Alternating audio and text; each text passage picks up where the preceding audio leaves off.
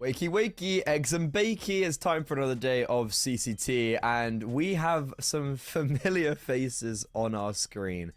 We actually have, for our first game of the day, a just complete run back of what we saw last night. So, if we didn't get enough maps, well, we're gonna get it more here. But before we get started, my name is Freddy Ogrenrana. I am joined by Zerfa. How are you doing today, sir?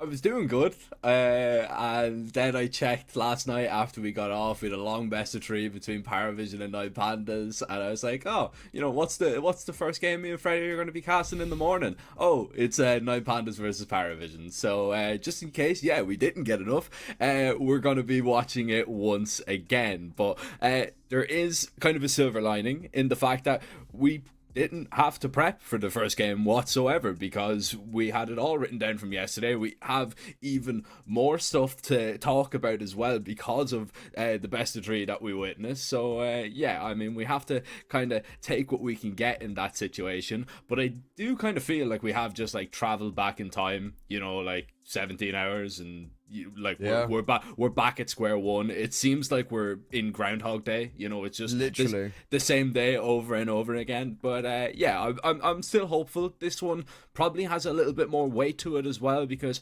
not only the game yesterday was in Series 20. It was an 0-1 match. This time it's a 2-2. So this means promotion to the playoffs is on the line, but also elimination is on the line. So we should get some banger decider games.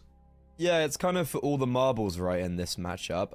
Also, speaking about recently played games, our second game of the day, Monty vs Siberian Soul, was also played 2 days ago in Series 19. So, we've got a lot of familiar faces, it feels like.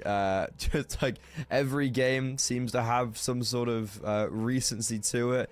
I feel like Spirit Academy, okay, no, they haven't played this year. Spirit Academy BC game haven't played this year. They've broken the trend. But Nine Pandas Paravision, it's a 2-2 game. Yesterday it went to a very, very lengthy like 3-mapper where both teams picked up their map picks, and Paravision, to be honest, they look like the worst team, and I'm actually quite surprised they ended up pulling it up at the end, because they were down they were down 9-6 on the third map, and I honestly thought that was it. I thought Nine Pandas had done enough, but instead it was Paravision who picked themselves back up and won the series. So as we go into today, take a look at the scoreboard quickly. I think Navi Jr. going 3-0 is pretty hype. But do we think Paravision are going to step up a little bit today? Look, they got it over the line, and that's kind of all that matters, especially when it is kind of a long drawn out best of three, because when you're down 9-6 on a deciding map, you need to come good, and they were able to do it, only dropping a single round, a big bounce back, which only can be commended.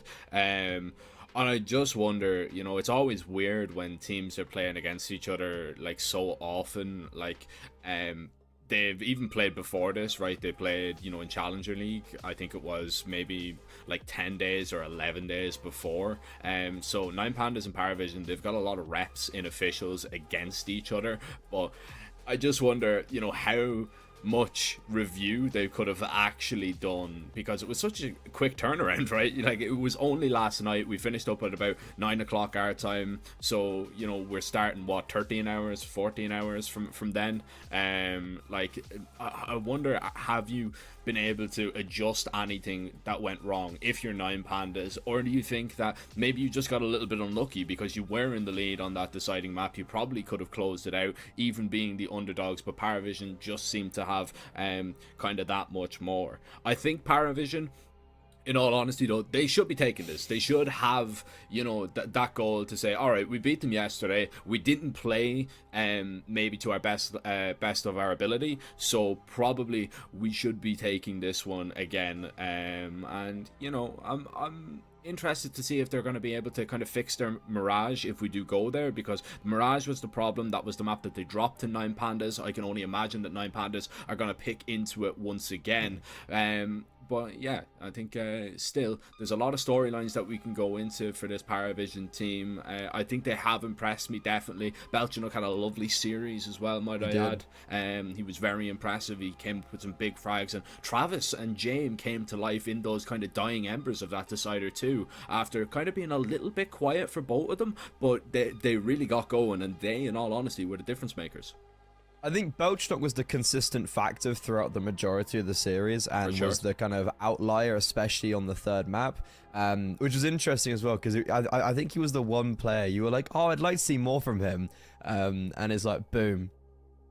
I think if I'm putting that conversation in today, I'm looking at Nota. I think Nota has these flares of like, oh, I'm going to spray transfer someone in mid from short to connector, like insta headshots. And then he doesn't get anything else on the board for like 10 rounds. So it's like, I think for Nota, he has this incredibly high skill ceiling. And if he comes alive, then it's just basically game over for anyone he's against. And it's interesting you brought up James, because I felt like he was just a consistency. He was never special, never bad, but he was just kind of consistently all right. And that sometimes is what you need in a roster where you have the highs and the lows. But to be honest, outside of individual, Paravision just didn't look like the same team that I know and love. I was very disappointed with their performance as a team. And even on like Dust 2, their map pick, it didn't look good. Sure, Crad he dropped 26 kills. But regardless, I think I'm expecting more from Paravision today. And Nine Pandas, their adversaries, well, they're a bit of a random little bunch, aren't they? Because, as you might know, they don't have an AWP. And it's AWP roulette. We saw everyone yesterday apart from Delay's AWP. Yeah, man, that's the strange thing about this team, right? Is because Alv isn't playing, Chiron is in there. Now, Chiron was very impressive in some moments for this Nine Pandas team, but you know, the lack of an actual AWPer, like somebody that is just well versed in that role, is obviously a problem. You know, you've seen everybody, as you were saying, pick it up, and it I made the joke, it's almost like, you know, they do spin a wheel and see who's going to be opping on the map. But, you know, they made it work. You know, opping, it almost feels like in CS2, opping, it's almost not that important, you know, because very rarely you do get that AWP out, you know, so you can actually try and make the 5 rifles work. Sometimes it does, but on some maps as well, like, you just need that somebody that's well versed that can really just change around. It's still the most overpowered gun in the game, so I'm intrigued to kind of see what's gonna happen when we get down to, you know, the map veto, which I'm not honestly expecting too many changes, in all honesty, because Nine Pandas have no reason to shy away from a Mirage. I don't think, obviously, we're going to see a train. I don't think we're going to see a nuke. Those are the permabans of the teams. So I think Dust 2 and Mirage are definitely going to be the opening maps, and then it's just down to if they want to change it up on the decider. But as we were saying, Nine Pandas were out in front. They were 9-6 up. They were in a really good position, and arguably, if we didn't see that resurgence from Paravision, they would have just closed out the game. So I don't know if they're going to shy away from it, and it looks like it's going to be leaning directly into that exact same veto. Freddy, we're watching the exact same best of 3 again. God give me strength. You know what I'm surprised is the second ban of Anubis from Paravision, because I thought they're pretty good on Anubis, and I think I've seen them pick into Anubis in series, or like utilize it as a pretty strong decider. So in all honesty, a little part of me is surprised that maybe that isn't floated. Instead, it's like just the exact same veto. Dude, I like this. Imagine like this. It was just such a Paravision thing, right? Because they played Sinners as well. It was the same thing. They're getting used to just playing against the same team over and over again, and especially when it's like a regional counterpart, the mind games this is going to be having right now of like, it's the, do we do something new, or do we, and do you think we're going to do something new, or are we just going to do the exact same stuff, or do you think we're going to do the exact same stuff? Like, it's 40 chess time, baby. Yeah, it's interesting that you actually bring up that that Sinners game, because Paravision had to play Sinners on the same day, pretty much back to back in best of threes, and It they was actually literally like 20 minutes. yeah. So, but they actually lost the return fixture, right? They And did. they got absolutely destroyed. Now they will obviously have a little bit more rest. You know, they'll definitely have had a sleep to come back into this game. So I don't know if we can kind of take that with its face value, but you know, like they went into the next game, Sinners were able to adjust and they were able to actually beat them. That's a promising sign if you're on 9Pandas, right? Because you've kind of figured out, okay, look, this is how they're going to play against us, especially with Kyron in the mix as well, because I believe the first time that 9Pandas and Paravision met this year, Alv was actually playing, but now you got a chance to play against him. You would have seen some weaknesses definitely on some maps, but you mentioned Dust too. You mentioned Crad having a stellar performance. He was just dominating in that first half, and you know, I think he was 19-6 at one point, I think, on Dust 2, and without him, I think 9Pandas definitely would have struggled. So I'm intrigued on that map 1 to see if we're going to maybe see just a little bit of a better performance from everybody all around, because you can't just be relying on somebody like Crad to drop, you know, an insane KD and just farming Paravision over and over again. It's just not going to happen. I know that they took it yesterday, and I'm going to stick with my prediction that I gave in the pregame yesterday as well, Freddy. I think Paravision take this, but this time I think they take it in 2. Yeah, I think they do as well. Oh.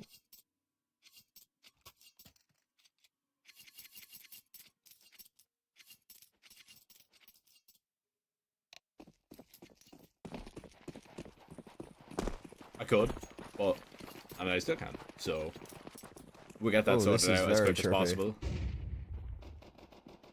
Yeah, it's a little bit awkward, but so is this pistol. Look at this. The flash in and Resalt, he's already mowed down all 4 of them. Resalt with the ace. I mean, that's an incredible way to start off this series. Man, oh man. I mean, if that isn't a statement of intent, I don't know what is. And did I just see an AWP being bought straight away? No. Okay.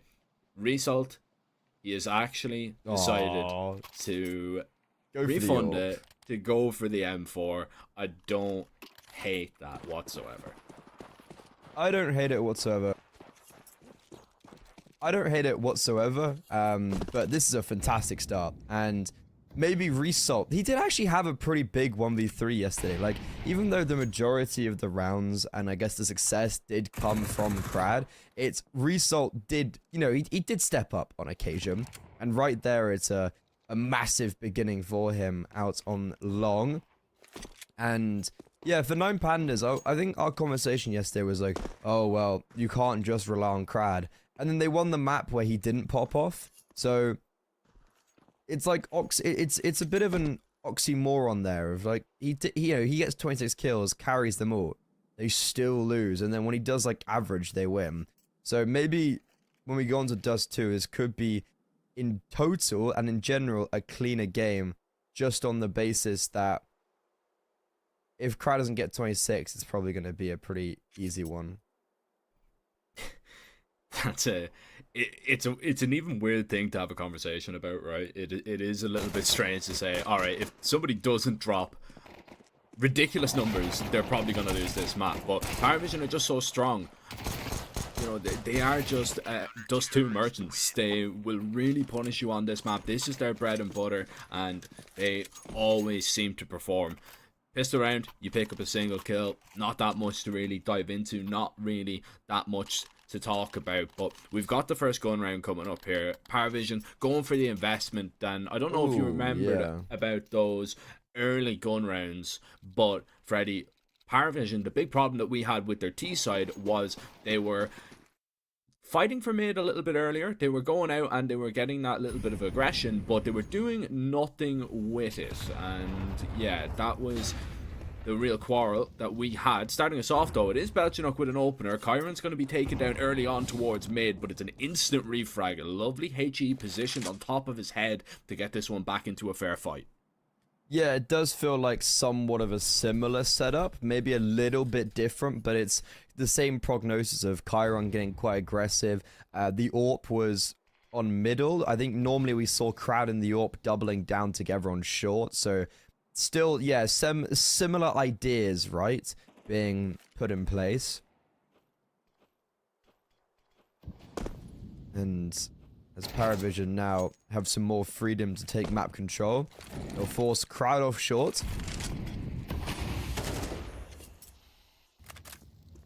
And I assume the end point is to maybe re-exec just on towards A and Jame come through long or Jame come through short. Yeah, you would assume that maybe is going to be the end goal, and it looks like they're just going to group up into what is going to be a short hit, and they've got the util. Nobody's on the bomb site, so, you know, Nine Pandas have decided to regress over towards long. They're happy enough to forfeit this bomb plant and play for the retake, and I don't really mind that because Krad has a Molotov, because they have a couple of HEs, and Krad is actually going to continue just to sneak forward a little bit over towards the long corner. He is going to be spotted out by Travis, but no real damage done. That Molly's just going to disrupt things for a moment. And Kicker, you need to be very careful here, mate. Bomb not planted safely for sure, and actually will go down on the site. You've only got 10 seconds to recover this if you're Nota. This is all falling apart right now for the side of Paravision, and Nine Pandas have already gotten super close for this retake. Crad is going to step on the gas right now with his teammates to just get up on the site and flush everybody out. It's a delayed double to the delight of Nine Pandas because it's a 3-0 start, and Paravision looking a little bit flustered in that first gun. So you know how we were talking about how it was like, okay, deja vu because we're going into this series once again, same map, same teams. Dude, the rounds are looking like deja vu.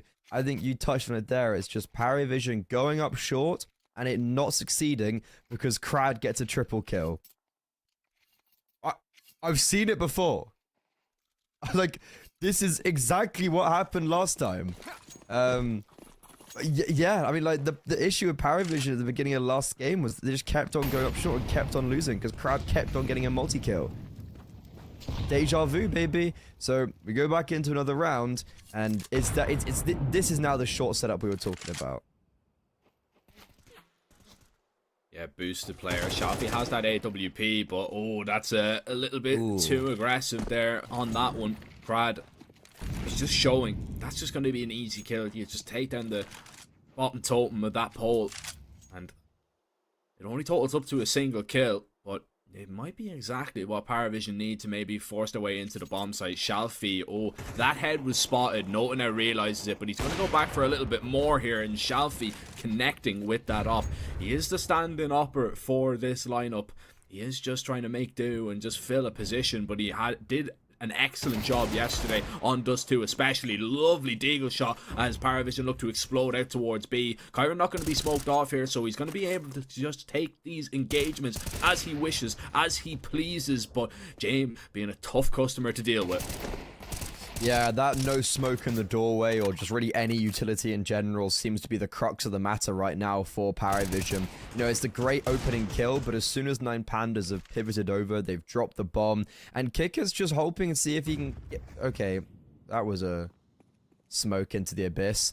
This round feels very much over unless someone hits anything crazy. Kikers finally can join now with his teammates. There's an AWP posted on them and the AWP misses. That's the issue when you don't have a primary AWPer starting to miss some shots, but this is when it all capitalizes. Travis with the deagle almost hits 2 zingers, but instead it's Result to save the day. Yeah, and it almost felt like, you know, Paravision, they got out onto the bomb site, but they just couldn't do it because of the player on the site. The player on the site was just hiding, was just waiting, didn't have to peek. Shalfi had his cross, even Shalfi going down. Nine Pandas knew exactly that was a B play. Paravision were always committing, they could not go back at all, and they just had everybody on hand to deal with it. Really decent hold in the end, even though it comes down to the 1 versus 1. It was just a well played 3 versus 3. A little bit of aggression though from Paravision straight away as they head out over towards long, but Crad, he's moving up middle, and this is getting a little bit scary for James. He's posted with the op, so it shouldn't be too much to deal with from him. especially because Crad is already gearing up to go for a little bit of a peak. Pressure now coming in. There's the swing across, and Crad still wanting to take that engagement. He actually lands the dink onto James there. Aggression over towards long as Paravision just look to hold. Swing into us, and we're going to be ready. Everybody falls over towards long, and all that responsibility falls onto the shoulders of Decisive. Paravision, this could be their first round, and a clean one at that. Yeah, very good round. It's interesting to see Crad go for the push up top mid, obviously, because he's the A anchor. I assume it's probably spawn based, right? I assume he probably had a spawn to go for that play, but it's 9 Pandas once more initiating aggression, which we know they do on their CT side, and unfortunately just not working for really anyone. Towards long, the retake was unsuccessful. There didn't seem like there was any flashbangs. And then on top of that, it's Crad just being picked off in top mid. Decisive, she'll have the luxury of saving, and 9 Pandas, they do suffer their first defeat, but it is a good start for them. And for both teams right now, pretty happy. Paravision on the board, and it's flawless. Yeah, just waiting, expecting the aggression. And even when Crad doesn't find the kill up towards middle, the swing out towards long, it just seemed like they didn't really want to go for it. They were kind of half-heartedly going into a take, and when you're half-heartedly going into a long take like that, it's just going to be bad news for you, especially when Paravision, there's just so many bodies there ready, posted up, and it was just really good patience that was executed from Paravision, as 9 Panda is going to not be shy with their tack pauses, already getting one on round 6 after losing a singular round. And I really like this. 9 Pandas, they can get fierce in on the talk there, because it's a situation where you call attack pause here, you've only lost 1 round, but you've got Paravision exactly where you want them already. So if you can win this round, save your economy from getting reset massively, you'll just put yourself in a really good position to just dominate this first half.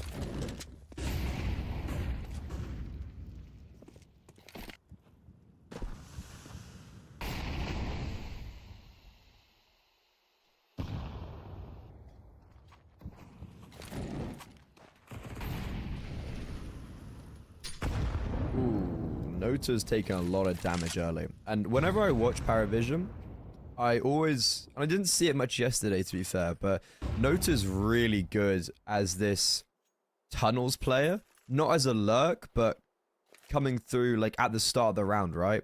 Getting kills, catching people off guard. It's always something I remark of, and I think I'm just a really big Nota fan, to be honest. I think he's really individually good, and yeah, I was just kind of noticing there. We haven't seen it much yesterday, so maybe it comes into fruition a little bit more today. But Paravision is a different directive for this round. They're throwing utility as a mid to B, and actually taking away all information on mid, but Chiron's boosted.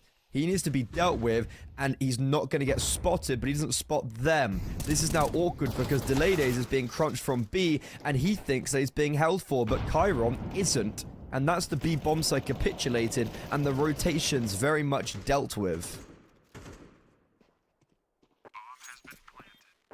9 Pandas, you lose a single player in a round like this, you don't go for the retake, right? You know that your economy could be massively reset here, so just save your rifles. Brad only on an SMG, which is going to be a little bit of a problem, especially when you lose Chiron now, kind of after the round is already reached its conclusion, and it's an M4 that you probably can't get back either, so that's where it gets a little bit tacky with the buy and what they're going to be able to bring to the table next round. Crad wants to play aggressive here with this SMG. Oh, he's actually collected a kill. He's playing for damage here, and I don't mind that with that SMG. It's probably not worth, sticking around with it. Yeah, he gets a double, so a decent amount of damage done to the rifles. Not going to matter, not going to really put a dent in the Paravision economy. So you actually probably do come out worse for wear in that situation. 2 M4s brought into the fold for 9 Pandas this time around, and Result, he is the heavy hitter of this team right now. He is the guy. He picked up 5 kills on the pistol, 3 more kills after. You're hoping maybe he can be a real key to what would be a 5th round and what would really stop Paravision in their tracks. That's a lot of people. a lot of people that he's seen, but because of that smoke, you know, you can't just call go away, because they could have easily crossed back. It could be all a ruse, it could be all smoke and mirrors. And speaking about smoke, Shaft, you can see right over that one in mid, but that M4, it only collects a single frag. Crowd as well, unfortunately, nothing for him. No armor, Deagle gets a lot of damage onto Nota, but that's Nota picking up a second, and it looks like this should be round over, especially with James cutting off the rotations on Chiron, and both Delayers and Result shall be identified. James terrified all of a sudden. He's like, ooh, I've spotted them. I found them. And for both of these players, actually, I wouldn't mind going for a save, because Delayers can pick up the M4. He's got armor, so he can try run for the hills, but the question is, will he be allowed to do so, as Travis and James are both on short? Okay, he does get out, but Nota's actually hunting in T-spawn right now. Yeah, and it's because their economy is okay. You know, after this bomb goes off, Nota is still going to have enough money to buy, even if he does go down. I would like to see if it was somebody, you know, with a little bit higher HP, invest in that hunt. And you can see Belchenik is already going to go searching a little bit, but don't want to just throw away your life for nothing either. It's not like you've got unlimited money that you can just keep forking out for the rest of this half. So, 9 Pandas, they fall back into another save, and makes this buy now still look pretty solid. You've got Util in the right places, you've got a lot of M4s, and usually, you know, we would say, you know, they've no op, so that's going to be a hindrance more than a help, but I actually think it's the other way around this time. You probably want all these players on 5 rifles. Yeah, I was going to say, I don't think for 9 pounds we really saw much with the AWP in general yesterday. Like, people obviously were wielding it, but I don't think there was anything that excellent to come from it. And it's another change and shift in direction for Paravision. Ooh, that was a missed flash in tunnels. That was supposed to kind of pop in the entrance itself. And last time they threw the mid to B smokes, they used them. They sent 3 out, also 2 out mid, 3 out tunnels. And in this round, I wouldn't be surprised if we similarly see, let's say, Kika and Belchenok come through middle, because as of now, Paravision seek to fight towards B, but there's 3 defenders here. This is going to be a big duel. Yeah, it is. Big fight's coming his way. There's Paravision. Oh, creeped away at mid too. This is where it gets a little bit scary right now. 9 Pandas, you've got 3 players here, but you really need to stop them as soon as this hit happens. And it's just blue lighting up the kill feed right now as Crad trying to tap away more players. He gets a double, and it's James time, as he has to back away from this one. He was the last man out, but there was simply no way in. Big risk going through that smoke regardless if you're any of the Paravision players, especially when you don't pick up that entry onto Chiron. You really needed to instantly find him straight away for you to have any success, and it is just a good hold. 9 Pandas, they've the stack in the right place. Yeah, I mean, there was the obviously, Crad gets a massive triple kill, and I'm just starting to expect that whenever Crad's somewhere, he's going to pick up a multi. But the big kill probably comes out from Chiron. Like, the one kill he gets and damage onto them coming out tunnels, because they throw a pop flash that was supposed to land in front of him. It's basically to clear him out. And, you know, like, they do come through the smoke firing for him, but he's still able to get one, and that just stems the bleeding so much more. So obviously Crad like wins the round out single-handedly, but you gotta not neglect those really important single kills from the site players. And well, with 9 Pandas, they're still maintaining a lead, and it's a change up for 9 Pandas specifically, as Result moves over from long to short, because we've got Crad and Chiron getting aggressive in underpass. Kika's just eaten a grenade. And this is a lot of map control for 9 Pandas, but Paravision electing to see if they can then pivot over towards long, and Kika's just got all of this space out of mid. This is so awkward. This is an insane timing, but I don't know if it's going to matter at all, because he's going to kill Chiron, no? He is going to kill Chiron, but it's Oh, still... no, he's not. He's sitting on the site. You have to worry about crowd. Well, Kicker knows that they're aggressive in tunnels. Like, that's a Yeah, there's given. a smoke. Like, Travis would have said, they've smoked me top tunnels. I guess he's waiting. Yeah, I like this. Okay, I really like this, Jack. He's waiting for the rest of his teammates to come forward, so when he takes this duel, he's not taking it too early. Crowd, though, still alive. We know he can be a nuisance, and look how fast these rotations are. There's 3 players traveling across mid. Crowd unable to successfully transfer out of tunnels, and it's Kicker still on a burner. He's picked up another kill, and as James provides coverage, Decisive left, wondering what just happened, because how's Kicker behind us on B? And I wouldn't mind, as well as that, Kicker was tagged down extremely low. Like, he takes a HE on the chin, making his way, and he was 22 health when he made that play. And it's just a ridiculous trigger discipline from him to realize, all right, this is the timing I've got, this is the space I can take, and I can just create a round win from this. Single-handedly, Kicker is going to win them that one. And although it did get a little bit scary with Crad picking up the kill in towards tunnels, and especially with the CTs being so quick to rotate, just as they're funneled through the window, they are absolutely decimated. And Nine Pandas punished, really, for that aggression that they went for early round, and that's going to be a sour one to watch back. It's hard, 'cause I like it, though, Jack. Like, I like the play. There's nothing wrong with the play. The problem was Kicker has just exploited a temporary timing that was there. Not even necessarily temporary. It felt like there was a lot of timing to be gathered. You're not expecting him to just walk through that mid-smoke, though. You're not expecting him to just, begin to walk his way through. You're probably questioning the player that's setting up the long play. I believe it was Result. He was, the guy that was being watched with the trigger discipline. He needed to kind of turn around and just throw an eye to make sure that that didn't happen, because Crad actually came back towards lower to make sure that nobody was going to walk on through. But it's just, rather than Nine Pandas losing the round, it was more so Kicker winning it. And now, Paravision, they're going to try and win one more here. Result, he's going to be forced away. He's on that up over towards long, but there's nothing that he can do. He's tagged down low. He's forced off the corner. Shalfie's just been picked out of CT. I'm already calling a save here if I'm Nine Pandas. Yeah, I was looking at this one, and I was like, okay, so Results moved all the way back, and because he took first contact and fell. Shalfie was in CT alone. There was no one even remotely near him, so he gets picked off for free, and now it looks like we're crunching on people, not allowing them to save. Belchnog will actually dink his teammates, and with 4 players on low HP, Paravision, they're just very happy to come away with this. And Kicker, can he maybe take away the AWP? Is this a possibility? Yes. A massive kill. Crad unable to collect it. Every single player falls on the Nine Pandas side. And this short take, which has not necessarily always been successful with Paravision, this time couldn't be any better. You can't argue with that at all, and now you're gonna reap the rewards, really, of winning such an important round and taking down everybody that was trying to save their weaponry. Nine Pandas have nothing to play around with here.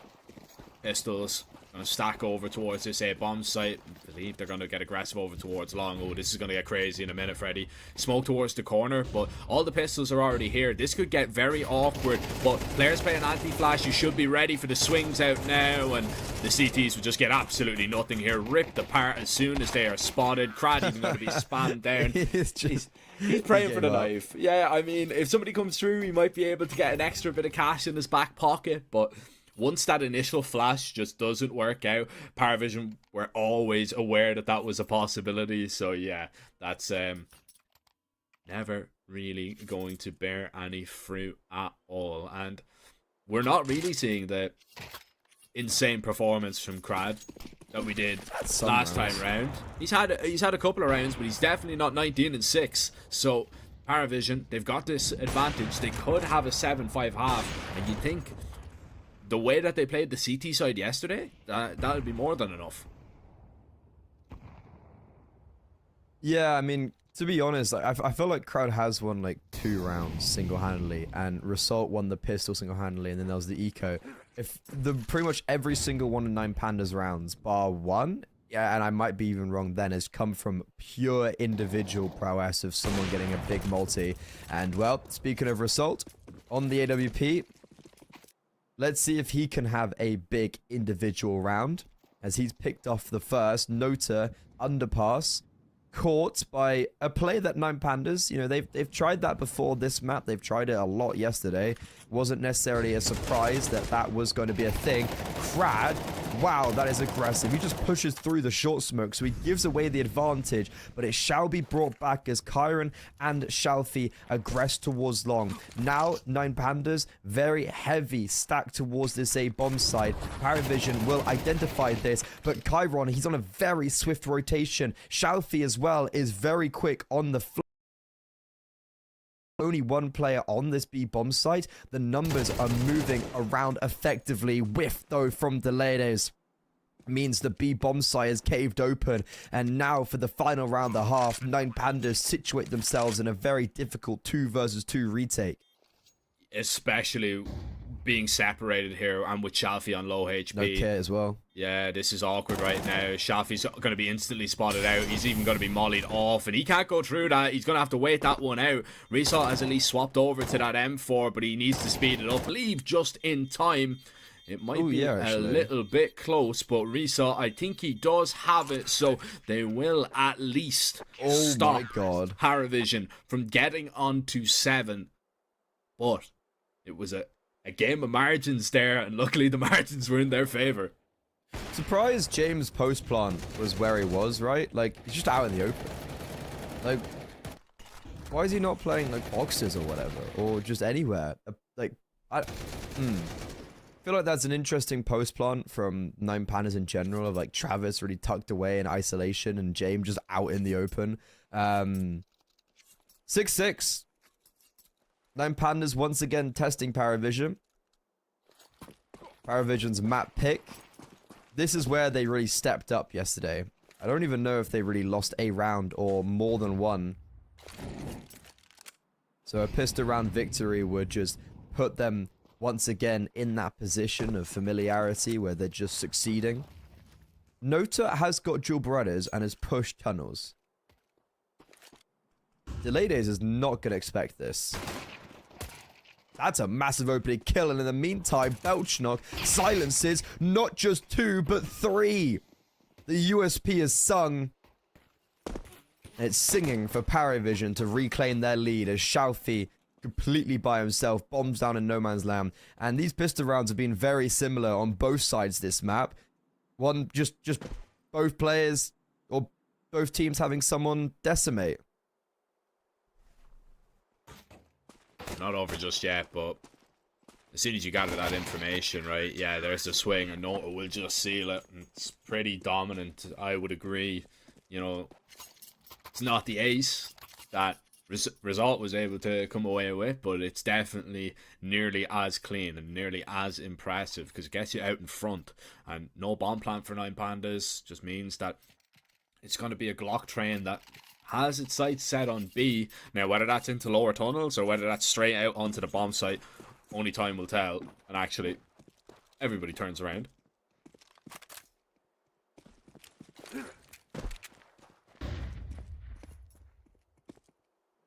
They even fooled me with the way that they were looking. And a slow pistol to maybe just discuss how they want to play out their gun round. Jame already receiving a lot of damage, man. The Glocks just pretty much rip him to shreds, and a little bit of a patient play as Nine Pandas are waiting for them to maybe walk in and or just play a bit of football. Yeah, that's fair enough. Yeah, just have some fun.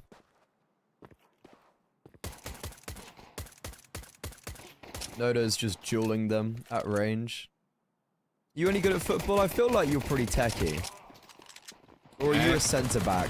You actually, yeah. You've got your prime Harry Maguire, aren't you? No, I'm very good at headers, but no. I actually just play up front.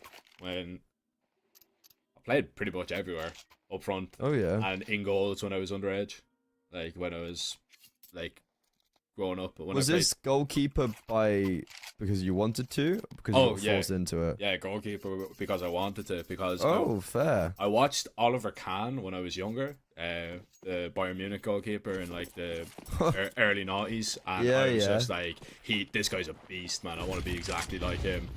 That's cool. Well, delayed is even cooler.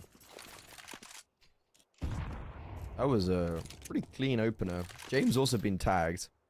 We'll pick up the football conversation in due course. And 9 Pandas. This is actually something we didn't really see from Paravision on their T side. Just a very simple take towards long. And a missed block smoke. Crowd goes, okay.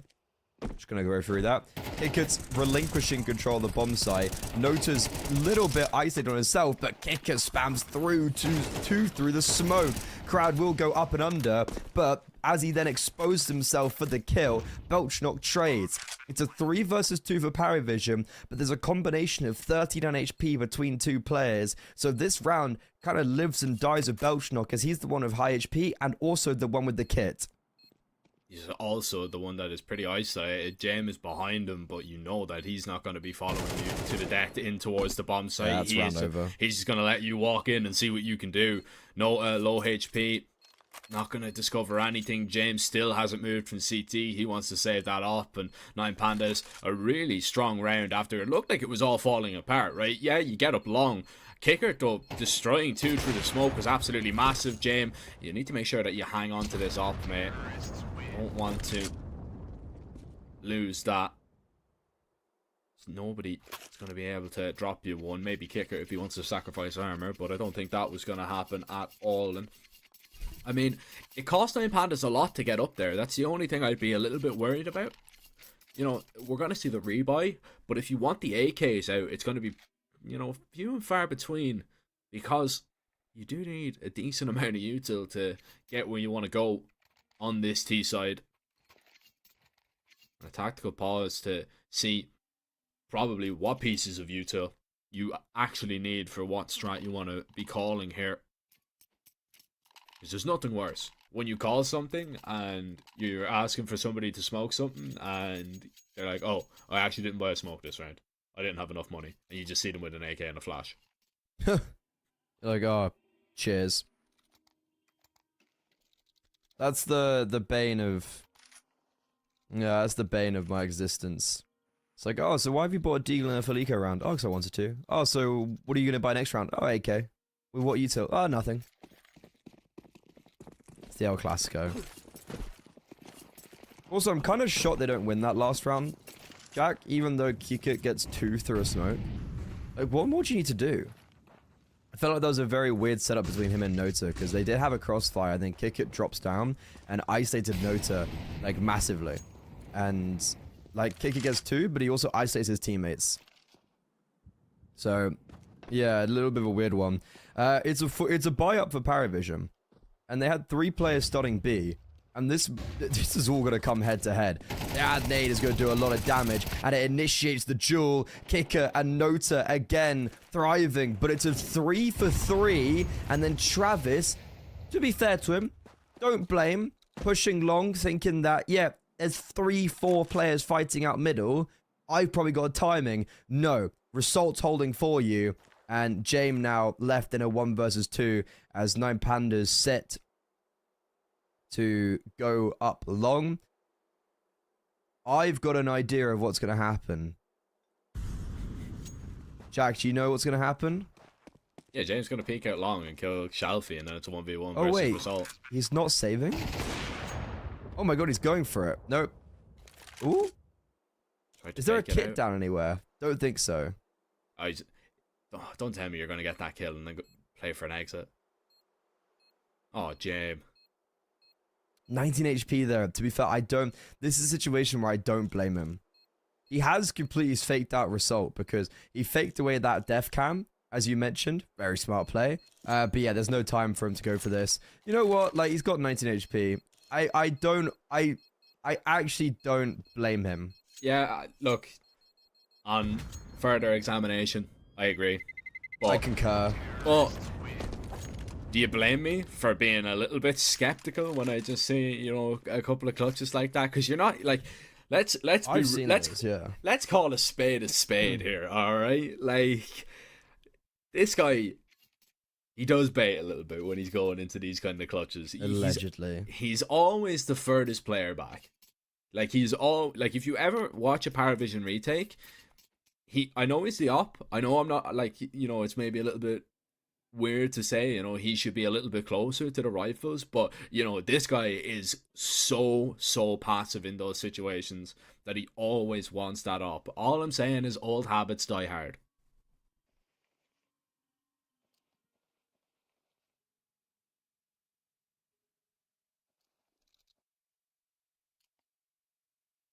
This is actually an awkward position for Paravision, because that was a pretty important gun round. They've not only lost their lead, but it's 8-8 and they've got no economy. This Dust 2 is looking a lot more competitive than it was yesterday. And yesterday was competitive, but Paravision kind of ran away with it at the end. This time, I'm scared, because 9 Pandas, if they win Dust 2, I'd argue they just win the series. Belschnock has just dueled Chiron with a USP and got the kill, though. Yeah, USP versus AK. How many times are you going to see? Especially, like, that's a mid-range fight. How many times have you seen that one by a USP? That's a lovely find, though. You see James just creeping up towards middle, and Resol can now call that probably there's a few more pieces getting aggressive, and he is very aware that there might be another fight coming his way. Now, unaware that Kicker is still close by, as we see 9 Pandas get out over towards B.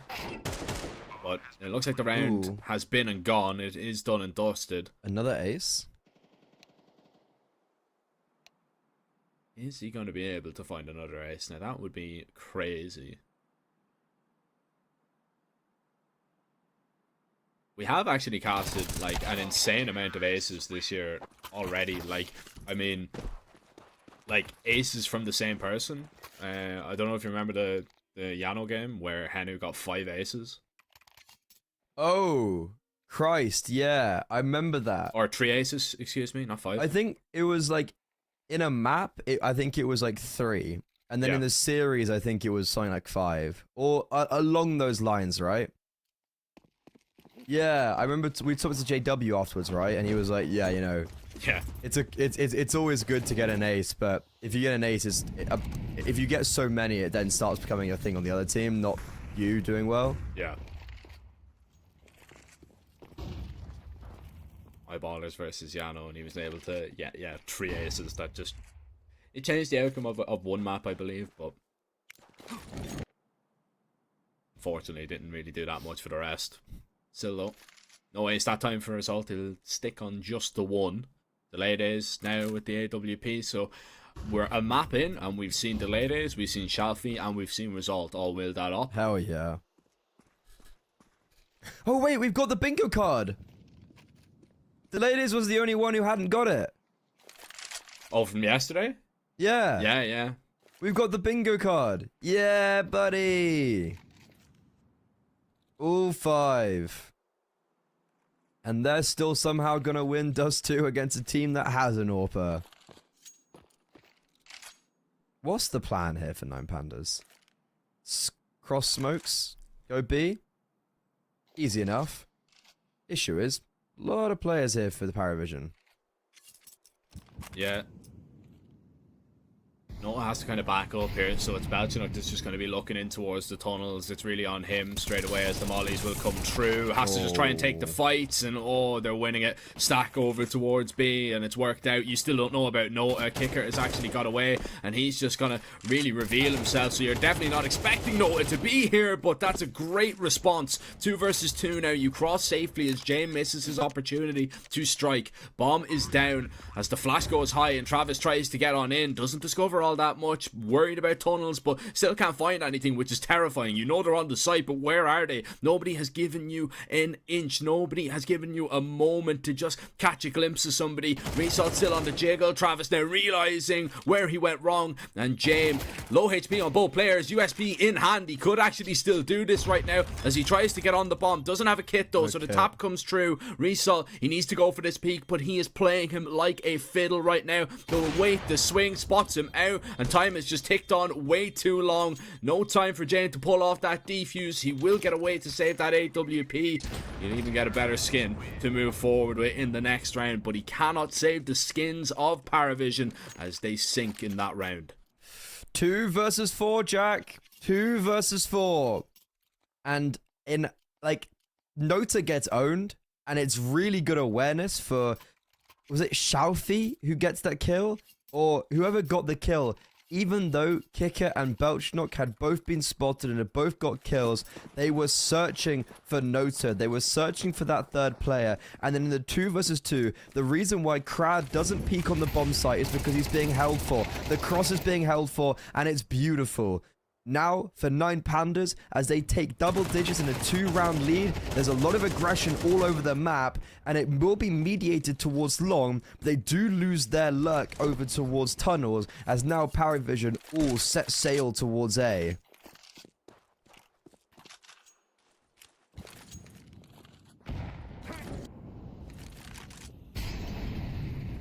They'll turn, they have a look. James, though, is going to get out ahead of the smoke, and he's not going to see anything, which is going to put Kicker on high alert. He doesn't really have to play that aggressive, and Paravision are wondering where this is going to end up. There's the info. Kicker with just a USP finds the head. The swing from Belchnock to try and seal the round, but it's a 1 versus 1. It's Crad and James now that will face off, and that molly will make James go the long way round. Hasn't bought enough time, though, for Crad to get across safely. He has a smoke. He's just going to chuck it down, and James, he just cannot go for the peak. But he's still so close, and I don't know if Crad realizes it as he goes to maybe plant the bomb.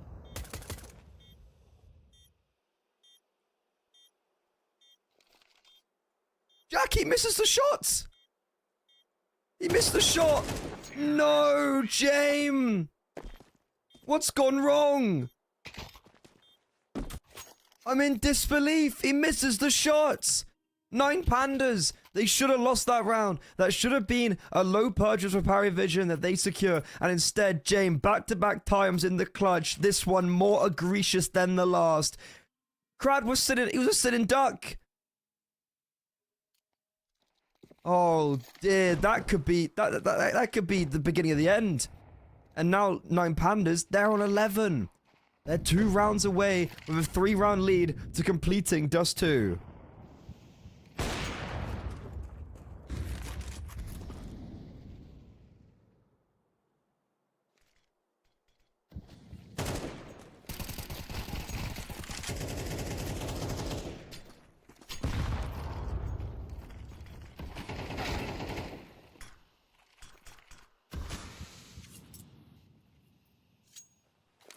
Well, James makes up for his mishaps in the clutches by getting a very crucial opening kill onto Shalfi.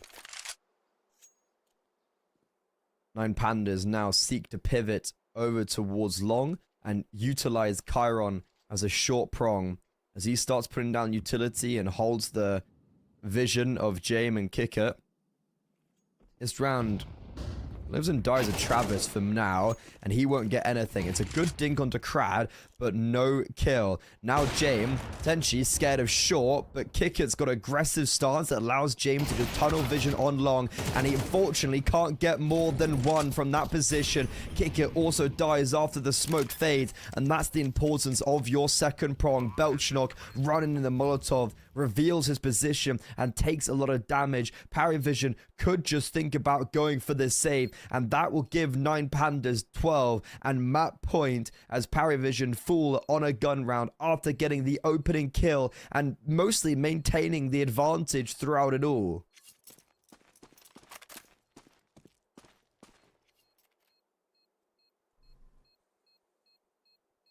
What a horrible time, Freddy. What a horrible time for my whole PC to freeze as James in that one versus one. Okay. Yeah, so that's what happened there, if you're wondering. But yeah, look. Well, he missed a shot and lost the round. Okay, all right. I knew you could carry us through that. While He while I was also gone. he then also got the open in the next round, and they still lost. Looking pretty dire for Paravision, as Nine Pandas have learned from their mistakes yesterday, it would seem. They are coming back with a vengeance, and Paravision, well, 4 perfect rounds is now what is required. No AWP for James. A very tall order.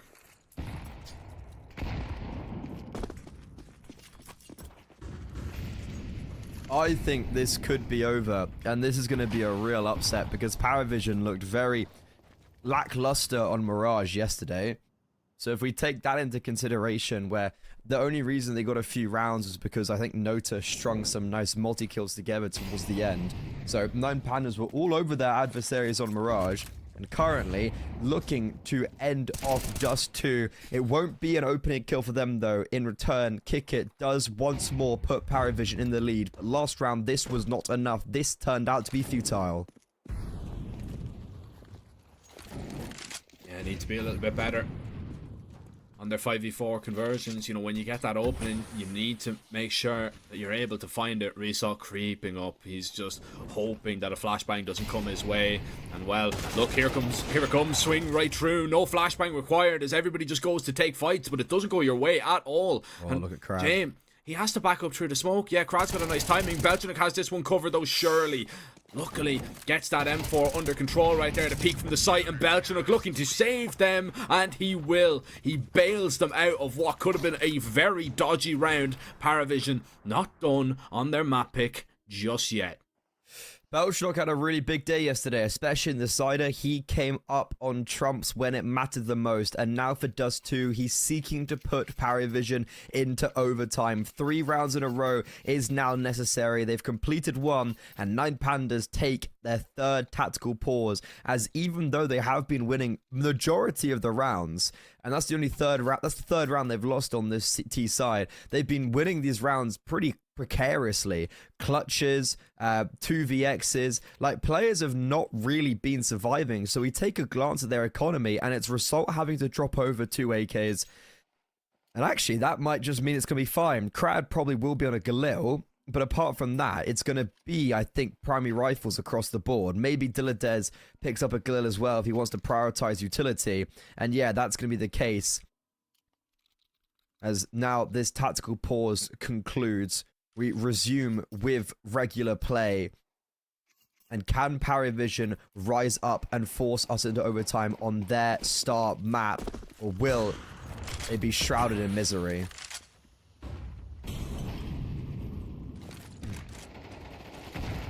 Oh, this is getting a little bit desperate for Nota. Jamed up the lovely timed HE to expose Shalfie. That's one way to find an opening pick. Oh, there's another HE now. Need to be careful. Don't show yourself.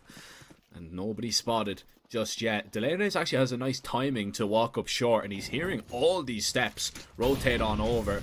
He's missed that Molotov as well. Kyron burns in it though. He was the 2nd player behind him, so that element of surprise completely gone. Not for Result though. He strikes down Kicker from behind. 9 Pandas, they've got this bomb site. Paravision, it's time for a retake. No saving here, and you need to make sure that this one sticks. Results in a really big power play because he can try cut off Travis. Instead, Decisive just peeks him. Now all 3 players retaking from short. James opens up proceedings. They all have kits, but Decisive and Crad marking down more. And James, even though he collects 3 kills, and the 2nd round that he picks up an opening kill in the last 3, they are not successful. 9 Pandas upset Paravision on their map pick, and now going on to Mirage, it looks like 9 Pandas not only want revenge, but they want to do so in a 2-0 fashion and potentially knocking out their adversaries and advancing themselves through to playoffs in Series 19. Dust 2, perfect for them.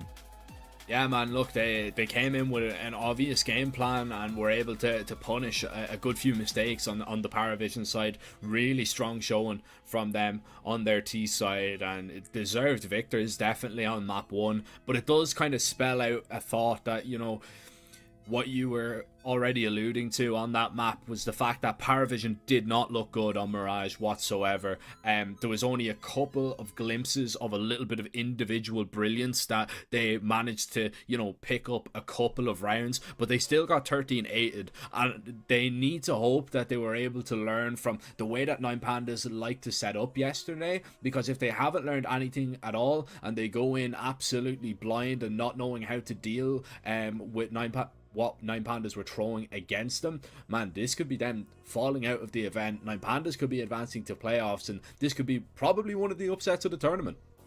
I definitely agree so, especially considering that Paravision won the inaugural CCT going into 2025, and now they may not even make playoffs in the penultimate. So with that in mind, it is Mirage up next. It's 9Pandas map pick, and well, they're looking pretty comfortable to take this home. Will that be the case? We'll be finding out after the break.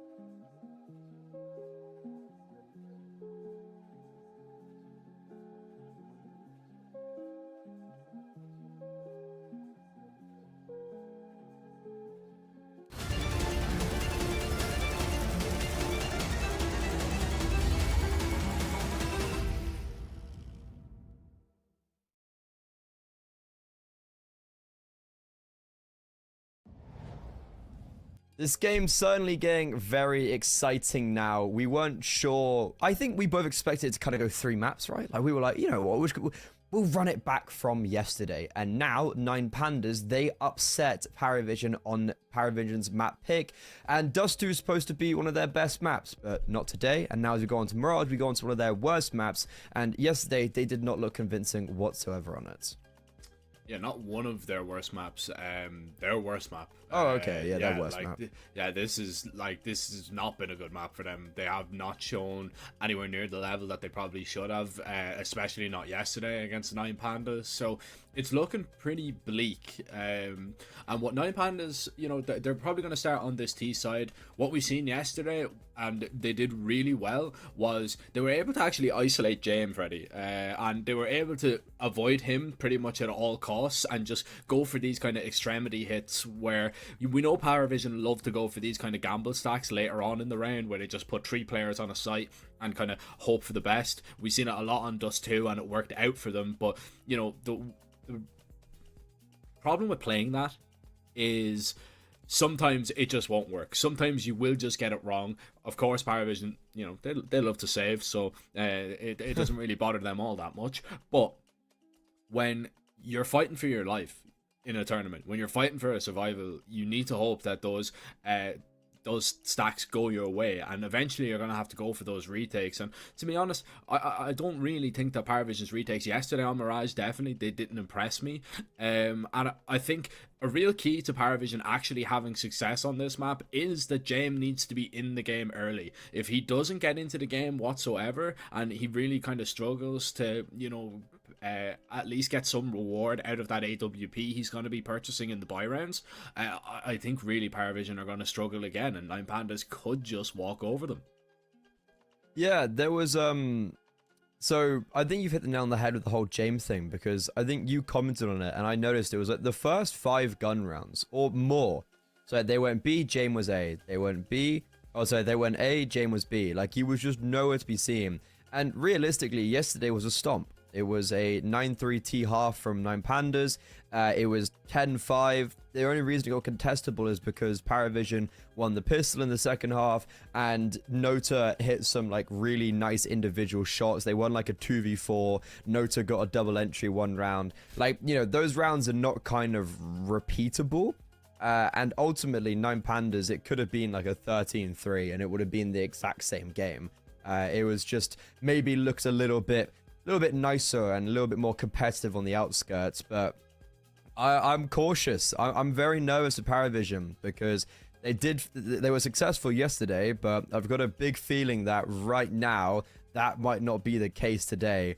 I honestly think 9 Pandas have got this, and I think they're gonna hit on the T side hard. I think so too. I think, you know, it's kind of a storm that Paravision will definitely be ready for. After, you know, it was a sheer and utter domination, but it was a very hot start from 9 Pandas where they kind of won the pistol. They went 4-0 up pretty much straight away, and then, you know, Paravision got a round back, but it was 7-1. So, you know, I think we need to see just that little bit more fight in Paravision, in terms of they need to be that little bit more aggressive. You know, I know that they do like to, you know, when they think a round is lost, they will just back away and save the 3 rifles for the next. I'd love to see them actually just start going for a couple of these rounds, you know, just throw your hat in the mix. You never know what might happen, because they've got the ability, right? You know, you've got Belchanok, who was hitting shots in that first half. You know, you've got Travis, who can be a very good clutcher when he wants to be. You've got James that can hit some really important and pivotal shots. But, you know, Paravision, sometimes they shoot themselves in their own foot. Yeah, playing the long game can be sometimes good, but rounds quickly could sort out Paravision just to stabilize themselves a little bit in this first half. Yeah, I think there's definitely times where, like, they save and I'm like, yeah, you know what, that's a fine thing to do. But then it's like a 2v2, I'm like, I feel like we could go for this. I feel like, you know, this is definitely something that's worth contending. So now, as we enter Mirage, Paravision are mapped down 9 Pandas. This T side, they excelled on previously. And a big part was not only James being avoided, but I think there was lack of mobility from Paravision, big lack of proactivity, and well, that's a bloody good start. Delay days, nailed. absolutely owned over in apartments, and it looks like it's going to try to be a now fake to B through mid. The issue is Paravision, I think they understand it's a fake. Yeah, it was a little Magnolia out towards the B bomb site that was instantly shut down. You try and send one player out to go for a fake, and now 9 Pandas are left scrambling to try and get back into this round. Crad with an important kill to just actually keep 9 Pandas in with a chance, but it is still an outside chance right now. Noda flashed off, forced in towards jungle, will actually get his vision back as he swung by 2 players, and the USP actually nearly does a lot of work there to find the double, but it's only a single kill, leaving Resol trying to repeat his heroics in the CT pistol on Dust 2. But this situation is absolutely horrible. You only have the information on a single player that's giving you the jiggles. You don't know where anybody else could be coming from. And the bomb is still dropped as well. Running out of time. This seems just so unwinnable.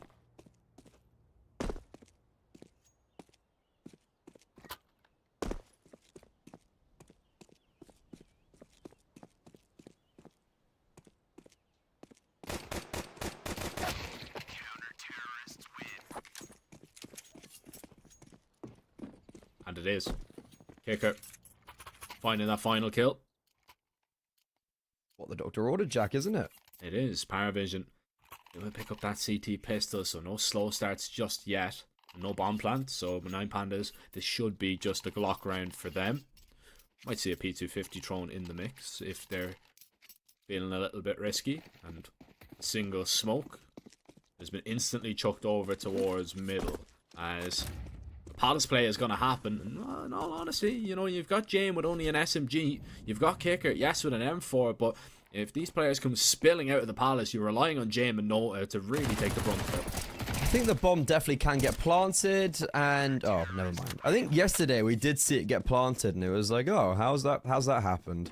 But today, nothing. And it's at all not flawless. James does die, but apart from that, it's a good start for Paravision, and this is like kind of already a lot better, right, than last time, because 9 Pandas, you know, it was 5-0, 7-1, 8-2, 9-2, like. The T side just was all in domination. Like, there was really, like, I don't know, there was no contention whatsoever. So it's just at a simplistic value, at least it is now. Kicker needs to be cautious. He did get aggressive over towards the ramp, but there's 2 players going to be walking on him, and he doesn't really have any support right now. Noah will come back to just maybe take a peek in towards Palace to see if he can spot something. That's a wonderful timing for Kicker to swing wide. Result though, there's a double that will really just open up that A bomb site and really worry the rest of Paravision. You can see them trying to rotate over quite quickly. James doesn't want to give up mid just yet. Krad's found the timing towards the apartments. That's going to be a freebie, and just exploiting the extremities right now. 9 Pandas, they are just picking apart Paravision where it matters. Kyron still needs to be cautious though. If Travis finds this kill, oh, they could still go for this.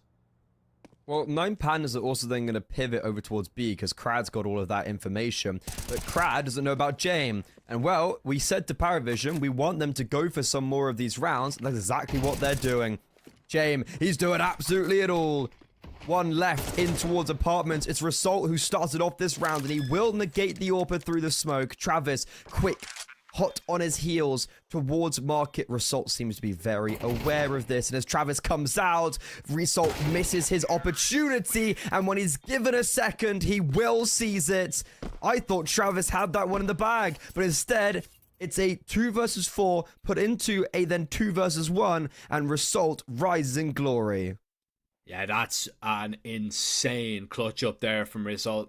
You know, and it all started from him too, towards the Palace, right? He's able to get out, he's able to find the double kill, and it was even wild that he got the second onto Noda after dropping Kicker, because he had to adjust to it, and still managing to come up on low HP that good in the clutch.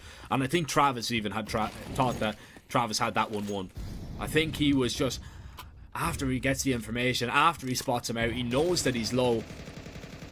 He thought that he was going to just take that one every day of the week, but it just doesn't happen, unfortunately, for them. And now Paravision, they'll buy up what they can after being baited into going for that one. Come up short. Kicker with an early peek, and delayed is, but he'll drop him. Kyron will strike down James. All of a sudden, it's all left on Nota to just save this bomb site from just folding like a deck chair, but it's all over. Like a house of cards, it topples. And Belchenik now, at least with a nice headshot, will keep them invested. It'll keep them just in with an opportunity to maybe go for this, but once this Galil strikes, it's round over, surely. Crad is a nuisance, isn't he? Like, I know obviously he's always behind you. He's always behind you. I was gonna say, like, I obviously know there's like more at large of these rounds, and he's only got one in the last two each round. But it's like they're pretty important kills, and I think that wasn't a thing yesterday, if I'm not mistaken. Like, I don't remember remarking upon that, for instance. So, Crad having this like lurk play is a really nice extra layer that I think could be really annoying and very damaging. And as Paravision, they win the first two rounds, but they fail on the gun rounds. On to an eco. I'd love to see them just send Shalfie up towards B here, just to see what he can discover towards that bomb site. But instead, he's going to be rapping through jungle just to try and pick off these pistols. Still could get a little bit hairy, as I say that Kyron P250 just destroys them. He even takes the fair fight, which is, you know, commendable, right? You know, he's not using the op. He decides to swing out, give the pistols a chance, but takes those chances away instantly. And we were talking about, you know, Paravision doing a little bit better, not getting that slow start like they did yesterday. It's back to square one now, because you win the pistol, you win the conversion, you've done nothing in these last 3 rounds. You've got another bite. But if you want to settle the nerves, definitely this one you feel has to be a competitive round at least.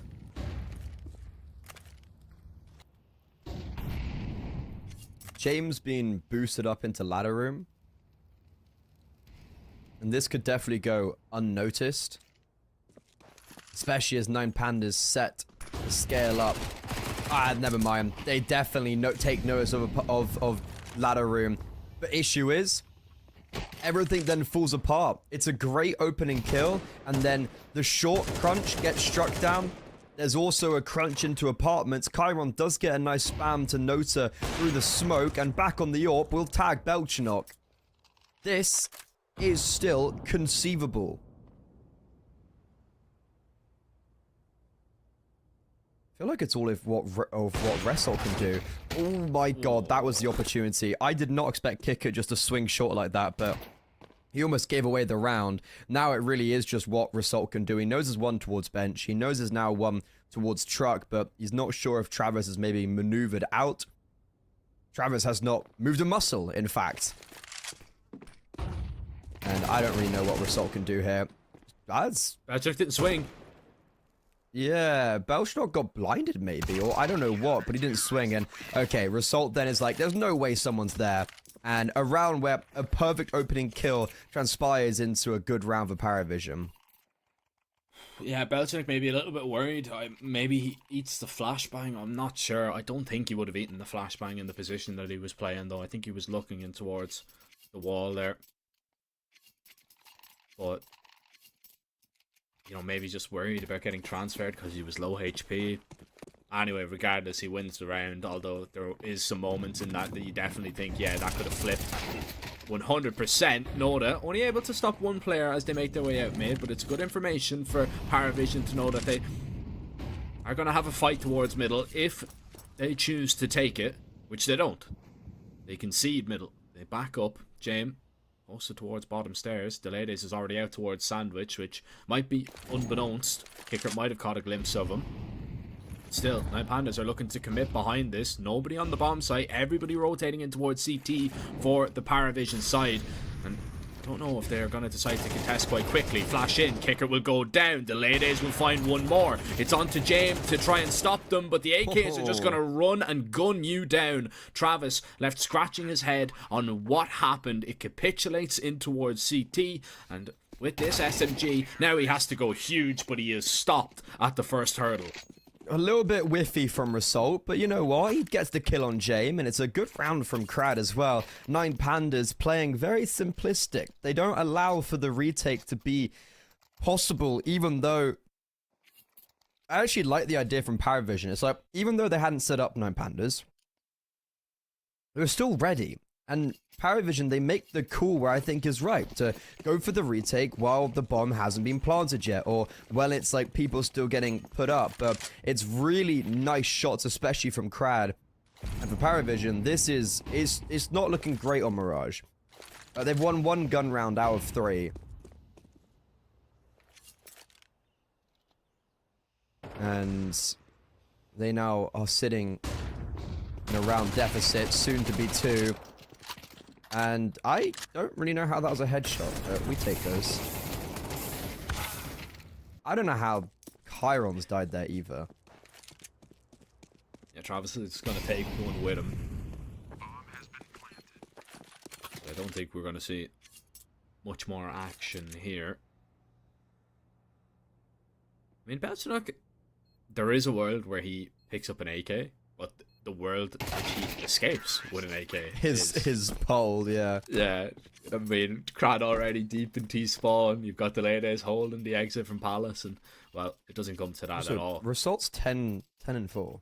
Yeah, it was always an insane game, man, so far, which is something that we didn't really kind of see from him yesterday. Like, we didn't see him maybe reaching those kind of heights, but it looks like he is feeling it today and putting it up. He is the highest rated player on 9 Pandas over the last couple of months.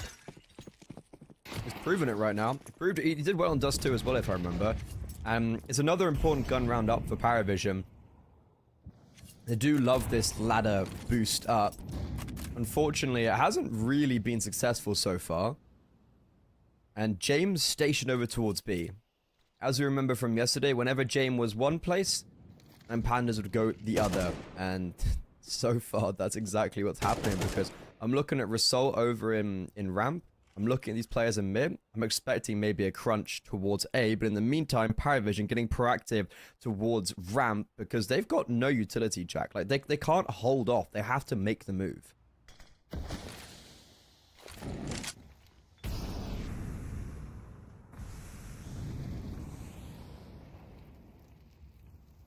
Again, Chalfie waiting to be flashed in.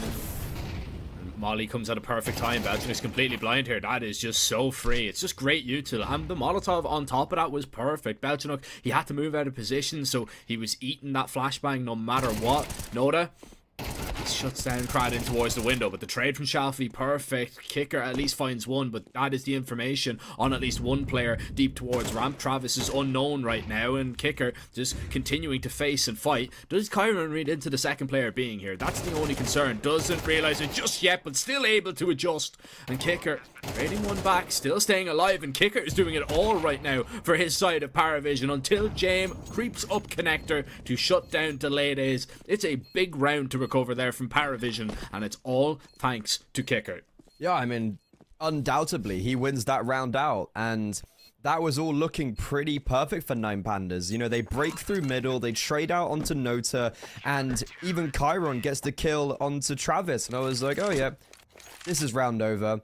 You know, maybe Result could have done a little bit better as he was coming up onto A, but no, Kicker leads by example. A massive show of individualism from him in a round that was dire, and not only that, it's a very important round to keep Paravision just, I guess, kicking, right?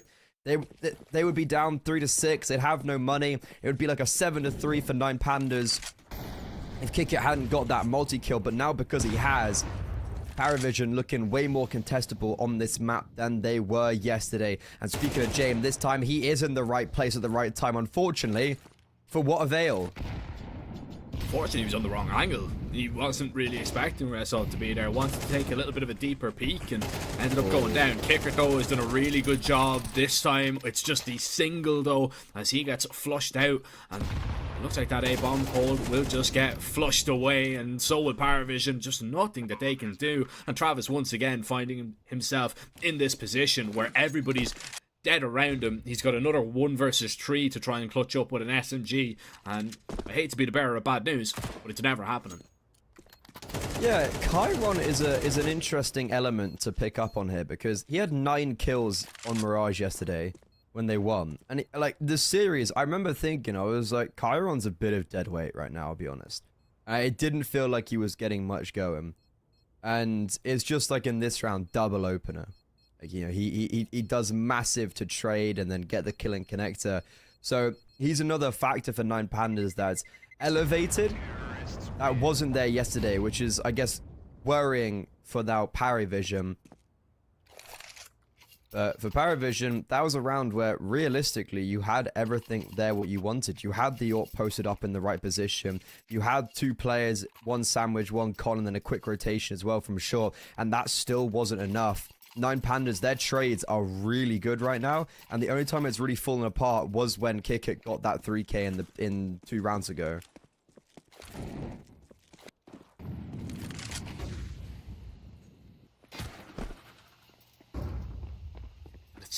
It's a horrible buy to be looking at, right, for Paravision, because this is the full investment that they've gone for here, and you've only got what, a single AK, a FAMAS, the rest on SMGs. You need to hope that 9 Pandas walk into you in this situation, or your rifles just go absolutely massive. But what I love about 9 Pandas' game plan is that, yes, they've got a couple of rounds that they will go off spawn, but the majority of the team rounds that we've been seeing from them have just been these kind of mid-centric defaults that they try and get Shalfie into a decent position up towards ladder room, flashed in, has been absolutely destroying the ladder player, and I can't help but feel that that is, you know, a little bit of an anti, because Paravision almost every single time have gone for, you know, a boosted player in towards this ladder position, and nearly every time they've been punished. I'm really surprised we kind of commit to the cause, right? Like, surely James plays anti. It's like, surely he plays anti. Okay, he tries to dodge the flash, but it's like 4 for 4 now, isn't it? So, okay. Feels like that's the definition of insanity. Nota coming in to rotate, saving Travis. Travis don't need no saving. Okay, this round is back alive, and it's kicking firm. Finally, Travis and Nota are quelled. Bomb has committed out towards the B bomb site. Chiron dueling with Kicker at range, but Belchnox made his way onto the site, and now it's Chiron to step up. He knows where Kicker is, and he has traded out Belchnox. The bomb can be planted. 4 seconds, just enough time, and Kicker was hoping that he'd done enough to maybe fake out the bomb, and instead it will be another clutch coming up for 9 Pandas on this B bomb site, and it's Chiron. I said he wasn't here yesterday, but today he is putting his name on the board. Announcing himself in the server in some fashion, might I add too. That is a very good opener to find for 9 Pandas. Again towards ladder, and again James tries to, you know, he tries to play anti-flash. He doesn't do anything wrong, but the way that they clear out ladder, 9 Pandas, they've been finding that opening kill time and time again. And Travis does everything he can with that SMG over towards B. This is a little bit quicker though, out towards middle than Crad. He's just going to mow down 2. That's very early on that you're going to get a double opening, and it is very early looking like we are going to have an 8-4 half in favour of 9 Pandas. James, Kicker and Travis, they need to be ready. You are going into this A bomb site. Kicker is playing up close, and that smoke is going to be only up for a certain amount of time, and still 2 rifles are just going to be holding you. That SMG would get absolutely nothing out of that situation. Chiron, it's an instant dink onto him as he goes down. James, though, it really relies on him, and he's already been spotted up towards the stairs. You can dump the util. You can all swing him together if you want. Just make sure that you do not go into any of these engagements 1 for 1. Travis taking a risk going through that smoke is instantly punished, and that's surely the round over. 2 players on low HP, though. James with a very much outside chance in this one, but no kit, man. This is looking completely undoable. If he had a kit, I'd be sitting here and I'd go, you know what? I would amuse the madness. Right here. Doesn't even get a single kill. 9 Pandas, 8-4 half. Sure, it was tumultuous. It was a little bit more competitive and combative than yesterday, as 9 Pandas...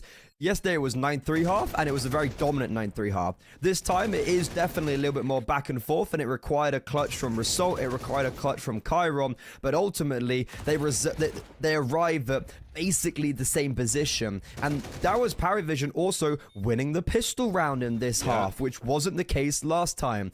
And well, if we're referring back to Mirage yesterday, 9 Pandas, they had difficulty on their CT side because Paravision won the pistol round and because Nota was exploiting them in middle. So as we go into this round, it's actually got a lot of importance for Paravision more so, because if they don't win this, I think I might just call this game over. I would agree, man. You know, the pistols was where they ran into problems on this CT side, but these pistols, man, and that's something that is very concerning if you're Paravision. They're here as well. Yeah, right side smoke's going to be thrown. Delayed A is going to be forced back in towards CT. That's not good, though. He gets goosed up, but still, there's so many bodies here. Belchinok with that double now as Crad tries to save them, but Belchinok is just killing everybody right now until Result will have his say. He's looking to resolve this conflict on the A bomb site with a 9 Pandas win. And Travis, bomb down. He said he's been good in the clutch. He needs to be absolutely sublime. Yeah, he needs to get off that burst. He needs to just try and find the heads here, trying to tap away the lives, but Shirley running low on ammo, and he is just absolutely overwhelmed by the numbers game, and the numbers don't lie, Freddy. 9-4. It's looking bleak for Paravision. Dude, Chiron... So, okay, Result obviously goes nuclear with a double, but Chiron catches someone lurking B? What was Chiron doing on the B bomb site? I don't know. If we have a replay of just like who he even killed, I don't know. But that was like that was the biggie. The fact that they were then able to isolate the 1 versus 2 or 2 versus 1. But Paravision, that was their round. They get the double opener. They trade out Crad, and then Result gets a humongous multi-kill, skulking around that smoke. Really immaculate stuff from 9 Pandas. They can do no wrong, and with no pistol round being won, I am now scared for this T side. They will be forcing back up because of that bomb plant. Belchnok's got an AK, and he's already stampeding his way through middle. Shalfie's trying his best impression of James as he's already boosted up into ladder room. It's actually just going to be, it looks like a 5-man hit towards B. Result is going to give himself away quite early, though, so I don't really like the way he's sticking around towards the balcony. Chiron is close by, though. Scary. He can try and help out. Yeah, the support util needs to be excellent. The flashes need to be good, but the reposition for Result right here is huge. Towards the back of the bomb site, make them scale on top of him here. Oh, Chiron needs to do a little bit better. Result is just trying to lock this one in, but he gets flushed out, and it's a Nota double. He comes to life at a perfect opportunity now to maybe just save Paravision from despair. As Delayed is in Crad, like, how do you weigh this one up? I mean, you can boost Crad up in towards ladder. Try to save a rifle. He has a kit, right? But surely this one is out of the question. Surely Paravision don't go wandering away from the bomb site. Surely, right? I mean, it looks like it is just going to be the save. It looks like Crad is going to try and pick up one of those rifles that were dropped over towards shore. Yeah, he'll get that. And unfortunately for 9 Pandas, right, it comes down to Shalfie and Chiron on shore. They need to do better. You know, they need to do better there. They were both taken down, especially Chiron, right? Because obviously the flashes are raining over. It is difficult when they're all spilling out, but you need to provide a little bit of assistance and help to Result. You can't rely on your B anchor to take down absolutely everybody. Short player just needs to do a little bit better. I have a slight differing opinion of that one. I think that's just a whole systemic issue, not the short players. I think Result, you said the reposition was good. I think it was actually a very bad reposition because he isolates both him and Chiron. He gives up the 1 versus 1s of Paravision, and it's not like Nota jumps out and he can take the fight short, and then he can take the fight backside, and then he can take the fight short. There's no like players fighting together. Everyone was very individual. And I think Result, he runs away and gets caught out of position. And I don't know if Chiron was also out. It felt like they were both out of position, to be honest. And it felt like there was just a big systemic breakdown in communications there, where Paravision, it feels like they've got quite lucky that they've been able to isolate those duels in that manner. So would you rather he stayed towards like bench, like towards empty pillar? Yeah, honestly, I don't really know what would have been the right idea, but I think both were out of position. Like, Chiron obviously was just out in the open, right? But I think, yeah, maybe if there was, like, playing more around the bomb site, not tucking in, like... Yeah, there was just something there where they just played together more so. And in this round, as we, I guess, come back into...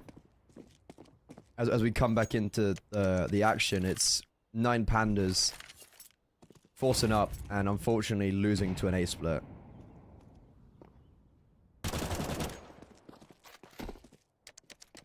Actually, you know what I would have loved? Is Rasol not buy an M4 and flashbang as Bianca. Because if he had an MP9 off a mass, he could have fallen back towards bench and dropped the smoke and maybe played around middle of the and like played mid site and had that crossfire of Chiron potentially, or fallen back towards Edward and maybe taken some duels together there, or if he just played jail or bench.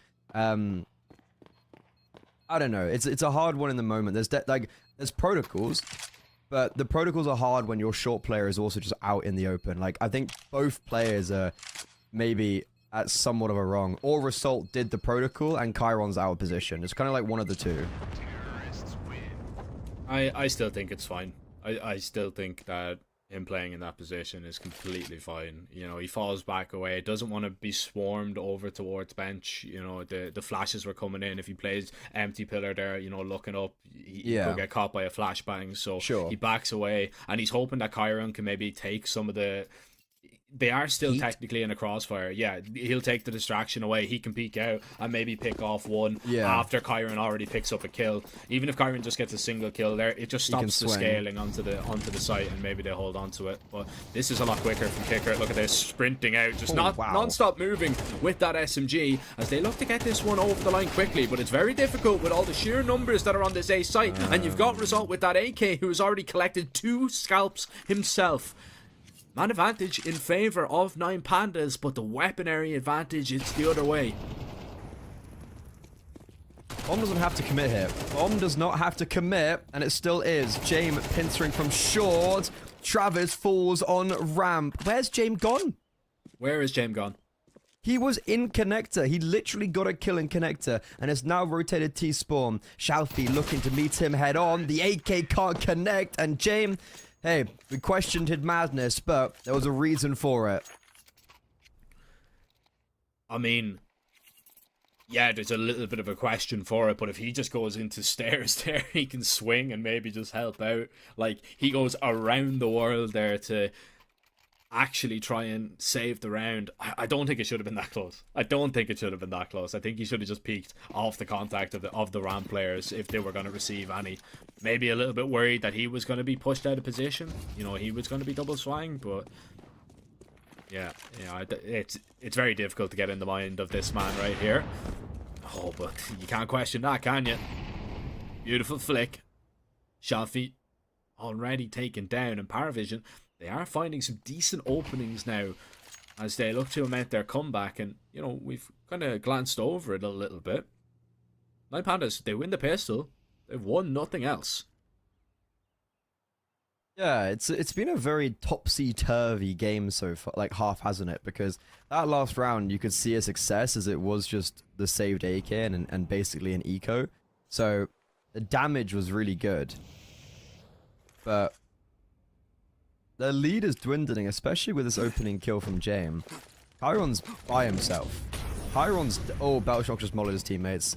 Belschnock has isolated himself. Oh my god.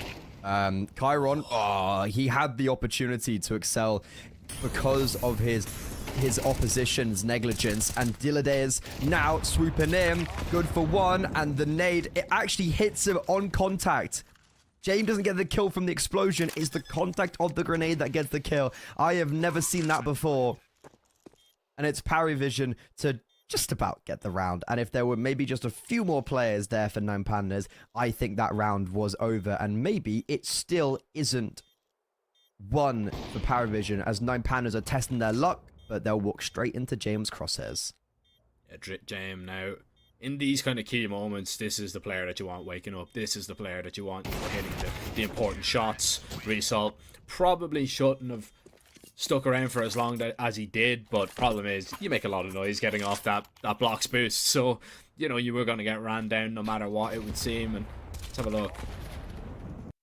Yeah, it did actually take... I've actually never seen that. I didn't realize that is actually what happened. So, yeah, it gets direct impacted. I thought... He was on 1 HP. He was literally 1 HP. Well, that's when you know it's a well-placed HE. Yeah, he also got naded twice, which was... He was dead anyways from the nade. That was a very close round, and it doesn't look like it from the outside. Like, oh, 3 stay alive, you know, happy days. No one stays alive to 9 Pandas, but it's like, that could have gone wrong. Belchnok almost loses the round for his team. And if Chiron had got maybe 2 after he got the second dink, if he'd actually got the kill and stayed alive, that could have been a very different round. Okay, James. Alright, James. Yeah, right. James just decided he wants to win the round, and he doesn't need vision, because he'll just wallbang. Crad, though, through the smoke, caught on the reload, caught with the utility out. Crad's got 2. He's picked up an AK. Crad picks up a 3rd. Oh, Crad! That is ridiculous! Oh my goodness. Freddy. You say Jane wants to win the round. What about Crad? What did he say? Enough of that. Welcome back, buddy. Welcome back to the game. Enough of that. And he could get the ace here as well. No. Travis denies him. Still, 3 players to find. AWP posted and Chiron will just put him in the dirt. Crad, what is that? Insane from him. As he just takes matters into his own hands. Yes, gets fortunate to walk through the smoke to catch the timing where one player is reloading that's meant to be looking at the smoke and the other player absolutely oblivious. But James getting spammed down through the smoke, just great awareness from Crad of where the T's could actually be. And that is a horrible round to lose, man. Oh, they've missed the window smoke as well. It's crumbling. Oh, it's all crumbling around them. I don't know what, but they hit a window smoke. They've missed something. Shalfie, though, does give away an opening kill, maybe lackadaisically. But I think because there's no top mid smoke, so maybe I actually got Paravision that opening kill, but they're just running into the meat grinder. They're running up connector, but simultaneously popping out from Palace and Ramp. This is just, we're playing aimbots. We're playing DM right now. Everyone's running around willy-nilly. And Paravision, you know what? That was a pretty suffocating round, but they do punch back, and it is a fast round coming back from a team that is not known for its fast plays. Oh, definitely not. Usually the name of the game is they try and bore their opponents to death, but this time, nothing boring about that one. Real fast pace. They absolutely walk over 9 Pandas. Still though, I mean, look, 9 Pandas, they do manage to get a couple of frags. Problem is, Rizal, he has a sight set on saving, and Kicker will just simply not allow it. And there was a big reset potential in that round for Paravision that they survive. And now we have a look on the other side. 9 Pandas, it's awkward. It's awkward because 3 players can buy up full. A few players are going to be on FAMASs and SMGs. And it's just about where you want to put the lesser weaponry.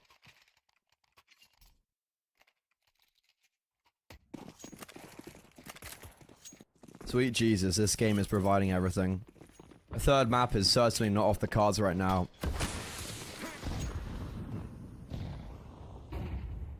No aggression initiated early from 9 Pandas after Shalfie gets caught off guard early in the previous. And it's Paravision slowing down maybe because of that. Going for more of a default heavy round where Nota, I assume, will be left in middle after James...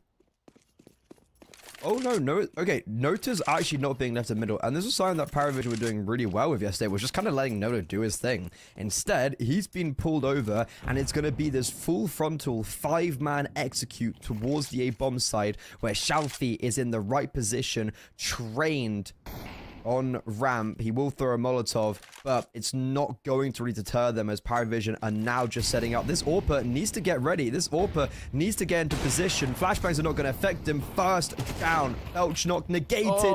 Kika kills his teammate. Oh, it's all going wrong for Paravision, as they, in a man deficit, look to try and eradicate that offset as Nota takes matters into his own hands, gets aggressive, but Shalfi's still alive. Over towards Triple with the orb. Move aside, James, because Shalfi's on the server, and in a 2 versus 2, the bomb hasn't been planted. James, he's just walking into Result. Thinks it's clear, tries to pivot towards B, and it's going to be unsuccessful. 9 Pandas. They finally get on the board, and they actually do it in a gun round. Not an eco, not a crowd 4K. They do it the right way. Yeah, and Paravision, they've got nothing in the bank accounts now. I mean, look, they'll buy up what they can, but man, that really, really will punish the economy of Paravision. And if they lose this next round, 9 Pandas, surely just take it in 2. Man, Shalfi, he's not an AWPer, but he damn looks like one, doesn't he? That is ridiculous that he's able to get that double kill with the AWP, and he's the real difference maker. He's had such a poor game on the CT side of Mirage. T-side was working well in towards ladder, finding those openings. This time, he's going to whip out that big green, and he's going to get the dirty work done. Molly burning, Belchnock, you need to move. Oh, man, just spam result. Just spam and you'll get the kill. Yeah. There it is. That man advantage gotten back instantly, and Paravision forced away from B. What's Belchnock doing? He's been having such a great game, and he's had these really difficult, awkward rounds now towards B, where he's molled his team, sat in a Molotov. Like, how would that? Even if he'd survived on 4 HP, it's still so much better than falling. And I think it was a rifle that also would not be collected by Jame or Travis, so they're still reduced just to Tech 9s.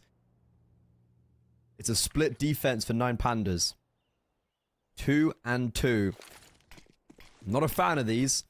But as the utility gets pulled over towards A, Crad drops defensive area utility and drops artillery on Kicker and Travis. A nice 30% of their HP eviscerated. Crad's mission right now, bait in Chiron. A kill would be pretty handy. And he's not going to get a kill, but he will bait in Chiron. Bomb not denied, but Chiron from the shadows unleashes hell as Kidkit now left in the 1 versus 3, overwhelmed, and Paravision now relinquish the ability to end this map in regulation as they have to fight for overtime.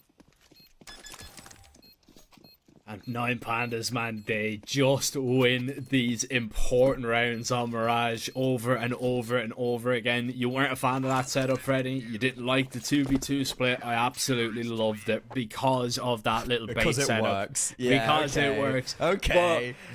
No, but in all honesty, right, you know, you're seeing Chiron getting set up perfectly by Crad, right? You know, he knows his role, Crad. He knows that he does not need to be the hero. And even though Chiron only picks up 1 kill, even misses the timing to take down the bomb planter, it still works out because 9 Pandas have been so quick on the scene with their rotates. And now, that Paravision, it's Jame and Noda on a Galil. It's Travis on a Mac 10. There's a couple of pistols to try and save themselves. They're on the brink of elimination and they know it. And they try and maybe turn up the pace a little bit over towards mid.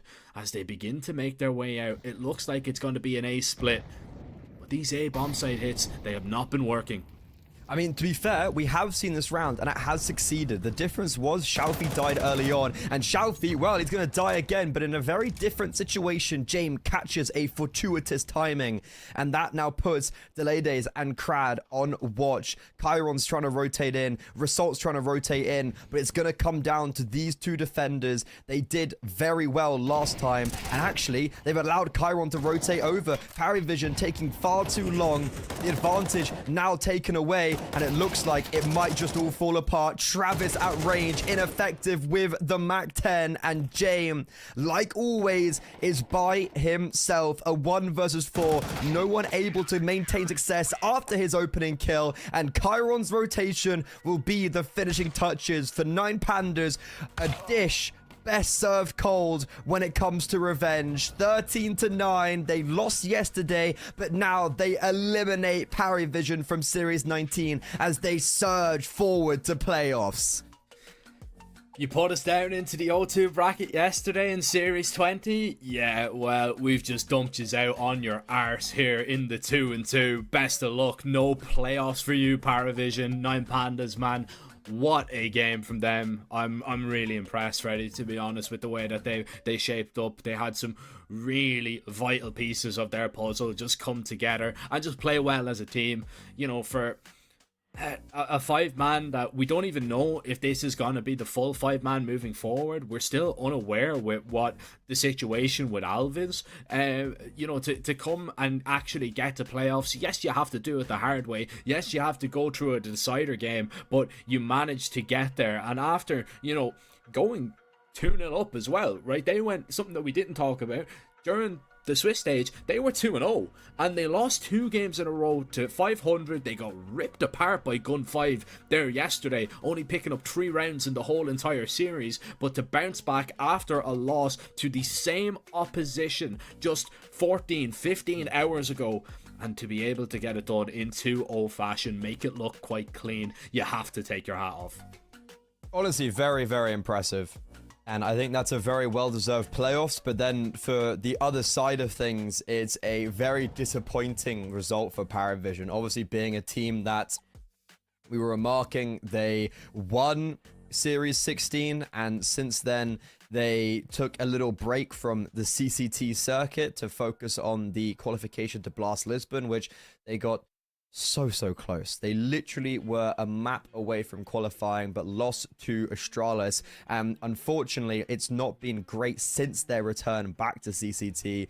They are, as we say, 1-1 in Series 20 and now eliminated in Series 19. They had a rough start. They actually started 0-2. They fought their way back very admirably, but today they get shut down in this CIS derby. But Jack, we've still got some exciting games for you today. We've still got these decider games, these 2-2 matchups. Monty versus Iberian Soul is up next. And it's Monty actually going back to now a Ukrainian core, as Waro is playing for Monty, standing in for Monty. I'm not too sure. I'll have to do some more research coming up to it, but I think it is just a stand-in for Monty as of now, or honestly, who knows? Yeah, it is a bit difficult to keep up with absolutely everybody, isn't it? But we will have a little bit more on that in a while, because I believe because that one ended in 2, we've got a little bit of a prolonged break. As you can see there, 3:30 CET is when this one is kicking off. So myself and Freddie will be back with you guys. We'll be back on your screens in about an hour's time. So as for now, we thank you as always for joining us for the first game of the day, but we are going to be sending us to a little bit of a break. You've got enough time to go grab a snack and get ready for 2 more decider games, because the action is not going to stop there. We'll see you in a bit.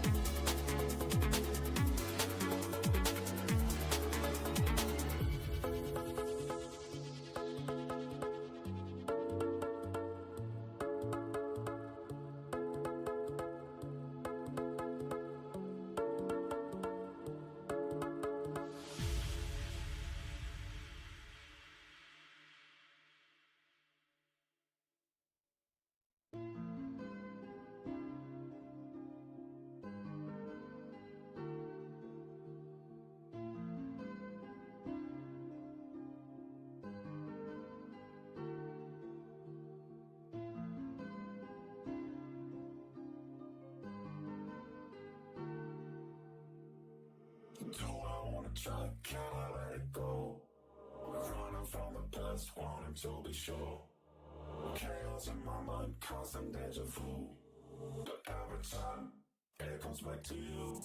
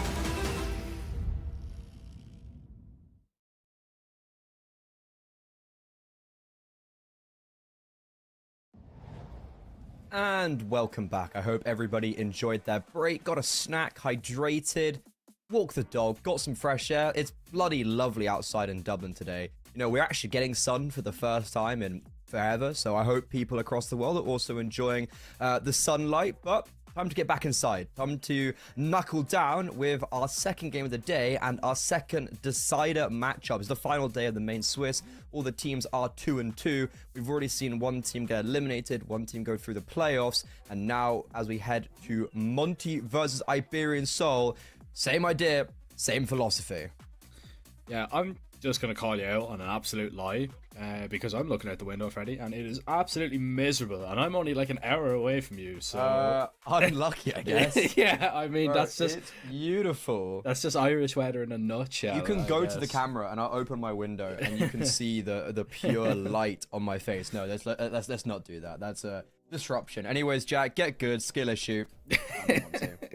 Yeah, Monty Iberian Soul, man. We get to have a look at this game in the decider. We already had an intriguing one with Nine Pandas taking down Paravision.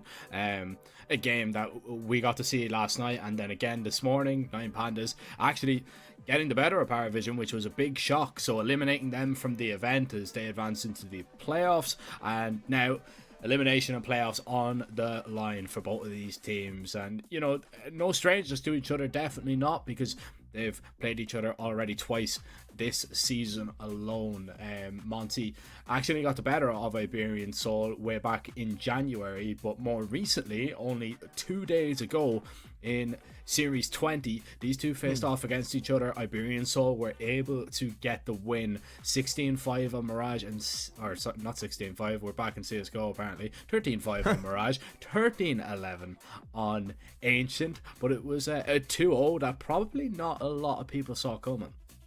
Yeah, it was, it's been an interesting year, I guess, for this Monty Iberian Soul matchup, because the first game was obviously played pre-Diha's departure, and the second game, I think, was a pretty, it was literally only 2 days ago, yeah, so it was kind of, Leans settled in a little bit more to this, so, to the roster, and I think as we can talk about Monty and maybe some of their roster changes, we can pull up their screen. They actually had Waro 2K standing in yesterday for their second map against GTZ in Series 20, and that marked his 7th team played in 8 months, which was quite it's a lot of teams. But Hades is back on the server, and I think it's actually very important that Hades is on the server, because he has been playing fantastic this series in Series 19. He's got a 1.30 rating, a 1.5 KD. Like, that's actually kind of ridiculous. So as we go into this game against Iberian Soul, Monty have felt very all over the place, and it feels like sometimes I watch them, they're perfect. Sometimes I watch them and they get absolutely bodied. And recently it was by Iberian Soul. So I think this roster is in flux. We've got kind of like the core of that academy team now, Monty Gem, and I feel like it's going to take a moment for them to gel, but the issue is they don't necessarily have that time to gel. They have to go straight into this. Yeah, it's a little bit of a strange situation that they're in, because you know, you've got Gizmy in there as the IGL, and like, it was something that a lot of people probably didn't see coming. You know, I certainly didn't anyway, and you know, I know Jack very well, and it's just a little bit of a surprise that, you know, he was actually you know, given this opportunity. But you know, they've been getting some really solid results. You know, they've been able to take down teams like Fnatic, been able to take down teams like Zero Tenacity, like BC Game, but there has been like just a couple of stints where unfortunately the results haven't really gone their way. And I do understand that obviously Diha taking a step back from the team kind of messed them up big time, because that's a big hole. It's a big hole that you have to try and fill, and a big gap in the system that you need to try and quickly scramble something together with a player that, you know, is not really tested at the level. You know, it's another academy player that you have to put your fate in, and I just wonder, is it just too much youth rather than maybe that little bit more of experience maybe that is necessary for Monty to strive to? But in saying that, on the other side, we've got an Iberian Soul roster that, I mean, I've watched these guys a little bit. Every time I see them though, it's just like, it's so up and down. I'm not really like massively blown away by these guys. They are currently orgless. They're one of the only top teams, I believe, as well, Freddy, that are orgless. I believe it's themselves and Alaska that are without representation. But Iberian Soul, I mean, the results, they have been there, but they also haven't been there as well. Consistency just seems to be a massive problem for both of these sides.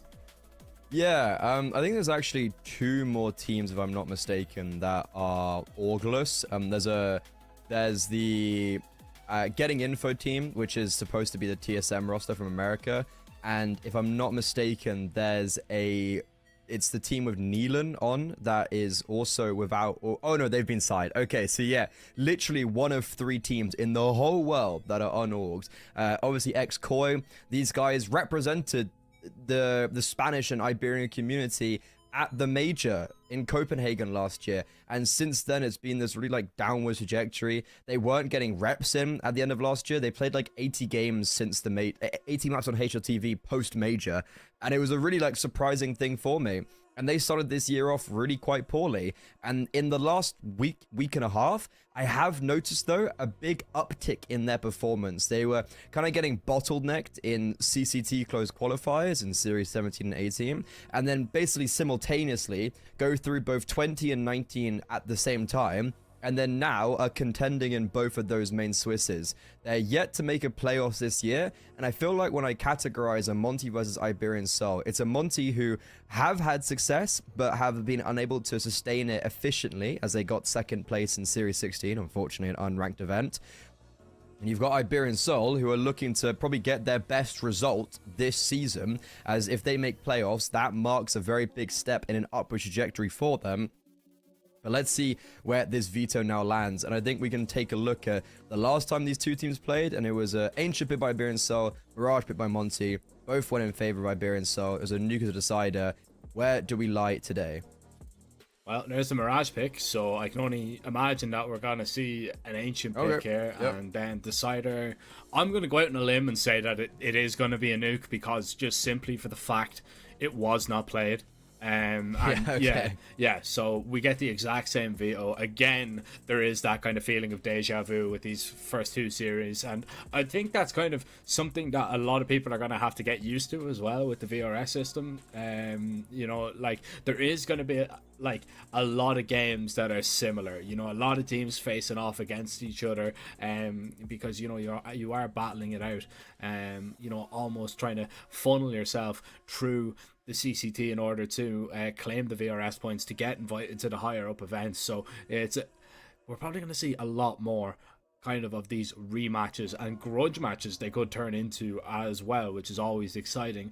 But you know, we were talking about this veto being exactly the same. You said it didn't go to plan for them, which it didn't. Monty, their map pick was Mirage. They got absolutely destroyed on it, Freddy. It was 13-5. Like, that is not close whatsoever. So I'm hoping we see a similar story to what we've seen in our opening best of 3, in the fact that Nine Pandas and maybe Monty now as well were able to learn from their mistakes, were able to rewatch the demo and you know, come back with something just a little bit stronger, because you need to be putting up a better fight definitely on your map pick. Yeah, I mean, Monty have had some pretty difficult results recently against like the better teams, right? They're not kind of able to get over that berth. And Mirage will be map 1. They've lost to the likes of Bait. They've lost to Spirit Academy and Iberian Soul. Like, 2 of those 3 are some of the best teams in the region and in the circuit. And as we go into Mirage, remember, 13-5 last time for Iberian Soul, and Sasso was a big component of that success. Not only was he really impressive in that previous game against Monty, but he has been stepping up massively individually, and that was my main critique for Iberian Soul, was the potential lack of firepower. Sasso has filled that gap stupendously, and I'm looking to see if he can do it once again.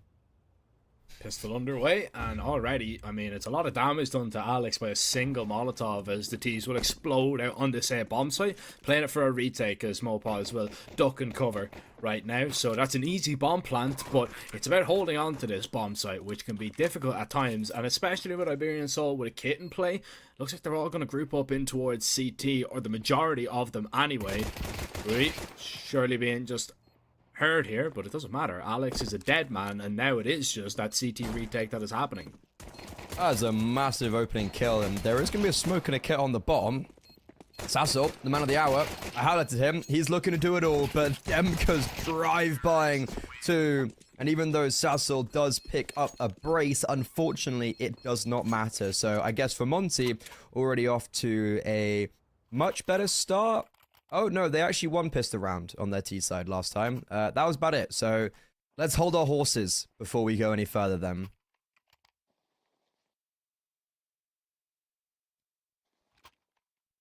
Yeah, I mean, if you're saying that they won the pistol and they still lost 13-5, They won the force buy as well, because I assume the second round was also a force buy, because they went 3-0 up. Yeah, so yeah, I mean, that's I think, you know, the less said about that, the better. Let's just leave it where it lies, and still... In the past. Yeah, exactly. We saw yesterday how matchup... We saw today already how matchups can massively change. True. Yeah. Still, this one is a round that you really need to take serious, because if you're not careful, these forced weapons can definitely pack a punch, and, you know, especially with your struggles last time out, you don't want to be falling short on a round that you're meant to win. As Monty, with a minute left, they're beginning to scale up connector. Smoke is now up. We're going to be able to see He Sassel over towards short and deal with him still. Both players are on the A bomb site right now for Iberian Soul. The scout is taking a lot of distraction away, and Stododa with a nice headshot. This is a dangerous place to be walking as Daviji will strike one down. It's down to Gizmi and Demya to really get this one back. Molly burning him up. Daviji still hitting the shot, and Gizmi needs to drop him. 1 versus 1 versus the scout. Headshot needs to be found. The tag will do for the moment. Stododa will not get a chance to shoot another bullet. It is the IGL in Gizmi going huge in the clutch.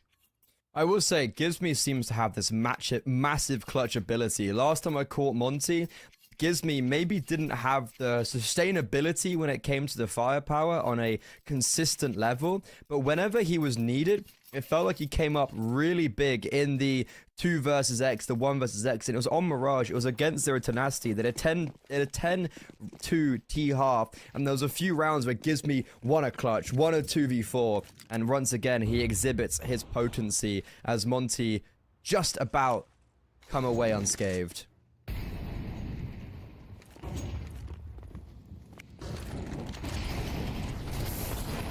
Stack here with the pistols. This is getting a little bit awkward. You'll use your util, but you won't really be able to flush them out of position. Oh, no. This time it's the clutcher to go down instantly, and Demya to at least settle a few nerves in that bomb site with that double. Sassel and Alex, it's about what you can kind of gather up from this, and I mean, Sassel's very quick on the flank here and might catch Monty just clearing in towards jungle, but still 5-7 at kind of mid to long range can be a dangerous one to control. Oh, for Sassel though, that's a lovely frag to find, though, with a lovely double to make sure that doesn't go any further. Still though, I mean, it is a stressful start to life for Monty on Mirage. Yeah, I would say they come away unscathed is maybe not the sentiment right now. Mopos, by the way, gets Molo's sandwich and makes his way under balcony. Like, how is that even possible? But regardless, yeah, very scary. But regardless, 3-0 up. I don't think this is a good sign for the future for Monty, though. It does maybe a little bit worried, maybe, if this sentiment continues in this manner. But for now, it looks like it is all fine. And Monty, they're actually going to go towards A once again. Daviji just eviscerated. This time, it's looking way cleaner. And Ryu's leading the charge. Alex will pull one back, but the Lithuanian's not done just yet. Ryu with a lovely triple, but this is a nice timing for Sassel maybe to strike. Gizmi falls on the bomb site. Oh, Hades is a million miles away as well, so Demya can't even play this one as aggressive as maybe he wants to. Just getting caught by timings for peaks to come on through, and the bomb's dropped in the middle of the bomb site here. Moppas has moved into a really aggressive position under Balk that might not be accounted for. But surely you realise that is a possibility. Hades, you're going to have your wits about you here, mate, as you're creeping up towards Sandwich, taking a quick little look down. The molly's going to go in. Mappa's, oh, not burning in it. Demio doesn't see him. This is horrible right now. Mappa's can maybe claim this double. Hades turns on a dime though, and the headshot hit, but he needs the insta-Shirley onto Sassol, who gives himself away, but not the round. The peak to shut it down. That's a 2v4 that they're able to recover. I was saying that Gizmi and Monty had pretty good clutch ability. Well, it goes the other way. That was a masterful 2v4, and I gotta take my hat off to Mopos as well. I don't know how he evades that Molotov, and if it's me, the Molotov somehow still ticks me on the ladder. But that's a depressing round for Monty to lose, because it's Ryu getting a triple opener, and yet that is not enough. Everyone else falls apart from his entries, and no one gets a single kill apart from him. That is a really, really disappointing punch to the gut early on for Monty on their map pick. And because these rounds have been a little bit precarious, and because we've only had 1, then 2 alive, we go into round 5 and just take a look at this purchase. It's AK, it's a Galil, Deagle Tech 9, and another Deagle. Not ideal. Not ideal at all. No, not whatsoever.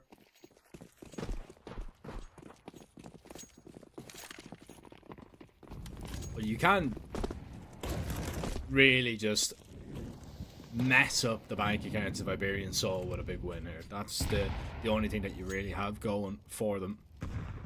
If you win this round, this will be just a big recovery, and you won't compact and compile errors, really. Gives me wanting to get aggressive towards middle. Alex has heard him. I don't know if Gizmi's caught a glimpse. He should have done exactly that. Trying to spam him around through the cart, through the mid boxes as Alex. He's forced to get away here. The danger was coming from under, but recognizing where the swings were going to come from, exchanging weapons as Lane will pick up that rifle and try and put it to good use. But it's already a lovely opening. Stododo, they might just be walking right into his scope, and the upper connects and goes back for a second bite. Stododo, it's an insane double to collect. Still, if you're Monty, this is looking desperate in this round, but still not without chances now, not so much. And in a round you needed a miracle, they get nothing. Big round from Stododo, and he is an AWPer where I don't know if you maybe disagree with me, but I feel like he is maybe one of the worst AWPers at this level of Counter-Strike from my perspective. But then in recent times, while Iberian Soul have also been getting better, he's been giving me more reasons to appreciate him. And in a round like that, I think it's a massive sign to see him stepping up and putting pen to paper. And Iberian Soul, they are clapping back early as Monty just get nothing. Yeah, I mean, I would be of the opinion that Stododo is underperforming massively in this Iberian Soul team. You know, his rating, his just effect that he has on the game from, you know, the last couple of months, I just don't think has been good enough, especially if you're an Iberian Soul team that want to be challenging. But I mean, I can't fault him there. I mean, he hits 2 impressive shots, and maybe this is going to be a little bit of a turning point for him. But, you know, I just haven't really been overly impressed with what I've seen so far. Sassol, you need to be very careful here. Oh, I mean, you're 26 HP, you've taken down 2, but this is still dangerous right now as you want to farm the cash, I understand, but still threats that need to be considered, not anymore, as you will get so much bang for your buck out of that SMG. And all of a sudden, Iberian Soul, they're back in this game, and if you win this gun round, you really make Monty think about where they want to go next. Well, the A bomb site evidently isn't working, and I would like to see just a default with actual utility, right? Like that last round where they had the Tech 9 1 AK.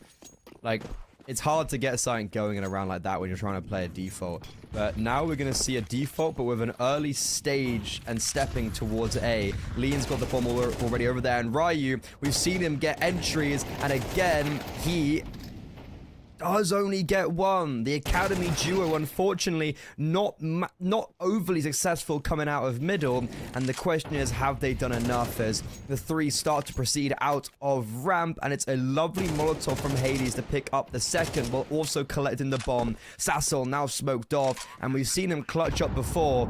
I highlighted him as being the one to watch for Iberian Soul. This would be a perfect way to tell Monty that he's arrived on the server. Yeah, it would, but it's very difficult to get back into this round, right? You'll molly off Firebox, but you won't see anything, and the Palace player just doesn't have to move. Hades has pretty much won the round with the double that he's already collected. Smoke on the bomb. Sassel does actually have a kit, and he might just try and stick this, but taps the bomb. Hades already moved an inch closer. Sassel never seen it coming, and that is another Monty round, which could have went awry. It could have went completely in the favour of Iberian Soul. If you actually have a look back at that round, the CTs actually nearly lined up for a double, then the Ts nearly lined up for a double, but nobody got either, which was very strange.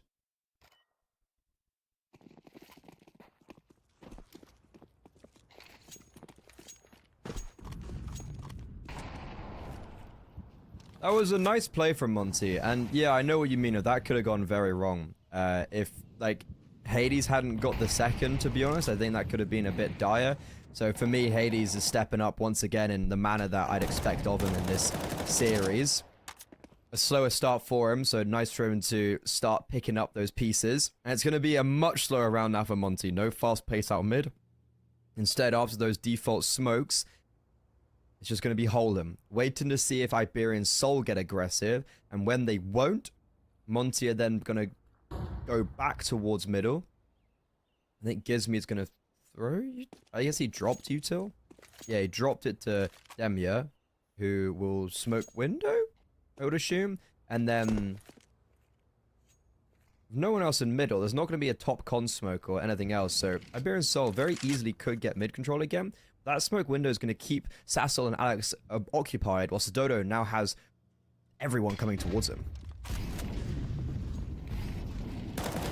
40 seconds and the pop happens. Sassol's already stopped one, but he's lost the Dodo, and that's all the presence on this B bomb site now gone. Alex is trying maybe jump through the window, but cooler heads prevail in that one, and I believe he actually missed the jump to go through there, which is definitely more a good thing than a bad thing, because at least you'll be able to save the couple of rifles that you have in the round. You're hoping, unless Demia gets a little bit closer, but that's just a stellar call from Monty. The pop out towards the site. Iberian Soul could not handle it, and even with us all picking up a single kill, that's all that Iberian Soul come away with.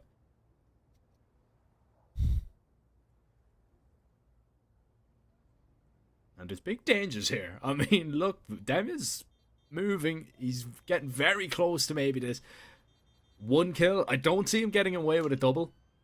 Watch it.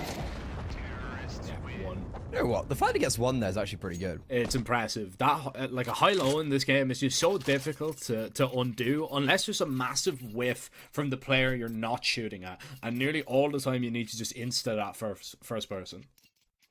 I'd say that's a big benefit for Demia that he gets that 1-for-1 there. I mean, understandably so. So Iberian Soul, if there ever was a world that they'd buy up in this round, not that I think they would have, they're not. And it also means that there's not going to be that third rifle. It's just the two rifles on board, Dabba G and Mopos. And Monty, from a slow round to a perfect cool, it's been very good IGLing from Gizmy so far. The only time they've lost is maybe in the clutch positions. And Ryu's just on an absolute barn buster as he tears the head off Dabba G with one single bullet. That's one of the two rifles already out. Yeah, the rifle didn't even get a chance either, did it? Like, that is ridiculous. Ridiculous. Accuracy. Ryu has really impressed me by just him putting his foot down, sprinting out, taking whatever aim Julie wants, not really being bothered by any counter pressure or counter util that has been thrown his way, and he's just a reliable piece of Monty, it would seem, to really just carve holes in this defense. And so far he's been like a hot knife through butter. Jesus. I know Ryu's good. But this is, you know, this kind of performance from him. I can't say I've seen something like of this caliber. Oh, bye-bye. I know people hate the British, but like, come on. He's your captain. Is this a mutiny? Bro, why does this always happen to me? There's so many clips of me just over people killing themselves. It's always me, dude. Man, you say that, right? I had a game the other day. I can't even remember who was playing. It'll come to me in a minute. But right. So they were on Mirage. They were over towards the ramp. They were in a 4 versus 2, and the flashbang like went over stairs, blinded 2 people. 2 players were so low that both, like, literally they got knifed in the back by their teammates. Like 2 separate knife kills from 2 different people in like a second. Christ. And I was looking at it and I was just like, I think I just shouted on cast, what are we doing? Like that, like just. I say that quite a lot nowadays, actually. It was insane. Like, I've never seen anything like it, and I've been casting for like what, 4.5, maybe 5 years. I've never seen anything like that. It was ridiculous, but I've never seen anybody be that successful as Ryu is on those entries. Again, he finds one. This one, it is just a one and done, unfortunately for him, as Monty will try and just turn up the pace here a little bit to get out. Oh, that's such an awkward engagement to take if you're leading, but he still wins it. Player on the back. Alex, though. Yeah, Alex is in a good position here. Actually, forced away because of that Molotov, and Hades has dropped his support. Alex still unbeknownst, though, to these B players, but he will burn up in the fire that gives me his place. Now Mappa's placed in the culture. 1v2, XM in hand, and leans low. Yeah, this is precarious. He's actually opting to go for the sidearm. An AK in front of him, but Hades won't even let him get there. An actual really important double from Hades, because he kills the rotation and then evidently wins out the round, and he's like the final layer of success for Monty. But it's again, Ryu, he just keeps on getting one around in entries. He keeps on just succeeding so much. And then, you know what? That was a bit of a ropey play from Lean, but it works in his favor. And he gets the opening kill on Davigi. Monty looking significantly better than their previous outing, where they only managed to get 4 on the T side and 5 in total. They're now up to 7, and up against an eco, you can imagine this is an 8 in writing. Yeah, you'd imagine so, unless a massive miscalculation from the side of Monty. Well, yeah, that was never going to work out, was it? Another opening for Ryu. I know it's only up against pistols and SMGs, but still. It's the same, though, yeah. It's another opening kill. He's 16-7, man, and this is a performance that I definitely wasn't expecting out of him. You know, I was looking towards their win conditions and saying, all right, well, it's probably, we originally thought it was going to be Waro standing in. So I was like, well, Waro is definitely one of them. Then once we realized he's not there, it's like, okay, well, Hades needs to have a really strong performance. You're probably looking towards Demya as well. You know, he can be a powerful man to have in these situations, but Ryu may be one that just overlooked a little bit, and naively probably from myself. Not going to be overlooked that there's a couple of pistols on this bomb site still. Saf's still able to do a little bit of damage. It's only a bit of tickle damage though to a couple of players, as Mappa's the last man remaining. It's an 8 for Monty, definitely, and Ryu is just continuing to farm up those ecos, but they haven't all been ecos. He's been doing it against the rifles too, so we'll give him some slack. He's just kind of killing everyone every round, no matter what it is.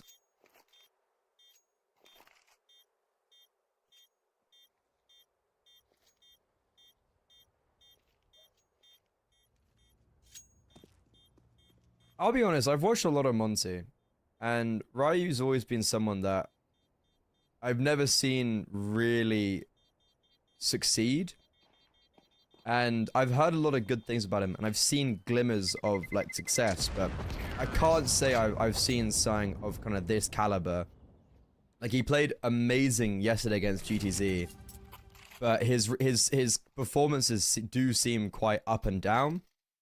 But they do seem a lot better recently than they did at the beginning of the time on Monty. And especially, I think on Monty Gen, he was really, really impressive. And it feels like a part of me, he got put up to the original Monty roster a little bit too early. And then when he went back down to Monty Gen, he was able to refine his craft. And he's got to this level now. And here we go again. Ryu.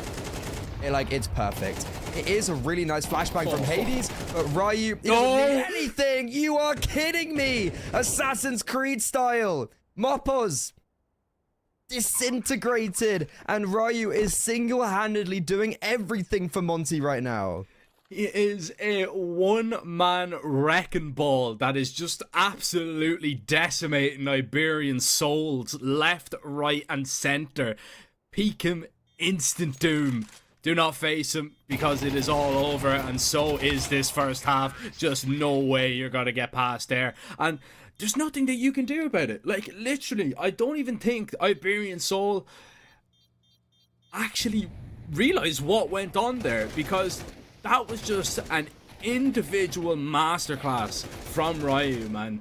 He just swings, peaks anybody. He's so aggressive. The support he gets obviously is a great part of it, but even there, that was a prime example of he should have been dead before he even got the first kill, but still able to grab it. And man, I mean, that just caps off such an impressive performance. This is how we look at it once again. A lovely opener, finds the second towards the window, and yeah, sit down, Moppos. The first kill is great, and I was saying, oh yeah, really nice flashbang from Hades. And then he just goes, oh, we've got 2 more kills that we shouldn't have.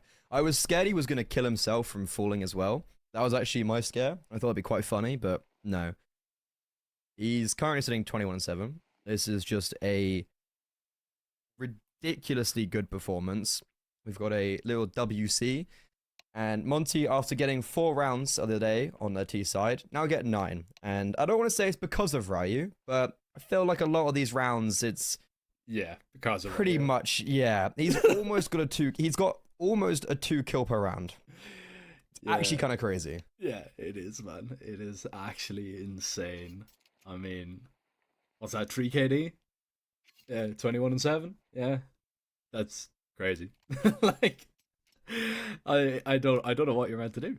I don't know what you're meant to do against that. Sometimes your opponent's just having a good day, and I can tell you one thing, it is probably the worst day for your opponent to have a good day, because we're talking elimination, whoever loses this game, and this is for all the marbles. This is for playoffs. Now, Iberian Soul, they at least have a good pistol call here. Demya wants to get aggressive in towards Palace. He's going to be instantly spotted out. He needs some support to arrive quickly, because he is on an island, and that support was instantly dropped. Demya surely doesn't get anything out of this situation. The first is easy, the second one's free, but the third is going to cost you his life. I mean, to be fair, those 2 kills were nothing but free or easy. Those were some immaculate shots. Gizmy, he's trying to run away. They're hunting him down, and he's lucky to stay alive. Lean, he's found a lot of space now onto this bomb site, drops the planter, and Gizmy's fighting his way forward. It's a crunch from the Academy trio, and Monty allow the bomb to go down, but no more success sustained afterwards. Double digits already hit, doubling their scoreline they previously got on Mirage. And it just, honestly, yeah, great retake. The way that they played it, Lean occupying the space and Gizmy finding the kills, man. Damn yeah, it's all on him. I understand. Yeah, that double saves them, because if he doesn't get 2 there, even if he only gets 1, that retake is so difficult. So they can just thank that they have such a consistent piece of the puzzle in Demya to rely on over towards that A bomb site, and it's probably why they leave him solo, right? Because they know he can have a round in him where he can do something like that. And now Iberian Soul, with that bomb plant, they feel like it's necessary to go for the investment, but it's a big risk, big reward, and you could be punished massively, because if you lose this round, you're pretty much giving up a 12-3 lead. And I know 10-3 is looking pretty desperate, Freddy, but you know, you lose this round, map is pretty much over. And even if you don't lose this round, the map still could be over. Yeah, there doesn't feel like there's any really right option, I'll be honest, for Iberian Soul right now. Like, no matter what happens, it's probably gonna be game over. And I don't hate the force buy. I think it definitely can work. And ooh, that's cheeky from Mopoz. He tries to make noise running as a bait in apartments, I suppose.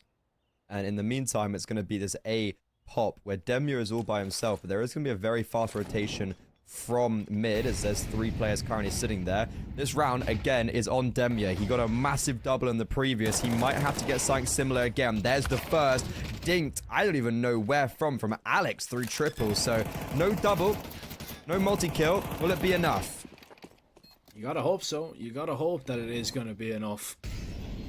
Ryu already tagged down quite low. You can see Iberian Soul are repositioning all towards Tetris. One Molotov and your day is ruined. But no Molotovs exist. It's just a smoke over towards ramp. And it's Alex right now taking contact. Smoke on the bomb here. Is this retake about to happen? And now maybe you're just going to try and get on this bomb and try and stick the defuse. Stododo needs to find some heads with that Tech 9. But still, Lean is sticking this defuse. It's a full 10 seconds. So that's the problem right now. As Gizmi is just trying to pull the attention away for so long. But nobody's getting Lean off the bomb. He's just sticking this right now, and he will snatch it out from under the noses of Iberian Soul.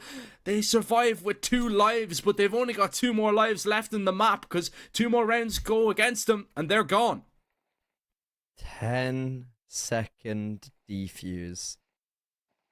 That retake was good, but it doesn't go the way they wanted to, right? They're losing the close range duels to the Tech 9s. There's no kit, and somehow Gizmi gives just enough support to allow Lean to stick that bomb. If it was already bad, it somehow got worse right now for Iberian Soul as they are 11-3 down. It does mean they get a purchase back up into this round with the bomb plant. 11-3. Doesn't even matter if you win a couple rounds. It's only going to be to make it look a little bit more respectable on paper. But I've got a feeling that even though this is a really weird purchase from Monty, I think they've still got this one.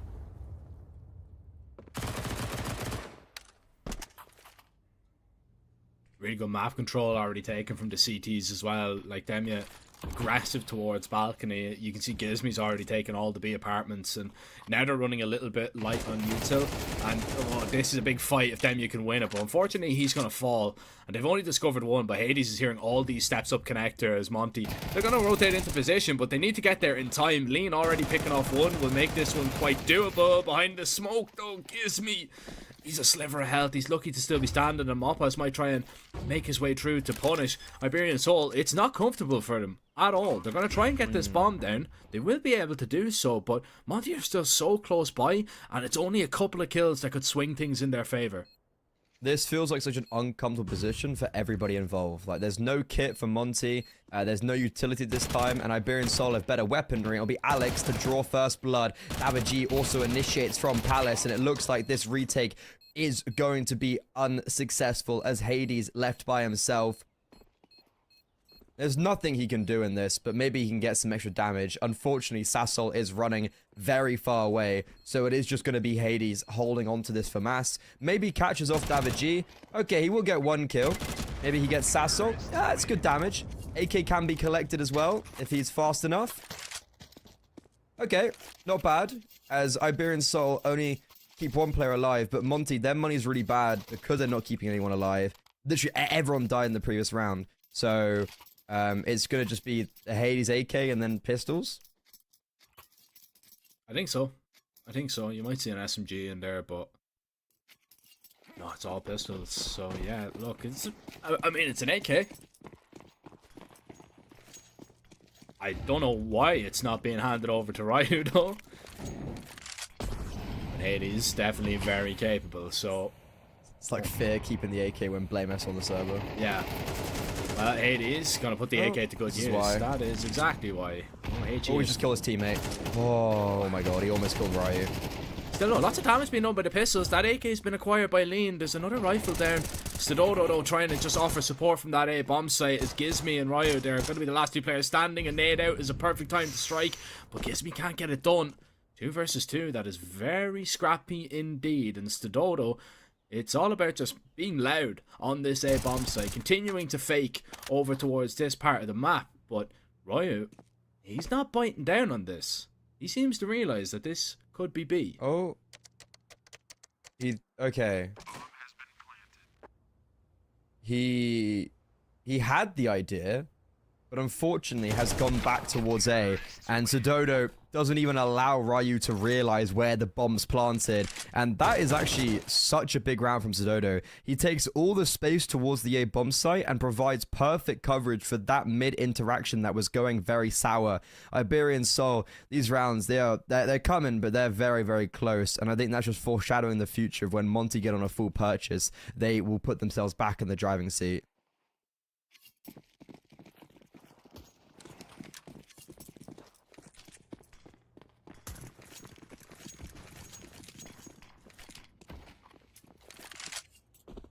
Yeah, Iberian Soul just kind of surviving rather than thriving right now. But surviving's enough, right? You know, just continuously picking up rounds. You know, these next few, even if you don't, you know, overturn the deficit, even if you don't, you know, win the map, these are just pretty good rounds to be picking up for your morale and your confidence moving forward. Because, you know, if Monty just won out cleanly, if we're talking Monty just closing it out 13-3, which was looking like a probability at the time, you've got, what, 10 minutes, 15 minutes to get your head in the right frame of mind before you head over onto an Ancient. That was actually a close matchup the last time we seen it 2 days ago. But at least now you're kind of saying, all right, we can actually kill them. We can actually get the better of them in a couple of exchanges. Iberian Soul just needs to keep on trucking, keep on moving through this one. It's a very, very long way for them. I'm not entirely convinced that there is a possibility of a comeback. Oh, I think that's out of the question right now, but that won't be on Iberian Soul's minds right now. They're not thinking about, you know, bringing this one back and winning it. One round at a time. They're just taking it one round at a time. Baby steps.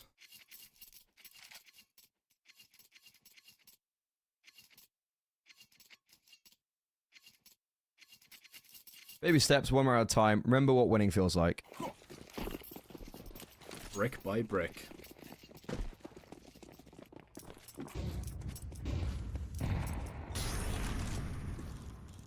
All power for Hades, first time on this CT side. Gives me with that saved AK. Everyone else on primary rifles. It's Iberian Soul looking to already target this B bomb site. David G is going to be instrumental as this lurks towards middle. And that nade is going to be saying damage in the kill feed to teammates. And here they come, popping on the bomb site. Lean on the balcony. Molotov's missing him, but he's just been naded. And he's been forced out as the Molotov spreads. Just about gets away. Ryu unable. Well, so he actually deals with the mid-lurk. And that nade, it couldn't be any better. Lean on 8 HP, still kicking. And Ryu, of course it's Ryu. 3 kills for him so far in the round. And Lean, as the anchor, will cement victory. That was a beautiful round for Monty and a pretty disastrous one for Iberian Soul. Yeah, that could have not, like, that couldn't have gone any worse for Iberian Soul, unfortunately, for them. Look at that HG. Unbelievable control. I believe attackers is what they call it when you take something down like that. Heckers. it was a good header in Apartments, to be fair. You know, they are Spanish. Yeah, true. You know the TikTok trend where it's like, you're a long way from Brazil, and it's like someone doing like a keepy up with a toasty? No. Okay, I'm just a Gen Z. That's what I was thinking there. It's like, it's a long way from Brazil. Head is an 8. Oh, it's dead. No, I've never seen that. Yeah, okay. I'm a little young brain rot. Yeah, I think I'm like I think I was born like a little bit too late for that, unfortunately. Well, definitely not unfortunately. Definitely fortunately. Definitely, fortunately. Yeah. I was born a little bit late as well, but that's different reasons. We won't go into them. Anyway, Iberian Soul. They're going to be exploring up towards B here, man. I'd like. Same play. Yeah, Lean again forced off the balcony. This time it won't be as effective. The HE will look at that onto Sassel, and he even goes down as well. It blows open the him. smoke. Yeah, that's beautiful. Bro, Lean's nade usage is, dude, get me on that. He's amazing, but okay, that's how you deal with Ryu. Just spamming through the smoke. Gizmi, though, just lines them up. They peek in front of each other, and I think this game is done. Sododo and Davaji cowering in apartments, and Monty, they say rent is up. Rent is due. Pay up, boys, because we won Mirage. 13 to 5. 6. And that 6. And Monty, so much better than last time. 2 days ago, they lost 5-13. And this time, they now go on to Ancient, firmly in the driver's seat, and they look to advance through to playoffs. Is this the theme that you lose in a different tournament, but then eliminate the team in this tournament? It could be. I think it's just revenge that we are seeing right now, you know, and also we are kind of seeing as well that like it is very competitive at this level, you know, and it does actually kind of come down to who's kind of feeling it on the day as well, because you know you're looking at an Iberian Soul roster that they were a little bit disjointed there, Freddie. You could see it in the way that they were approaching things, but then you also seen on the T side for Monty, like Ryu was just running out and killing everybody. He was just feeling it. He was a massive difference maker, and that game is probably a whole lot closer if you don't have those insane openings nearly every single round from Ryu. So already Iberian Soul were kind of put on the back foot there, because nearly every time they were fighting in a 4v5 situation, sometimes even in a 3v5 situation. Look, that was just an incredibly one-sided game, and Ryu was the instrument of destruction for the Iberian team. And now we go on to Ancient. There is a little bit of hesitancy when I look at Ancient right now for Iberian Soul, because even though sure they did win it last time, it was very close. It was a 13-11 game, and look, super close game in the 2-0, and now Monty seemed to be firing on all cylinders. So after this break, we will be commencing with map 2. Will it be a 2-0 for Monty? Will they go to playoffs, join 9 Pandas, and continue the theme for today, or will Nuke be on the docket? Find out after the break.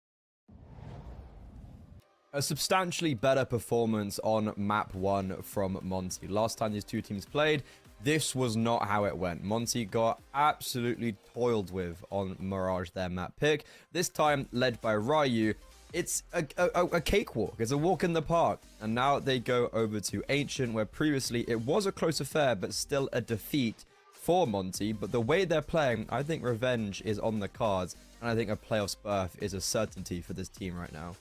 Yeah, I think you're right, Freddie. I really do. I just wasn't. Like, it wasn't a game that really Iberian Soul were able to get into, but I don't think it was really their fault. I think it was just Monty had a much better game. And by Monty, I mean Ryu. I think he was very, very impressive. But I'm hoping that they can turn it around on Ancient. Like, it was still a close affair last time out. I just think if Monty have anywhere near a performance that they did on map 1, it'll be pretty easy. On the T side itself, the 30, wow, maths. The 12 rounds that were played, I'm used to CSGO. I think we've both done that today. Ryu had alone a 3 HLTV rating and 173 ADR on the T side itself. Let that kind of sink in, I guess, for a second, of just how impressive it is to go in one half 21-7 when you have more kills, double. If you combine the whole of Iberian Soul kills, double it. Pretty sure Ryu still has more kills. He was just on top of the world. So to be honest, the big question probably is, does he continue this going on to Ancient? There's also a conversation to be had on Ancient of, it's a weird veto for Iberian Soul, because Nuke's normally the map they pick into. It's a good map for Monty, so they use Ancient as kind of their second middle ground, as a map that Monty are not great at, and a map that Iberian Soul are probably just better than. And I think this opens the gates for Monty to succeed, to be honest. Yeah, I think you're right. I think you are right. I don't know. I'm trying to think about win conditions in my head and see how Iberian Soul are going to be able to take this map. And it is kind of terrifying that the only one that I can come up with is Sasso. Like, yeah. The only one that I can come up with is Sasso, and like, it's not fair to expect that much from just him. So I really need to see a massive improvement from Stadodo. One of the worrying signs for this Iberian Soul team, especially when we're talking about their T side, is how poor they've been on the entries. David G and Mopaz are usually the two that go in first. It's more so David G, but their success rate is just absolutely abysmal in this event. Very rarely do they managed to get an opening pick. So I'm really worried from that point of view, because Monty are that kind of team that, you know, on, if you don't put them in a 4v5, if you end up losing that opening duel, they will just absolutely decimate you. So yeah, it's gonna be a little bit of a tough one for certain as we start off, and it's going to be a T-side start, I believe, for Iberian Soul, as we just iron out a few little issues and a few little details. And we're back. Boom. There we go. And yeah, Sasso was a really proficient force last time these two teams played on Ancient, and he's going to have to do it again. Fast play towards B, but it's going to be 3 players scaling up from heaven. Sasso turns around, and there you go, already on the board. Unfortunately, it might... What? Oh, that got caught in like a pixel. A tiny little pixel. Okay, well, the bomb's been dropped, and now the T-side have to fight forward, but Sassol's on low HP, and the issue, though, with Monty, I guess, though, is that Lean and Gizmi are kind of just sitting on this B bomb site waiting, so they're actually fairly useless right now, and it's going to be Demia being fought, but Lean's rotated in at the perfect time, and as soon as he rotates in, Alex destroys him. Gizmi now with the smoking kit for it all to do, as Alex and Stadodo progress through to this A bomb site, and shall get the bomb planted. You talked about Gizmi though and his clutching ability. This would be a big clutch for him to pull off, but problem is Iberian Soul, they plan for CT, they instantly go and take it as well. Now he does have a smoke that could make this one a little bit scary for the side of Iberian Soul, but it really relies on what he can do on the opening fight that he takes, and Alex will just put him down, so Gizmi doesn't even get to fire a bullet in that situation. And honestly, that's a pretty solid recovery for Iberian Soul, because that pistol was going south in a hurry. Yeah, I mean, to me, that felt like Monty had it all on the wraps. It was a 4v3. It was the bomb down in front of them, and just maybe not conjoined efforts in the fight. And then simply put as well, Iberian Soul do just hit some nice shots. It's like Sododo, Alex, they simply just fight their way through. And Sassel gets a kill on low HP after getting the inaugural one. So it's a good start for Iberian Soul. Probably the start that we'd be asking for. Especially considering Mirage. It's good just to get the ball rolling, simply put, and continuing maybe some of the momentum they garnered at the end of map 1. Okay. Pause. Yeah, let's I'd say Iberian Soul are already asking for a little bit of a redo, because that is going horribly wrong right now. I get the bomb down. Tech. Yeah. We said not live, guys. We said not live. I swear, you just didn't see it. Yeah, it was in team chat. And we just didn't type it. Yeah, we thought it. I don't believe this round is going to have any more danger. There's literally only a Deagle and P250 around the USPs. But that USP on Gizme gets a dink on 9 HP. Still don't think the round's going to be winnable, but damage certainly can be inflicted further. Instead, it will be Sododo to pick up 3 on the Mac 10, so he does at least bring some economy back into the pockets of Iberian Soul. But regardless, a full eco, very, very costly as Iberian Soul lose 3. Yeah, they do. And Monty, look, that's really good damage that they're able to do. And it's also kind of a little bit of mental warfare, right? That you're able to get that close on, you know, just a couple of USPs and maybe an upgraded pistol thrown in there. Because Iberian Soul, you know, that you lose 2 players trying to walk into a bomb site. Like, it was looking very bleak. And if Monty were like grouped up together just a little bit quicker, who knows? You might not have even been able to get a bomb down. Now, aggression coming out here, and Gizme just goes wandering through the cave. Demya, lucky to get out with his life intact, and it is just about intact here as he deploys the smoke for a little bit of safety. Davigi, are you going to go through? He was thinking about it. Tried to spam him on down, but he's not going to collect that frag. Still, though, I mean, Monty, you're in a 3v4. 2 of the gunfights were a little bit all over the place, and Demya's half HP. Yeah, I mean, this round isn't looking great for Monty, and it's going to continue. Yeah, Lean falling here kind of cements the victory for Iberian Soul, and ironically, a lot cleaner than against the Eco. Hades could get one here, as Davigi seems to have maybe overlooked him. Ooh, it's a very whiffy spray, though, from Hades. Alex is a quick conversion, so Demya on the outskirts. No possibility to have any impact in this round, and okay. Good T-side start.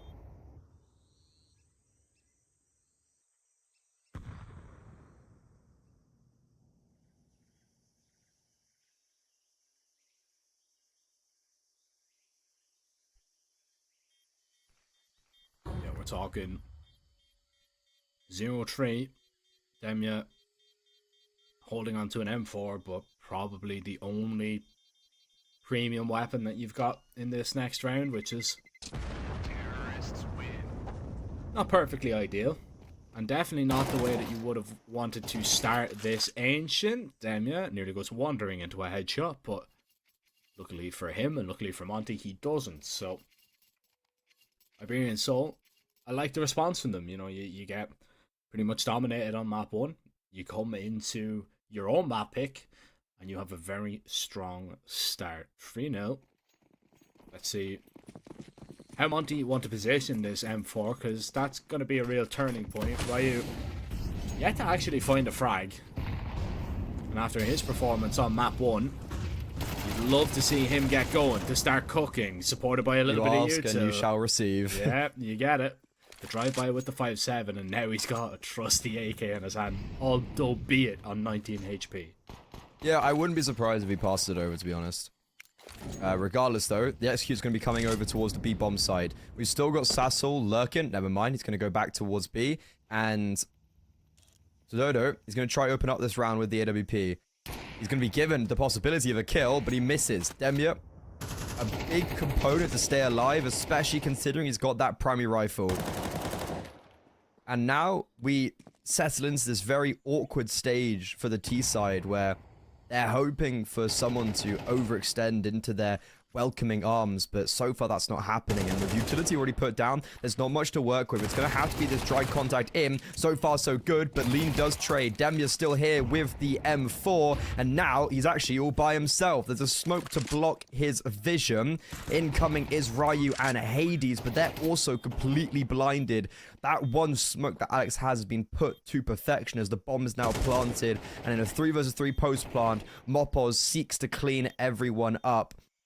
And I don't think there's going to be any more danger about this round unless Ryu. That's a wonderful kill, but Demya misses on Alex. Sododo left alive, and he catches Ryu on the jiggle. Close, but no cigar. Yeah, really close as well for what it was. Let's not forget, Freddy, that was not an investment of a round at all. They had one rifle that they saved from the previous, and still... Look at the bank accounts of Iberian Soul. Like, there's a massive reset potential for them that is now on the cards because they continue to lose against lesser and weaker buys that should be going way more cleaner than they are. And now, G, he's getting very aggressive. Ryu forced back in towards the donut. Oh, if he continued spraying, he might have been able to get a double, but the single is still absolutely fine.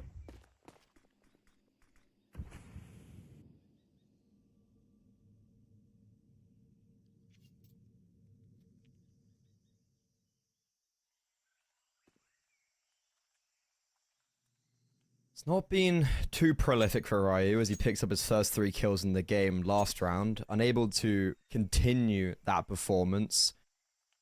So he's going to have to watch from spectator mode.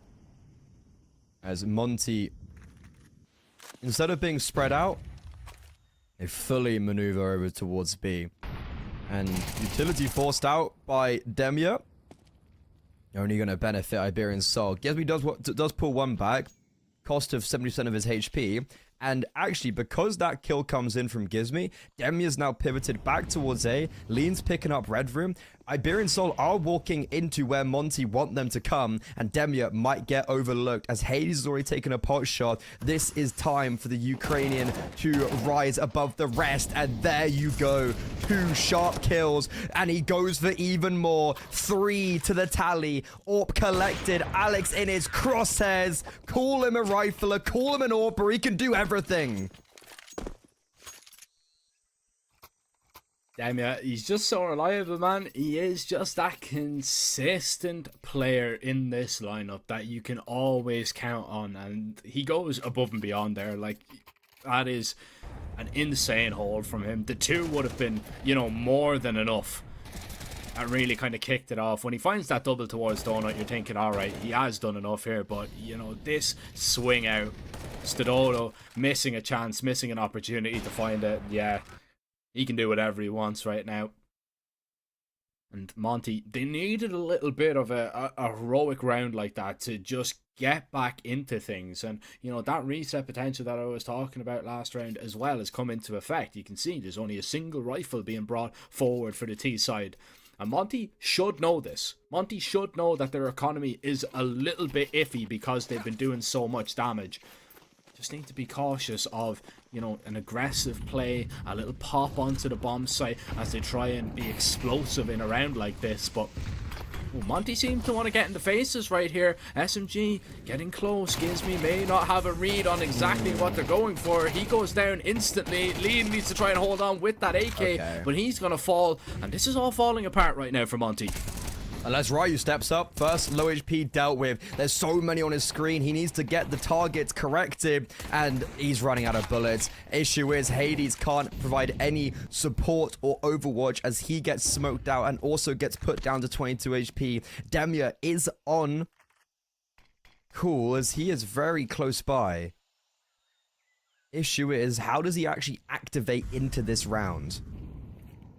He's currently just chilling in cave, waiting to see if anyone approaches him from lane, but that's not going to be the case. And now it feels like he's lost his element of surprise. Sassol caught on a timing. Never mind. He's got it, and he's got a wall bang on Alex. Once again, Demya doing it all, but he's going to be called up for the clutch. Stododo eliminates his support, and on 20 HP, The Portuguese saves the day. Big time clutch from Stododo. He's having a really good game as well. You know, we're highlighting Demya on the other side. Stododo has had some really important kills, and those two at the top of the bill. Tech pause called here as well, as it'll give a couple of players time to kind of gather their thoughts. But Monty, I think they just misread that, Freddy. I think they just get that all wrong. I understand you want to play close because of the weaponry that you have, but I think Gizmy just honestly gets the setup wrong. He gets the call incorrect. Maybe expecting them to still have a few more rifles there, but you should never be playing that closely up against what was a full-on eco. Well, not a full-on eco, but, you know, the SMGs, the Tech 9s, you know, you're giving them exactly what they want. If you disrupt them quickly, fair enough. If you want to get aggressive like that and push them and force them away, but it was kind of a stop-start push down into the laneway. Gave Iberian Soul enough time to get set up, to be prepared, and they definitely were able to react off it. And still, even at that, it gets down to the 1v1 situation, so Monty have a chance to even win it. But that is another chance that goes begging.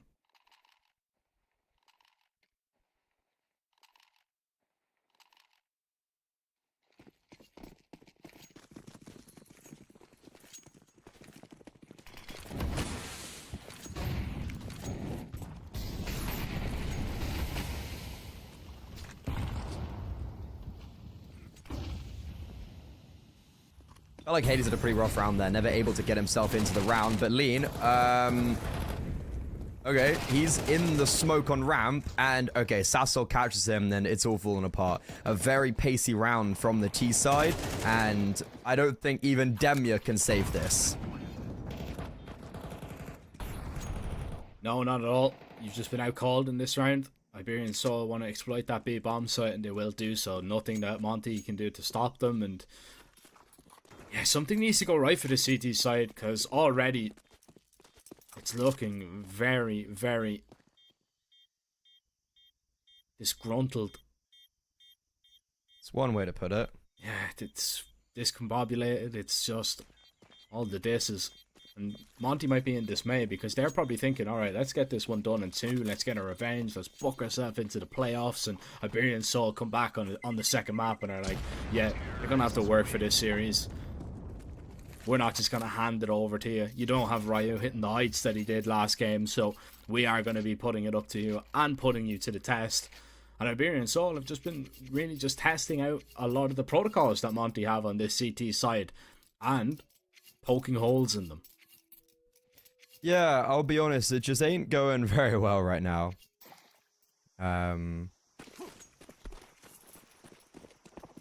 6-1, and the only round that's been won is a 4K from Demya, and the only other close round was almost a similar, yeah, a kind of similar round from Monty. This time Gizmy, he's tried this play before to no avail. This time frolics in success.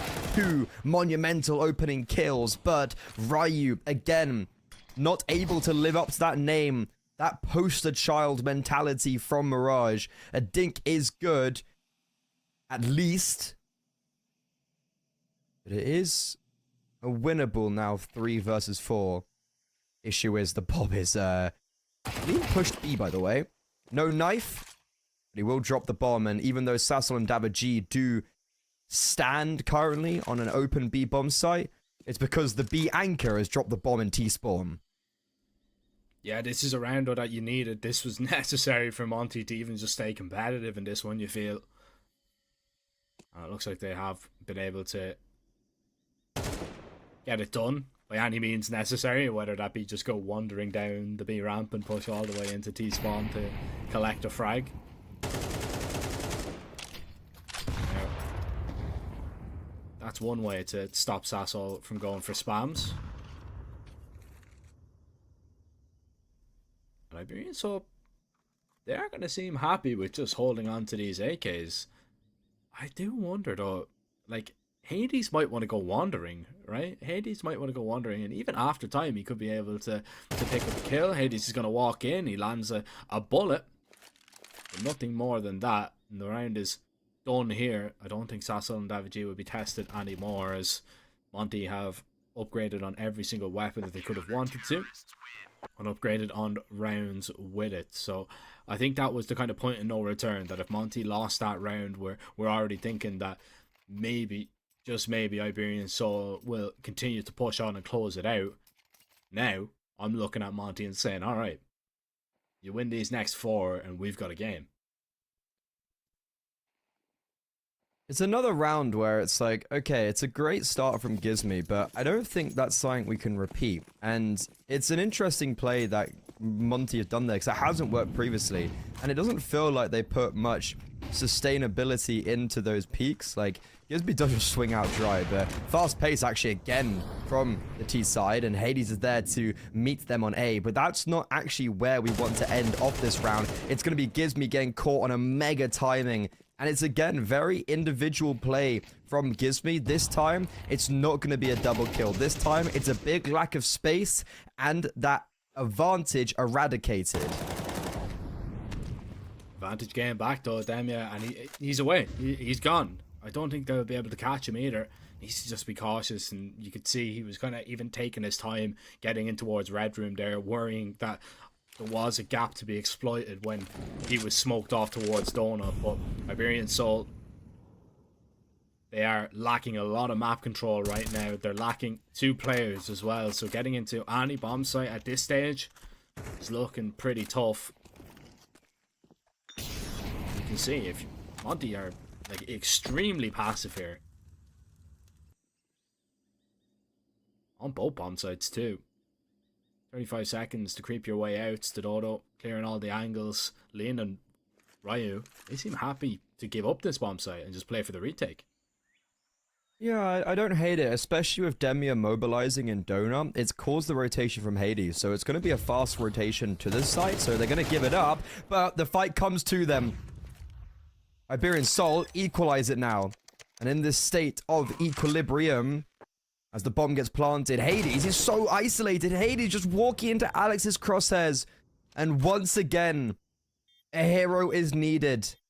Demia's name has been called, and the first is a freebie. Alex spotted, tagged down even lower. There's a grenade, and it's gonna go the wrong way, but he's pushing through the Molotov, and the spam will succeed. No kit. Is there enough time? Yes. A hero heralded again on Ancient.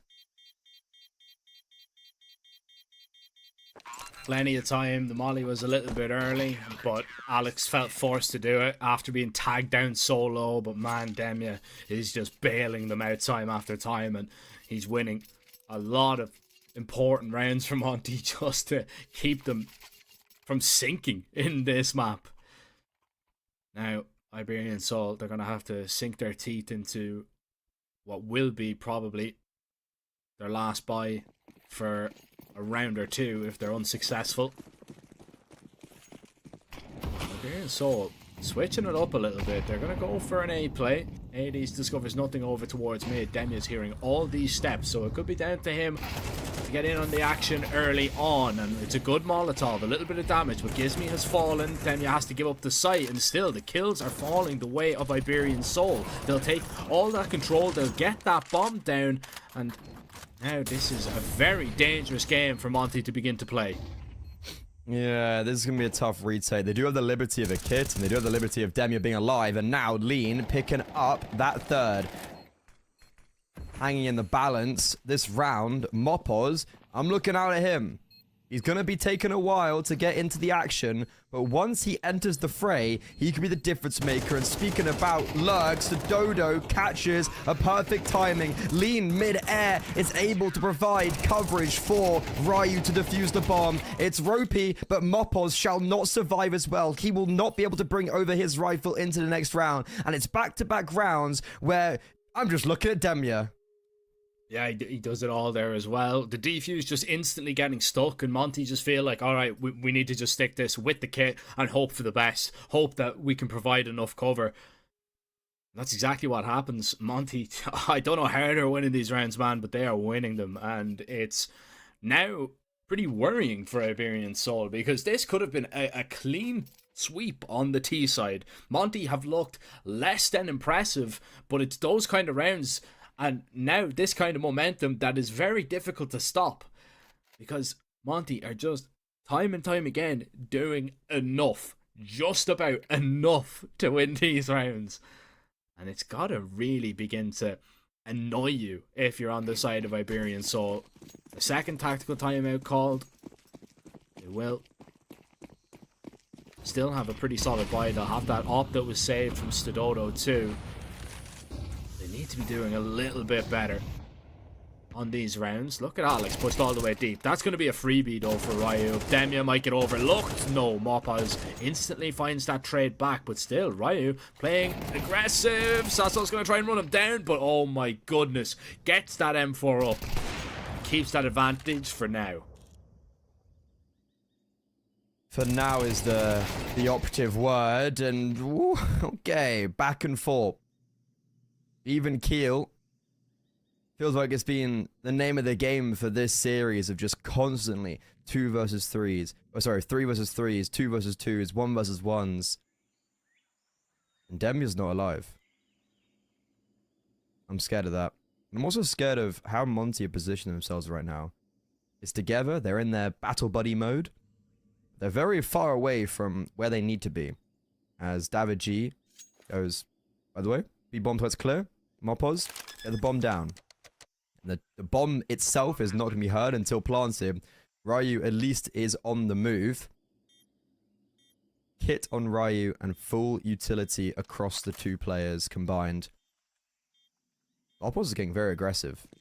Hades clears him effectively. Now it starts to be scary. David G and Mopos, no battle buddies for them. They isolated themselves and has made David G's life very hard. There's 2 smokes. Ryu can just smoke short. Hades smokes long. There's a deep molo. There's a kit on Ryu. He can just fully defuse. Bombs planted for David G. He spams and he nails them both. Oh, David G, how have you got that one? And you felt like they needed a little bit of luck, right? I mean, all the luck was going Monty's way. And now David G turns the tide really on that one. And he had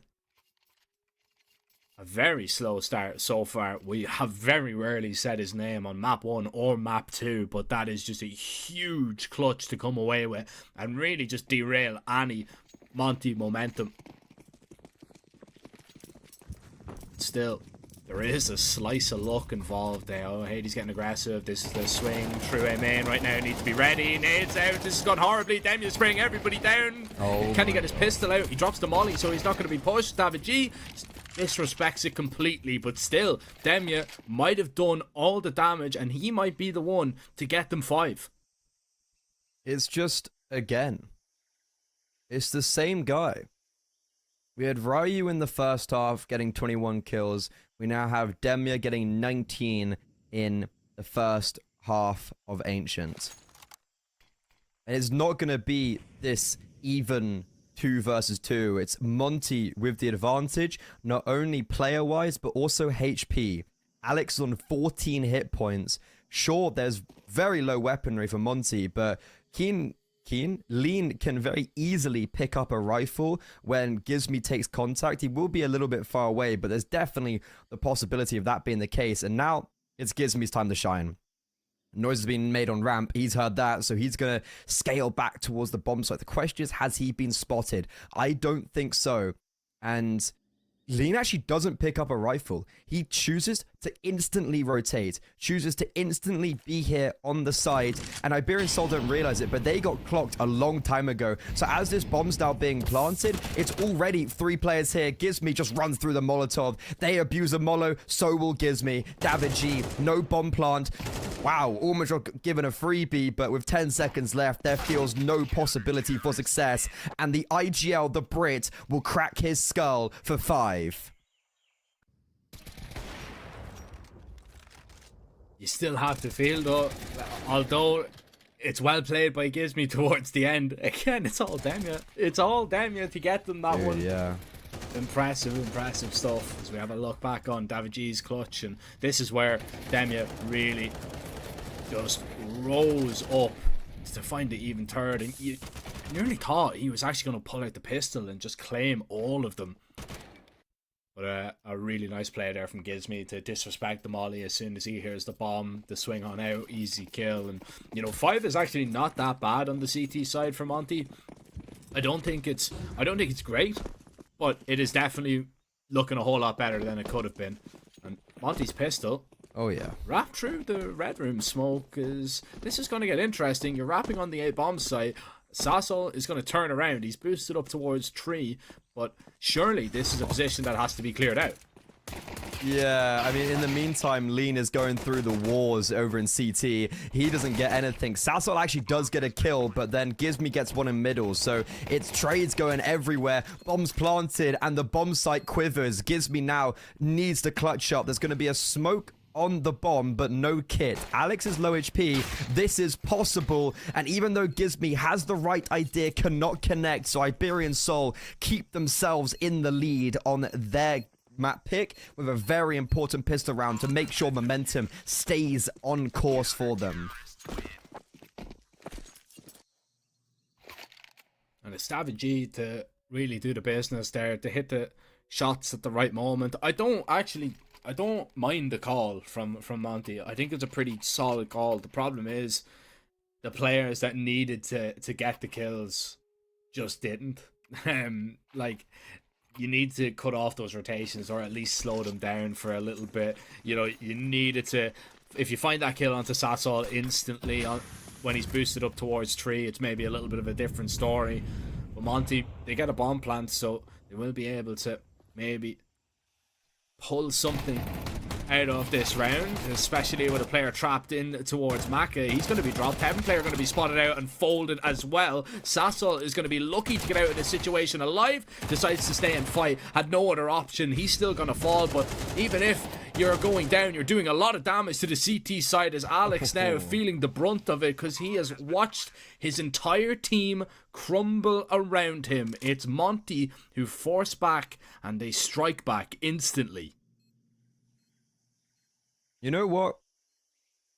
This game, this series, I'm glad this map is given a little bit more energy, because map 1 was just like, oh, Ryu's got a multi-kill. Oh, round is over. It was still exciting in its own right, but we've got this real competitive back and forth nature. Alex striving to keep onto this Galil, and he looks like he shall, but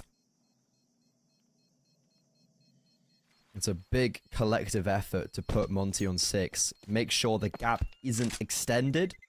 And I would argue this is actually an even better position for Monty to be in than winning the pistol round, because now it's going to be just Alex on this Galil. He can drop over, let's say, a FAMAS, but then it's going to be pistols for the rest of them. It's 1400 loss bonus, and it's not looking good. Iberian told it their third tactical pause?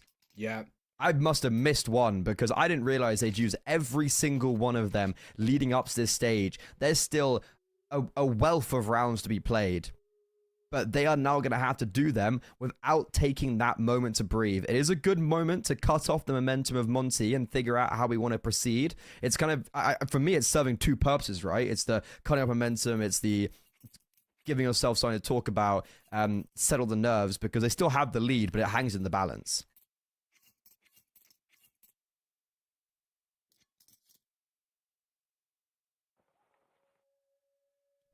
Yeah, it definitely does, but I think, you call the tactical pause as well, because Alex is actually able to afford an M4, so he's going to be dropping over that Galil, so this is probably, around it, you definitely have a big opportunity, and you just need to make sure that everybody's not going to be caught sleeping by something a little bit silly. You want to get those rifles in positions that they can really do it all. Mappas, he's got a kit.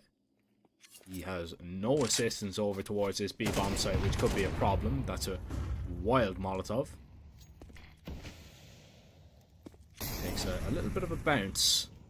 Mappas, yeah, there's no other option but to forfeit this bomb site, because with this 5-7, you're just not going to be able to hold it. You need to just get fortunate and see if you can double dink somebody as they make their way in. Execute though. Nades are just raining on over, and he will seek refuge in cave. Oh. Well, It's like ships in the night, isn't it?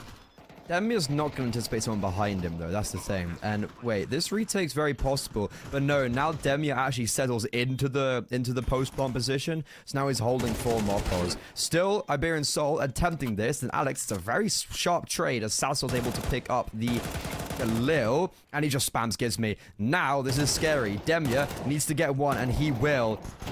Doesn't maybe expect the second, but that's where Ryo's here. Up for the clutch. The mastermind of Mirage looking to stamp his iron fist on Ancient, mimicking his fallen teammate of Demia, and it's all the clutches for Monty.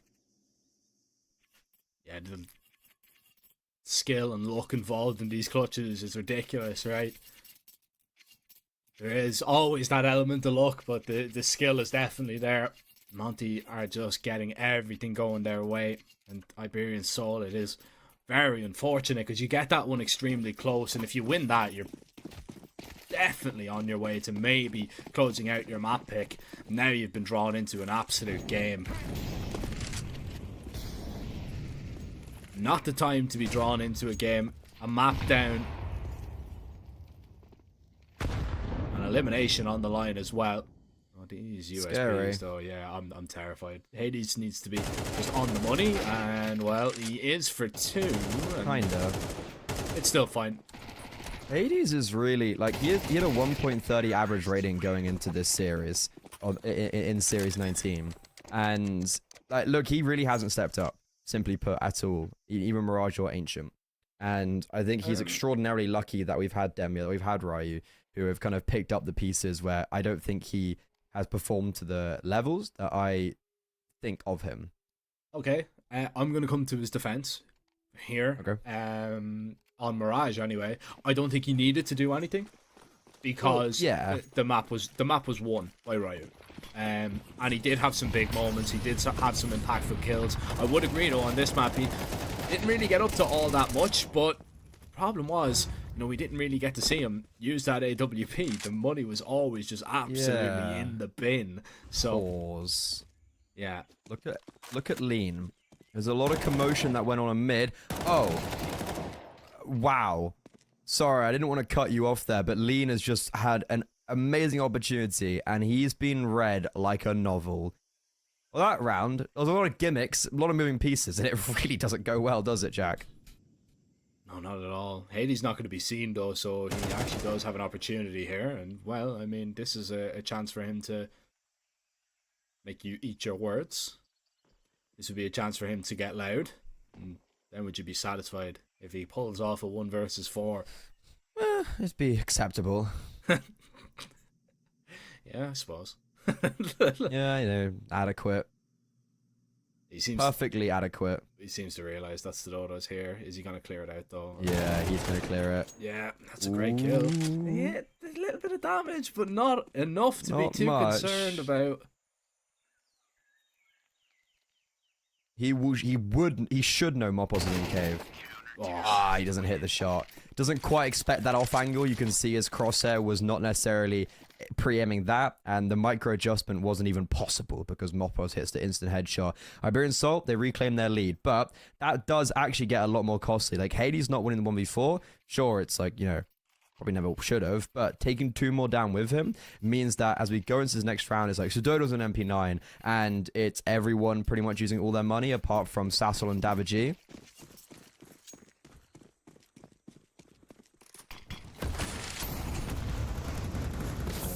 horrible half clear. He gets punished because of it. That Molotov might begin to burn Davigi up, and it's actually the spam of Demia to collect the kill. Mobiles, you need to be so careful. Luckily, Alex has your back and gives me drops. Still, though, a 2v3 that is very winnable.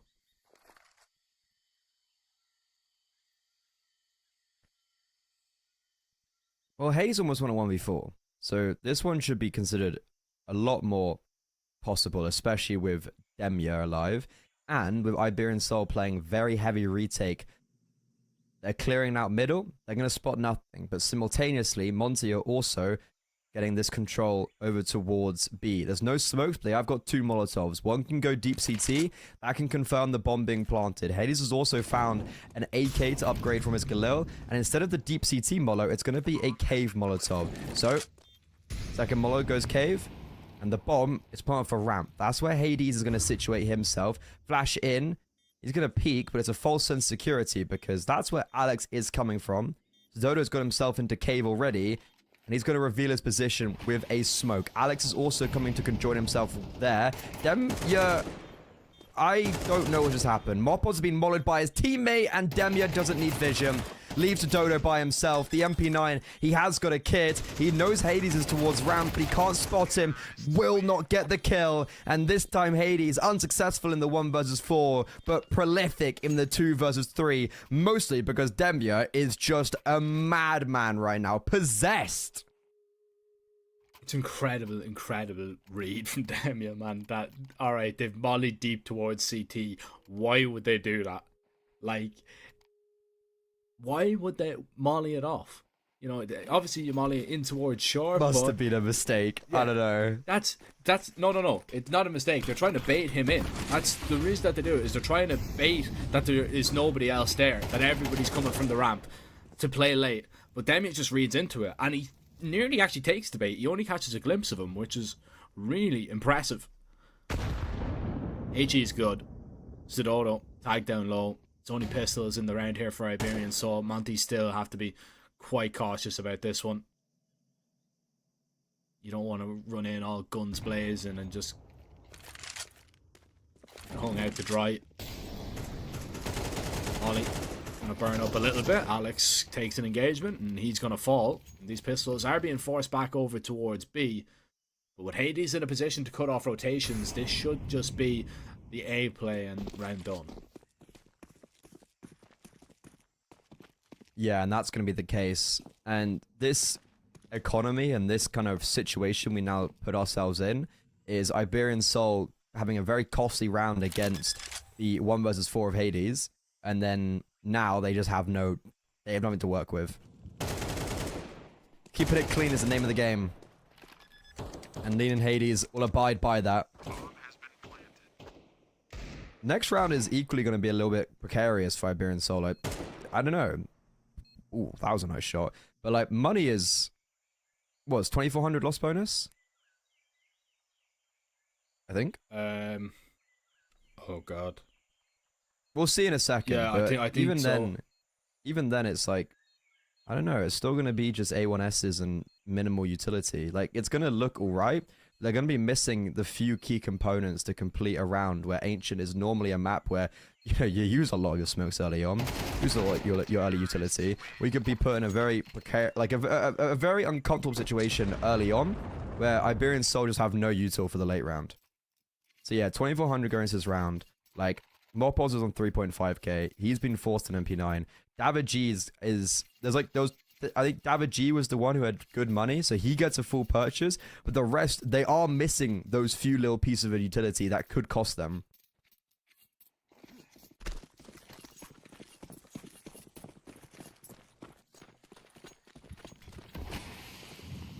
Monty have kind of flipped this one completely. They were looking down and out at one stage. 6-1 down. Brought it back. They're in the lead now, and look, Moppa is getting aggressive. He's got a bit of backup in Alex as well. The M4 behind him. You need to be aware about this. Nobody's going to be exposed because of the smoke though, but still, if Alex just decides to go for the spam, he might be able to find the kill. And Lean has just been taken down, trying to retake this, trying to stick around and fight for this lane control. Alex, you're going to have to give this up. Well, if you don't, you're just going to be taken out of the round by force. Demya, wonderful spam through the smoke once more. And Monty, they'll take this bomb site. Iberian Soul, I don't even think you can play for this. I really do not fancy your chances if you go for this retake. I think this has to be a save. Yeah, I wouldn't be a fan of this being attempted. Like, you've got no kit. Sure, the bomb hasn't been planted yet, and I think that's because Monty are just biding their time. They're waiting to see if they can just keep their rifles out and silence players who try to walk into their crosshairs. And they may be given that opportunity as David G on long gives himself up to Demya, another victim. And Zidodo meets a similar fate, losing 2 players there. You sit back and question, why was that necessary? Why has that happened? Because Iberian Soul, now 2 rounds down, have been crushed economically, and there could be a conversation if 3 survive for a potential buyback up. Instead, now it's just going to be Sassol, just Sassol with the M4, no one else. And that's why I was thinking, look, you just have to call it a day. You have to call it a save. But the problem was they did damage to Gizmy. I believe they were aware that he was low. They might have heard a dink onto him with the spam that Alex was able to go for. And they just wanted to stick around to stay invested. But yeah, look, if you save 3 rifles, you know, you're able to have a full buy here. Now, nothing. Now, okay, you'll have a couple of upgraded pistols, but you can't invest everything you want to because you need to save for that final round. And it all comes down onto Sassol. I said he was the win condition. He had to be the one to step up and really do the business for Iberian Soul. Now he really has to do the business with the only rifle in this round. Oh, it's always a little bit awkward when players come spamming like that. This is very awkward right now because Sassol, he's got a timing to maneuver, and at M4, it's collected a kill, and it hasn't really taken too much damage. It's not only just a kill as well, it's Demya. He's probably the most dangerous piece, and it's also pushed Monty onto B. Guess what? All 4 players, apart from the M4, are here. This is getting a little bit scary. The bomb hasn't committed and has the availability to retreat, and that is what the case shall be. Ryu, still in T-spawn, could pave a way for them to fall back towards A or just maybe slow the round down, and that's exactly what they're going to do as Sassol now fades back towards A. Mopos has picked up an AK. This is big. This is big. It's not just a pistol. It's an AK now in the hands of the Spaniard.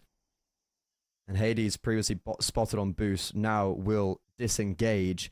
Ryu finally will be linking up with the rest of his squad. As Sassol, this could get sticky. He could get a nice little timing, and instead, that's the M4 down, and that was the protector of the A bomb site eliminated. So Mopos and Alex have to try and retake a site where one doesn't have armor and neither have a kit.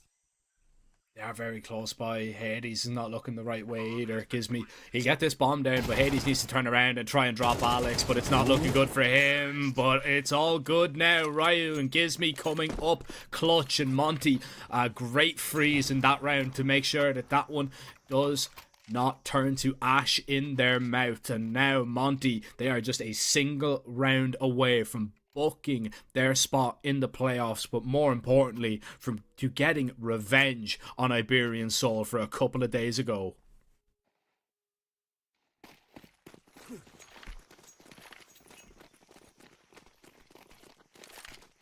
The day of revenge. Revenge is a dish best served cold. Didn't take too long to cool down, as both of these revenge we've had today so far have come within a matter of hours afterwards. And that's it. That could be the beginning of the end. Mopos, similar to what Gizmy was doing, trying to get aggressive out of cave, is going to be unsuccessful. And Ryu, you know, he's had a slow ancient in comparison to Mirage, but this round he's looking to pick up the pace a little bit. Unfortunately, that pace has been stopped by Sassol, and Dodo could go uninvestigated. Doesn't matter. Demya surges to 30 kills, and Davaji pushed ahead of the Molotov. He is stuck between a rock and a hard place, and that should just be game over. Alex left in a 1 versus 3, simply unattainable, simply impossible, as Iberian Soul frolicked in success only a matter of days ago in Series 20, but now in Series 19, stare down the barrel of not only defeat, but elimination, as Monty will return back to playoffs and see if they can once again recreate the magic of Series 16, where they went all the way to the grand finals, and this is the first step in that process. Great game from Monty and great performance from individuals. Ryu and Demya stand up, you know. I mean, everybody on the Monty side knows exactly the reason that they were able to win that. Just sheer and utter domination on the maps. And if you're Iberian Soul, you have to feel pretty hard done by, because you don't feel like you were beaten by the team. You will feel like you were beaten by the individuals on each map, and just simply unstoppable today. Even when the going got tough, the tough got going, and Demya, stepping up on that last map to make sure that it didn't go on to a decider, to make sure that they got it over the line in two. It's just expertly done, and honestly, I fancy Monty's chances, as we see them move forward into playoffs. But I think, as a team, as a whole, they're going to need to improve, because if you're going to be relying on individuals to drop 30 on every single map, it's obviously not a good win condition. Whoa, well, the win conditions worked today, and I think I always knew Demya as a very individually talented player, but Christ, that was something. And Ryu, I'm really hopeful for the future. But Jack, it's not going to be a 7-hour day for us today. What's happened? Yeah. Is someone ill? Like, has the curse lifted? I think so. I think we've had the curse lifted. Yeah. We don't have these long days. We actually got two O's and 2 really good games. What? So, yeah, I'm happy with that. Well, the games were fantastic, and I think it was really pleasing to see revenge as well. Like, it's always cool when we have 2 games where they've both been played very recently, and in both occasions it's the team that lost the first outing succeed in the second and advance through the playoffs, and the grudge match is even sweeter because they get to eliminate their adversaries. But we actually will have another pretty long break. Actually, I think if anything longer than the previous. It's going to be Spirit Academy versus BC Game. By the way, what a banger that is. Like, pause for a second. What is that game in a 2-for-2? You've got BC Game, the previous finalist, and you've got Spirit Academy, where it's like, do I need to say, is there any further introduction that I need to say about this team? That's again 2-2. That's going to be starting in about an hour and 20 minutes, so pre-show in about an hour and 10. Do you have anything to remark upon the games we've watched or the upcoming game, Jack? It's going to be a banger. That last game, I think we'll leave it at that. And perfect. Thank you very much, ladies and gentlemen, and stay tuned for our next best of 3 with a fresh set of faces.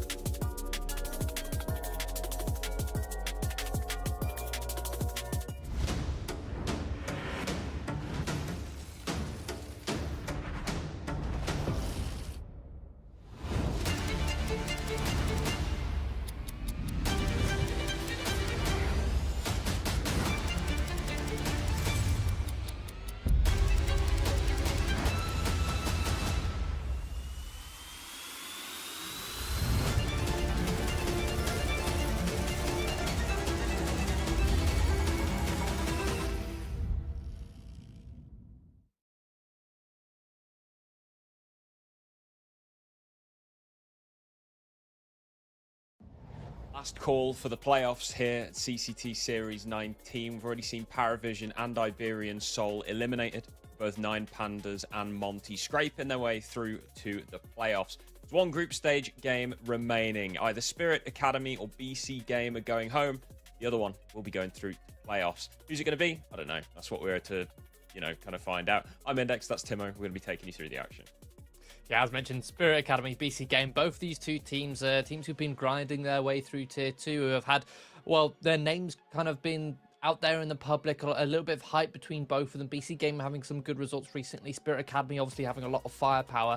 But yesterday, we watched Spirit Academy in the final game yesterday just not show up whatsoever up against Fnatic. It was they looked incredibly timid, and they gave way too much respect to, as an academy team, they gave way too much respect to the veteran players over on Fnatic. Yeah, it was pretty bad, honestly. Like, there wasn't really much of that you could even take away from it as sort of positive spirit. You had a couple of nice entry rounds from Kyosuke, but even those were kind of few and far between. You can see the standings on your screen here. There are just 2 teams that are undecided at the moment as to who will be going through to playoffs. The rest completely done and dusted. The playoffs just around the corner. But yeah, Spirit Academy really underwhelming yesterday, and I think if they come up with that same form today, then BC Game going to have absolutely no problem walking through them and booking a ticket to those playoffs. Yeah, without a doubt. I mean, it was a 2-0. The first map was Train, and Spirit Academy were just not taking any map control on the CT side, not varying their setups whatsoever. They're just playing default CS round after round on the CT side. Moved over to Mirage. They were getting the opening picks, but then constantly losing out in the mid rounds. Now, again, as I mentioned, they showed way too much respect to the likes of Fnatic, who have got a bit more name value to them. But there's also name value on the other side of the server here with BC Game. They're a team of some experienced players with the likes of JKM. They originally started with Letcro. They were in the doldrums of mediocrity last year, but a month ago they added Nexa, Cypher, and Nork, actually reuniting the core that was Bleed in 2024. And that core had a lot of success in Tier 2. They were breaking their way into the top 30, just on this cusp of being, yeah, we can make some appearances in Tier 1 events with the ranking that we have. But unfortunately, the roster fell apart due to organisation mishandlings, to put it quite simply. But they've fortunately been able to find their way back together here. Admittedly, slightly different. They don't have Hampus as the IGL. They've got Nexa IGLing, and they've got Prime Taps in place as well. But they've been having some decent performances recently. You can see the full roster on your screen there. And overall, the rating for all of these players is decent. It's not often you see a team where not a single player is below 1.0 rating. You've not got like any star player who's just absolutely hard carrying them, but everybody on the team is carrying their weight without a doubt. Yeah, it's great to see these guys in an organization, and an organization that's actually supporting them, as opposed to the fact that they were able to get the results they were getting when they weren't even being paid at the end of last year, I think is really impressive. It's great to see people like Jacob still around. Well, oh dear, that's a terrible slip up. Yeah, still around. Like Jacob, I remember way back when I think it was the initial version of like the FaZe roster, like back when they were G2 back in like 2015. I remember watching him play. Yeah, and that guy was nuts. And the fact that he's still around, still competing, and he's still one of the better rated players on this team as well. Love to see it. If we go over to the Spirit Academy roster, this is the team that again we said were a little bit disappointing yesterday. I mean, there were signs. Obviously, you've got Kyosuke touted as the next Donk, which is crazy given that Donk's debut was just last year. But that's the level of impact he's had. And Kyosuke, again, another one of these entry players that is just phenomenal at ripping heads off. Alcaren had a couple of nice rounds yesterday as well on the AWP. But other than that, didn't really see too much. And it was more, I guess, a coordination thing, right? Which, again, it's like a younger team. You're not going to expect sort of the level of finesse in the game as you would, an experienced team like, BC Game has a lot of experienced players, for example. But even then, like, it was almost comical at points. Like, the formula of the rounds, especially on, like, Mirage yesterday, it'd be like, oh, cool, Spirit Academy have got the opening kill. And everyone else has died. Like, they were losing 5v4 man advantages incredibly easily yesterday. That's something I want to see resolved here today. It was a glaring weakness, and it clearly showed that they didn't have that level of consistency. But if anything, for me, that kind of highlights the level of expectation we have from this Spirit Academy roster, from the players on this team. I mean, I'm just going to look at the average player age for both these two teams. For BC Game, is 26 and a half, the average age. You've got experienced players. We literally just mentioned Jacob was playing in major playoffs a decade ago in 2015. Yeah. Yet we've then got a team whose average age on Spirit Academy is 17 and a half. Whilst JKM was in a major playoff, these guys were 7 years old on average. That's a massive difference when you put it into perspective, right?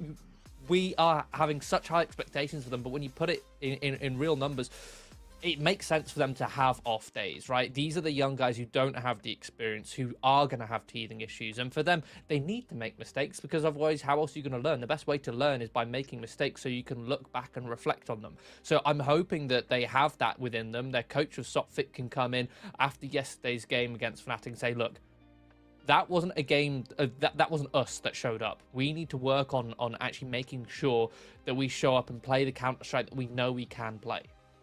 Yeah, I think you're absolutely right. We'll have a look at the veto maps. This best of 3 will be taking place on. First few bans are going to be coming through. It will be BC Game banning Nuke. BC Game don't play Nuke. Makes sense. Spirit Academy banning Inferno. Permabans straight out the gate. BC Game are going to be picking Mirage, which is interesting. Spirit Academy picked that one yesterday against Fnatic and got absolutely bodied on it. So BC Game perhaps look into that one and being like, yeah, we've seen all these mistakes you're making, and we think that you're not going to fix them. Yeah, it is quite interesting looking at this veto as well, considering I would have thought Ancient and Mirage would have been the other way around in terms of the picks, at least when I was going through my theorized veto beforehand. Ancient is normally the first pick for BC Game. It's one of their favored maps, but you then do look at the stats, and for Spirit Academy, they have an 80% win rate on it. It's a very comfortable map for them, whereas BC Game, well, yes, they pick it the majority of the time, their win rate is only 50%. So perhaps trying to punish your opponent while similarly playing comfortable. BC Game, on the other hand, again, Mirage, perhaps looking at their how Spirit Academy played yesterday against Fnatic and seeing a direct weakness for them to exploit there. One thing I want to small touch on in the veto, which is quite cool, which I've noticed which BC Game do, is that yes, Nuke is their permaban, but if they expect the other team not to pick it, then they will float it. They won't ban it. They'll ban something else out. But obviously here, Team Spirit, they do love a bit of Nuke, so it does make sense for BC Game to get that one out of the gate straight away.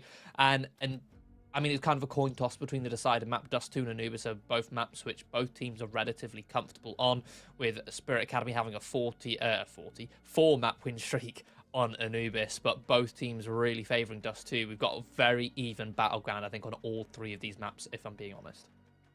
Great to see, given that, you know, the last game that Spirit Academy played, I mean, there were favourites on either map, and even then, they didn't show up, you know, but... Yeah, I'm really hoping that the Spirit come out the gate with something. Show us something here. Like Mirage yesterday, again, that's our first map here. That was the second map yesterday. It was Spirit's pick yesterday. They got absolutely bodied on it by Fnatic. It was worse than the performance Spirit had on Fnatic's map pick. So, they need to get off to a strong start, man. You know, yeah. I mean, even especially with like young players as well, it's very easy to get in their own heads. That's where, again, the coach needs to come in and sort of alleviate that. I don't know. I'm looking at it, and if they start off the way they did tomorrow, the way they did yesterday, we are going to be done in like 90 minutes.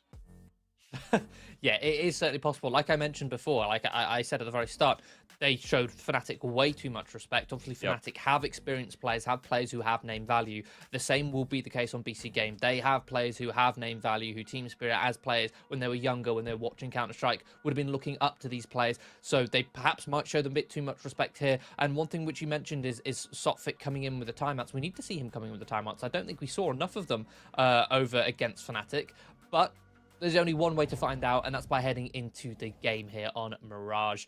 Going to have BC Game starting on that T side, Spirit Academy on the CT, on the defensive side. It was the T side for Spirit Academy that really let them down. We saw them, that was where they lost all of their man advantages over against Fnatic, but We'll get an opportunity to start defensively here. It's going to be 5 sets of Kevlar, not a single piece of utility invested over on the CTs, whereas BC Game got a nice belt of grenades here on Cypher. Going to be throwing those towards A. Yeah, it looks like a little bit of a fake, potentially. Or are these guys heading towards underpass? Never mind, it's a split. So, 3 players heading through underpass, gathered up together. They take the first fight. Robo, no way he's countering that one. A snake of players gathered up. Kiyosuke on top of short here, going to get completely annihilated by Jacob and doubles up. Eliminates Alcaren in the window as well. Not a single kill so far for Spirit Academy. Mokujin does manage one. Traded out by Nork and Sypho. Dink down already. Jungle. A very difficult position to break out from when you're stuck in a corner, and there it is. A bullet sails through the smoke. BC Game 1-0. Okay, we've been setting up Spirit Academy respecting their opponents, or the possibility of them respecting their opponents a little bit too much when they're against experienced players.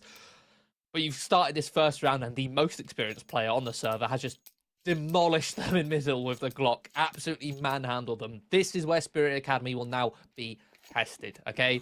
They've just been destroyed by that experienced player. Do they continue to show them respect, or do they, pull themselves up by their bootstraps and storm through?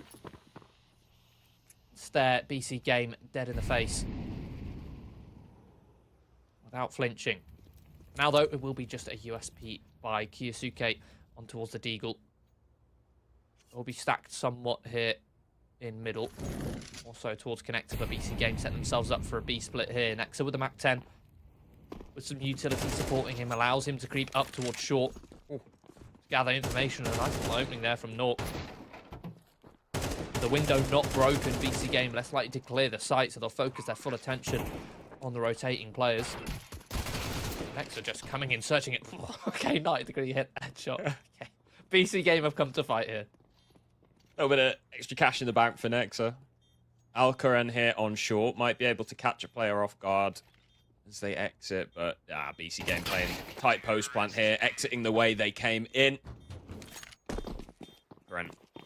It's going to go down. Not a single player lost for the T side. Clean 2-0. This is where the guns come out of Spirit Academy, though. Kiyosuke's Deagle investment is going to cost him quite a lot of util here. He's got a single flashbang. And his team has only got 2 of them in total. They have managed to get 4 smokes and 3 incendiaries, but that's it. That's all the utilities that they've got to work with here. BC Game likely to go for something fast, given the Mac 10, so it might not end up being an issue, and that does seem to be the case. They're teeing themselves up for could be a fairly early B split. 3 players apartments on top middle here. There it is. B pop comes through. Prime taps out of the window. Sypho on Van manages 1. A second as well. Alcran now comes in. BC Game being stopped at the door. Nice kill onto the lurk from Nexa. Not felled by Alcran as well. Spirit Academy, decisive first gun round. Nice B site hold. Keeping 3 players alive. Yeah, really disrupting the flood of players coming out of apps there. Staggering their approach. Bit of utility. Not taking out the first player, but taking out like the second and third. The first player then distracted by the other CT on site. The Spirit Academy. Left a mark here already. And they continue. Poor AKG. Cypher. Down to half health.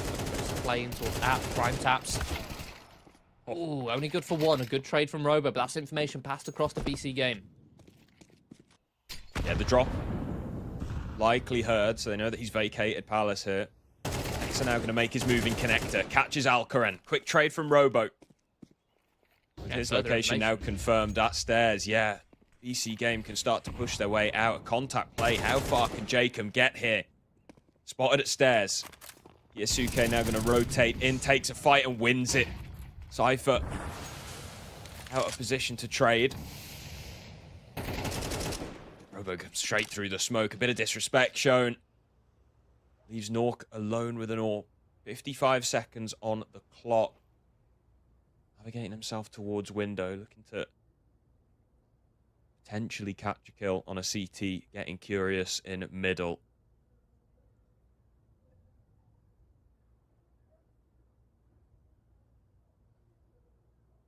Spirit Academy just crossfiring on top of this bomb with nothing being handed across. That AWP too expensive to give up. Nork's going to back away. Spirit Academy going to equalize. This is kind of what we wanted to see. Something which, again, they did not do yesterday whatsoever against Fnatic. Again, we keep harping on about this game yesterday. Less than 24 hours ago, Spirit Academy were not taking any extremity control, not getting aggressive on their CT side. Here, all they do is literally a bit of util towards ramp, a two-man pushing towards Palace, and that's it. They've managed to cause enough disruption for the setup of BC Game that the trades then come through, but they all come through on Spirit Academy's favour because they're the ones working now with information.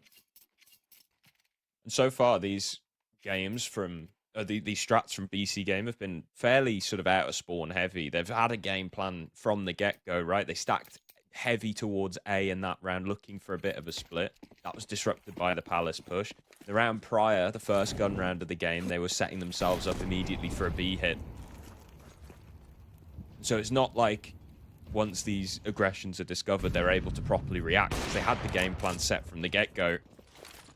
Now Nork's been spotted.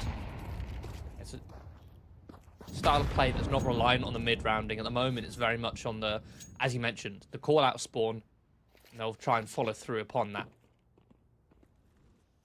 But as you perfectly pointed out, just a small amount of disruption. These BC Game having to rely on the mid-rounding, which currently they're not focusing on.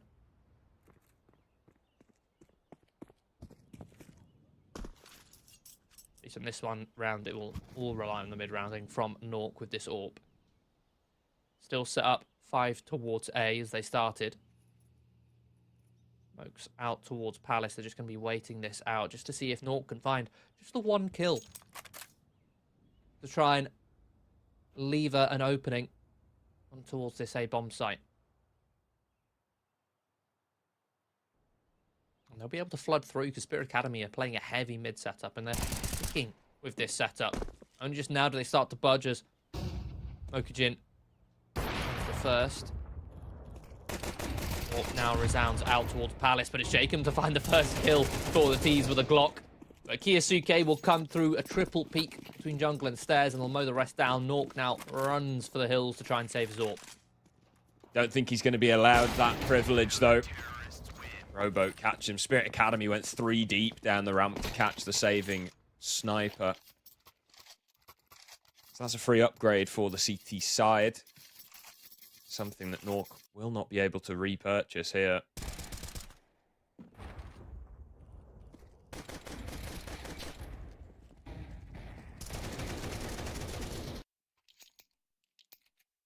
Did he even get... Did he die after time last round? It was close. No, so he survived the round beforehand, so he didn't have any cash that round at all. Just got 1400. Oh, so he's only got the 1400 from dying last round. All he has to work with here. Yeah, saving that AWP would have meant he would have still had a rifle. If he died after time, he would have had nothing. He would have had only $50 to his name. And making sure he went down before the time ran out. Let's give him some weaponry, some utility to work with. Cypher boosted up in window here. Spots the elbow of Alcren, but it's not in a position to find the kill. Alcren does eventually swing in. Now connector. Area of approach. Robo with 1. Transfers messy. Only damage dealt. That's where Kiyosuke comes in. 2 headshots. Prime taps up on the stairs. Is gone now as well. And Kiyosuke finishes off. 4 kills. Those are some clean headshots for 1. The fact he's not continuing through the spray. As soon as the headshot is found, he stops, readjusts, resets. But that being said, there's 4 people on his screen. And he has the time to reset after each kill. The trading, a little bit lackluster there from BC Game. He's still got Nexon towards Connector. He could have swung out with those other 2. Instead, trusting his teammates perhaps a little bit too much against Kiyosuke. Breaks the bank here for BC Game. They're going to be down all to Tech 9s. They all Tech 9s. 1 Tech 9, 3 Deagles.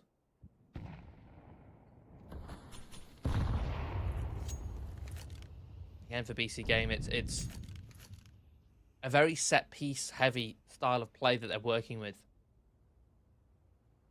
Admittedly, again, they are working with pistols. More likely to make these sorts of gambles rather than going for the defaults. Okay, Cypho. Okay. Okay. He knows the angles, man. It's a small doorway. But that's the plan for BC Game out the window. It's the fact he didn't see a single one of them. There was still a player pushing through the smoke. It was a 3 which he couldn't see which he killed. All with headshots.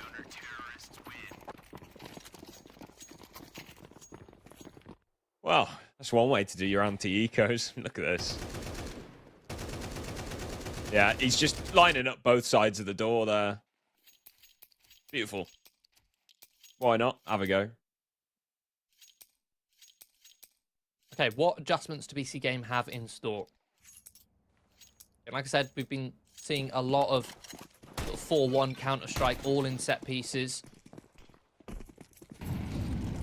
Calling their finishing out of spawn. It seems to be the same here. A 4-1. Yeah. 4 towards A, 1 towards the top of mid. And yet again, Spirit Academy are going for an aggressive play for information. This time, Cypher's going to get the entry, and Alcaran now in trouble. Lands one on the AWP, but charging through the Molotov, Jacob's going to trade. Man advantage for BC Game. Bomb site in their control. Robo does at least hold on to CT. A 3-on-3. Barely 20 seconds into the round. Shadow spotted on the swing on connector. An easy kill for Jacob there. And juicy HE softens up the last two Spirit players in CT who are trying to play around this CT smoke. See if they can catch a glimpse through the edge. Push comes through, but Nork holds an off angle. Kiyosuke walks straight in, leaving Robo. 1 versus 3. Plenty of time on the clock for BC Game to sit. Patiently wait for the right moment to plant the bomb. Therefore, they will not get punished as Nork catch Robo's heat.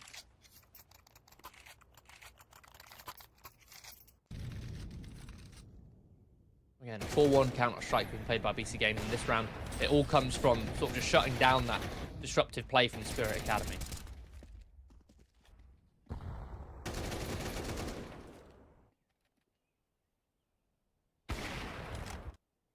Gosh.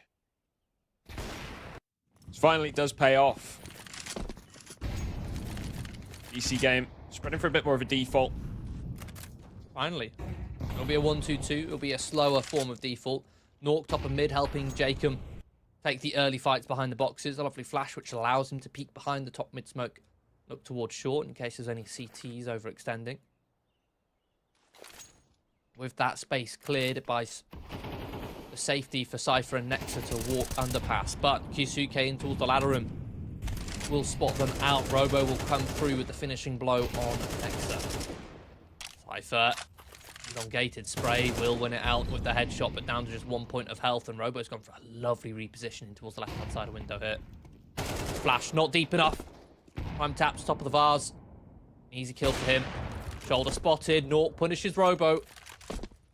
BC Game in this default are picking off the Spirit Academy players 1 by 1, despite, again, Spirit Academy finding the opening pick. Oh. Lovely shot from Jacob. Alcaran now finds himself alone in a 1 versus 4. Scope will have been heard. Jacob moving in. Timing's horrendous for Alcaran. BC Game. Another round.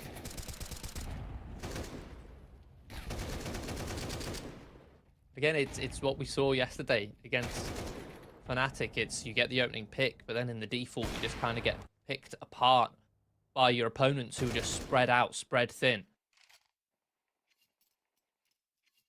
Their roots sinking deep across the map, tripping each Spirit Academy player up as they shuffle around, as they reposition, as they try and react to what's going on around the map. Back onto the 5-man CS. Spirit Academy's adjustment to that default is to go heavy in towards middle. The hero M4 on Kiyosuke, and P9 and Cypho rest on pistols. Setting up for a bit of a crunch. It's not coming through. BC Game They're awaiting an A-site execution. The deep second smoke that misses allows the utility from BC Game to come through. They can clear out all the hiding spots. With Spirit Academy next to no counter utility to be thrown, BC Game will have this site for free. Spirit Academy swarming now. Kiyasuke looking for an entry, and an entry he will get. The counter flash is good to allow BC Game to take some space, but unchecked is Alcaran. Cypher trying to recover here. The Glock's out now, trying to hold down CT. Spawn will do so, and Nexa clears out Cypher, but it gets so incredibly close. 72 points of health left on the BC Game side. Kind of a poorly timed push for post-plant in CT. The flash landed deep in towards CT, but Spirit Academy were already fighting in front of that. They weren't blinded, corners weren't checked. But what mattered most was trading out, and BC Game were able to do that.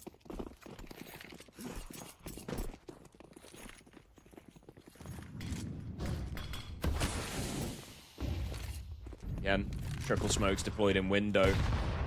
The set opener coming in here. Nork spotted on the jump. Smoke in response causes a swift retreat. This is the kind of default which back in, I want to say 2019, no, maybe not 2019, 2022, Na'Vi used to run quite a bit, which is where they'd send their AWPer up for a pick somewhere and they'd mask it as a mid default. So they've still got their two players working mid with top mid smokes blinding the CTs, whilst you have the other three pack behind the, or two riflers behind the AWP who's ready to get a pick. And if they get the pick, they can react onto the split. If not, they've still got that default to fall back on. Say that, they are going to force the issue here over towards B. The trades are coming through, but they're still disadvantaged as Spirit Academy have dealt with the mid presence. Bomb planted in a 2 versus 3, and Nexa finished it off by the utility. It leaves it all on Nork in the clutch. Wide swing from Robo, who will collect the last two. Spirit Academy find their 6th. Guarantees them a tie at the half here. Fuse will come through momentarily. BC Game, just not enough manpower.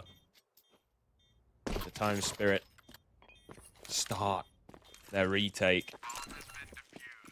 Beautiful util combo to clear out Nexa.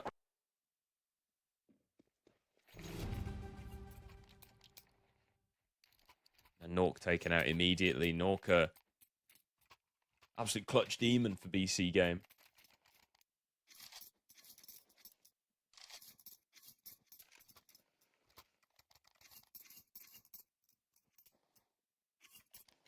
Final round of the half, both sides unimpeded by the financials.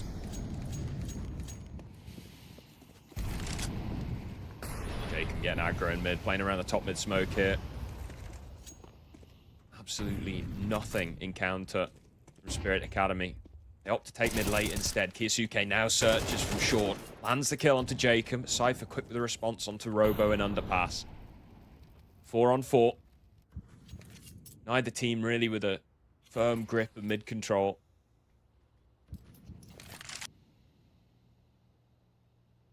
Spirit Academy playing very bottom mid centric. They have got a palace push from Mokajin here. Cypher ready the defenses on B. Slips into jail. Nice contact play for BC Games. Cypher taking point. Looking for that entry, looking for that headshot. Kiyasuke in response. His rival entry fragger, Nexa. Gonna open up the bomb site. Kiyasuke looks to reposition, dodges the nade, but won't dodge the bullets as Nexa finds a second. Man advantage BC Game. Fortunately, BC Game not able to deploy smokes to block out this rotation. They'll get the mollies to at least halter them. The trades are in place to come through. BC Game will secure that site, locking down market, and they will get 6 at the half. So a very competitive scoreline. Spirit Academy showing up in full force. Say full force. Showing up in full force compared to yesterday, at least. Yeah, monitors are definitely on today. Completely tied scoreline means pistol will be the difference maker to who gets the early start. Advantage could go either way. BC game. Rocking a raid boss Cypher with Julies and an incendiary. Be holding down the B bomb site, but the main attack is middle here. 3 players swinging and dinking Nexa immediately. Now the ramp pop in shoes. Sideboat open things up. First blood found. Nork with a response. Connector emerges.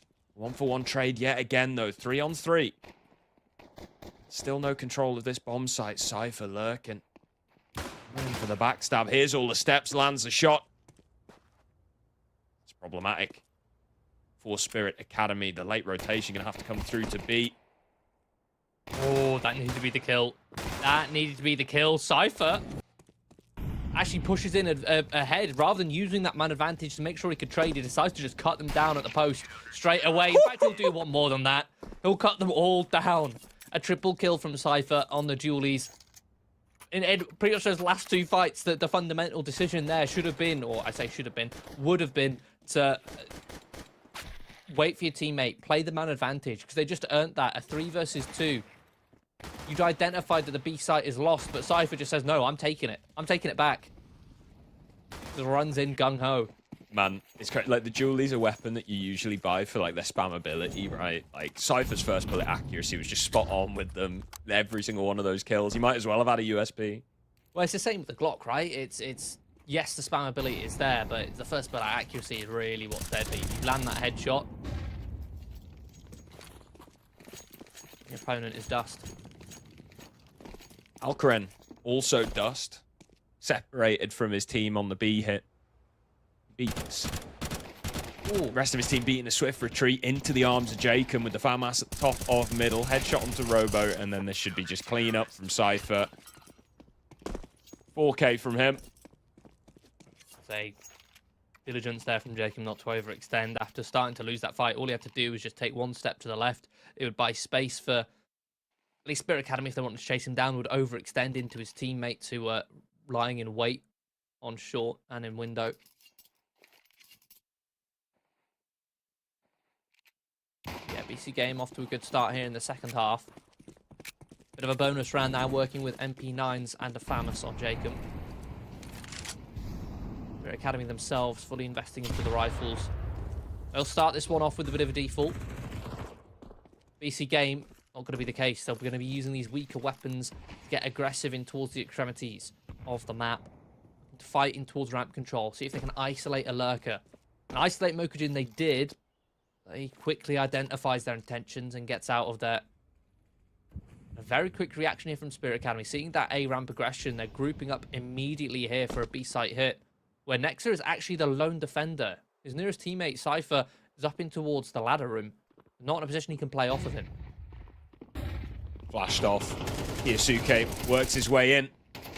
Opens up the bomb site. Cypher comes in with a couple though, and now Nork's had time to rotate in. Spirit Academy unable to even leave the apartments here. Everything being thrown at them. The HEs doing damage, and the lurker Cypher anticipated by Cypher. Free kill. Alcaran gone as well. BC game, really fast reaction. Matches that of Spirit Academy. Ultimately shuts them down. 9 kills? 9 kills in the last 3 rounds from Cypher. He's loving it, mate. Farm them up. But yeah, there's some beautiful flashes there from Spirit Academy, but Nexa did exactly what he needed to do and was just buy as much time. As soon as the steps were heard, he just tucked in towards Van. And it meant that Spirit Academy would spend a little bit longer searching for him, to the point where it bought time for Cypher to come in and peek from short, catch them crossing through the window. I was about to sort of point out that that reaction that Spirit Academy did was something that BC Game would have struggled to do on their T side because they weren't playing very default heavy. It ended up not even mattering anyway. BC Game held on. If Spirit Academy can hold on to these pistols for somewhat, but not going to be the case when you've got HEs flying into your face. Very clean anti-eco for BC Game, going to strength here on their CT side. Individuals showing up in form. Spirit Academy side, barely had a look in here in the second half.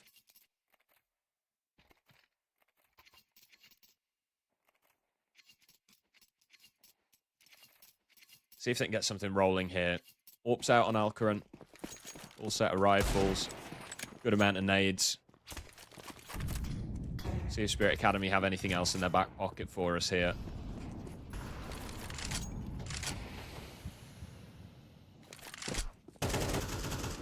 Control. Completely in the hands of the T's. PC Game happy to relinquish it. Playing a 3-man setup on the A bomb site. Maybe going for a late retake here as Nork. Second later on that HE, and Kiyosuke would have taken some serious damage.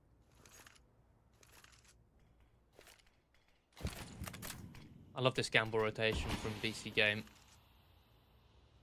Admittedly putting a lot of faith in Nexa over on this B bomb site. They're playing very heavy towards A with 4 players. Makes it very hard for Spirit Academy to play reactively. As soon as they spot any information as to where BC Game are, thing is they might over-rotate or underestimate the amount of players on the site. They're going to continue forging their way towards this A site regardless, but the numbers are there. They're picking them off one by one, and that should be the alarm ringing there. Cypher, the short player, spotted towards triple.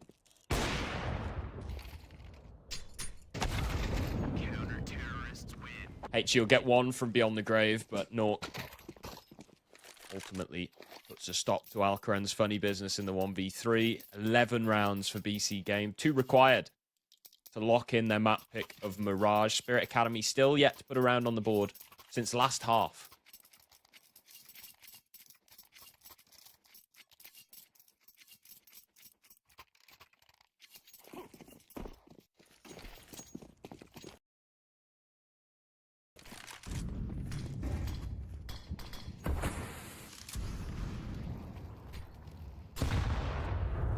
Again, it looks like BC Game want to contest ramp here.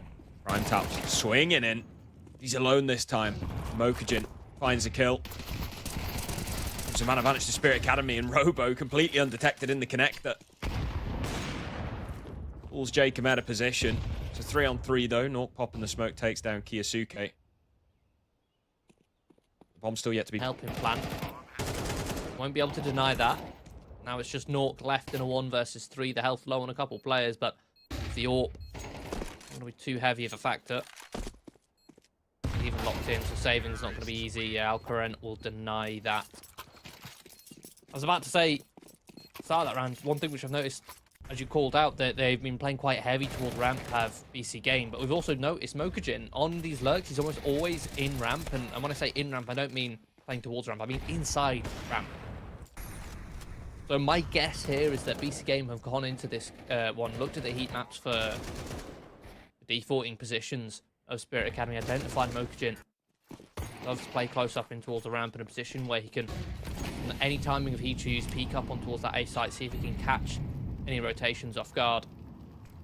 And Spirit Academy are playing inside ramp again, this time with 3 players.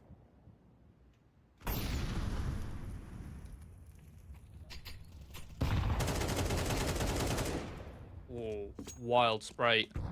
Both Robo and Cypher. Robo's the one to come out on top. Spirit Academy creeping out towards ramp, licking flames on towards the toes.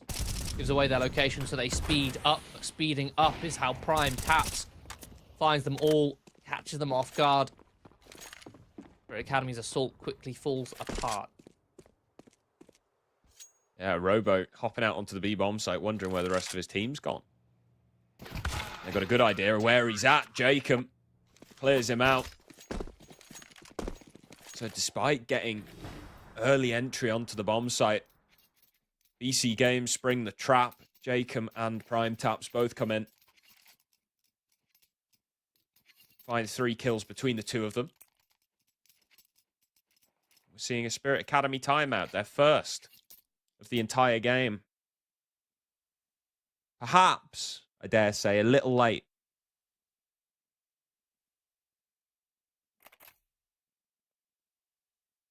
something you said right at the start of this game that, you know, Spirit weren't really using their tactical pauses too often yesterday. Start around 20 is when the first one comes out. Bearing in mind that they've only had one round this entire half. Tactical pauses are something which, especially recently with a recent video from Game Legion's coach Ash, which he put on YouTube, have been quite a hot topic. The way teams decide to use them and how underutilized they are. I think too many teams underutilize them. They're a resource you get per map. You don't gain anything by saving them.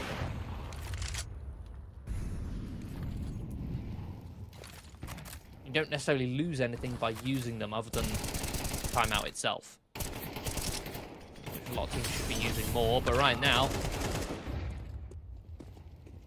Spirit Academy are giving BC Game a timeout. Jake and Cypher down on the floor, but Plantats has something to say about it. Okay, just dances around, still finds Mokujin. Not having the most fun game is Mokujin right now. 6 and 16, but it's on to Robo to try and keep this map alive for Spirit Academy. And 1 versus 2 has to recover this bomb. Matter of timing. Catches Nork. Head turned. Picks up the bomb. Minute on the clock. Can fully reset Nexa. Quite far removed from where the bomb was, so he's now just going to sit tucked here towards CT. Robo going for the full rotate. All the way around to B. Nexa unmoving. Just going to wait for a plan. If it's on A, he'll hear it. If it's on B, he can make the rotation around. 2 in-game leaders facing off.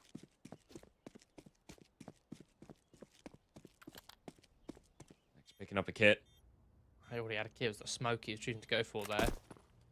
The kit, more than understandable. Diverting 4 seconds to give yourself an extra, 5 seconds of time to defuse. Smoke. Allows him to potentially go for a ninja here. Just make sure that bench is not the location. Got a flash as well. This bomb.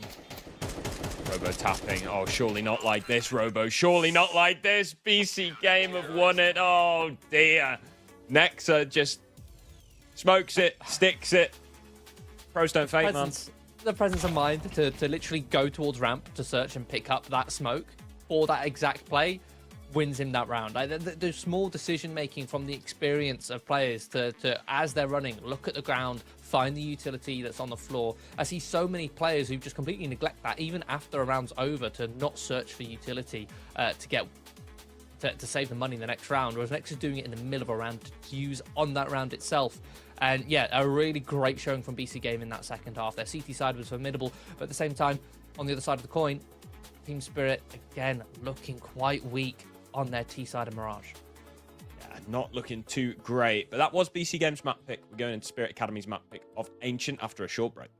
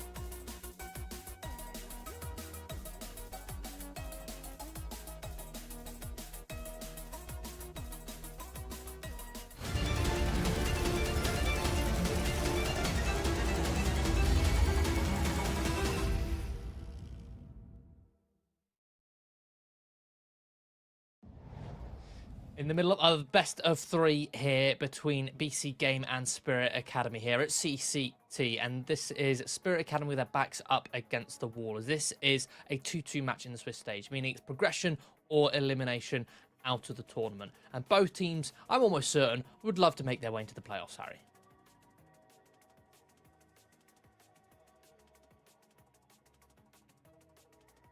I muted myself. My bad. Yeah, no, in general, playoffs, that's where the money's at. That's where, you know, you're getting towards your VRS points. That's what you want to be looking towards.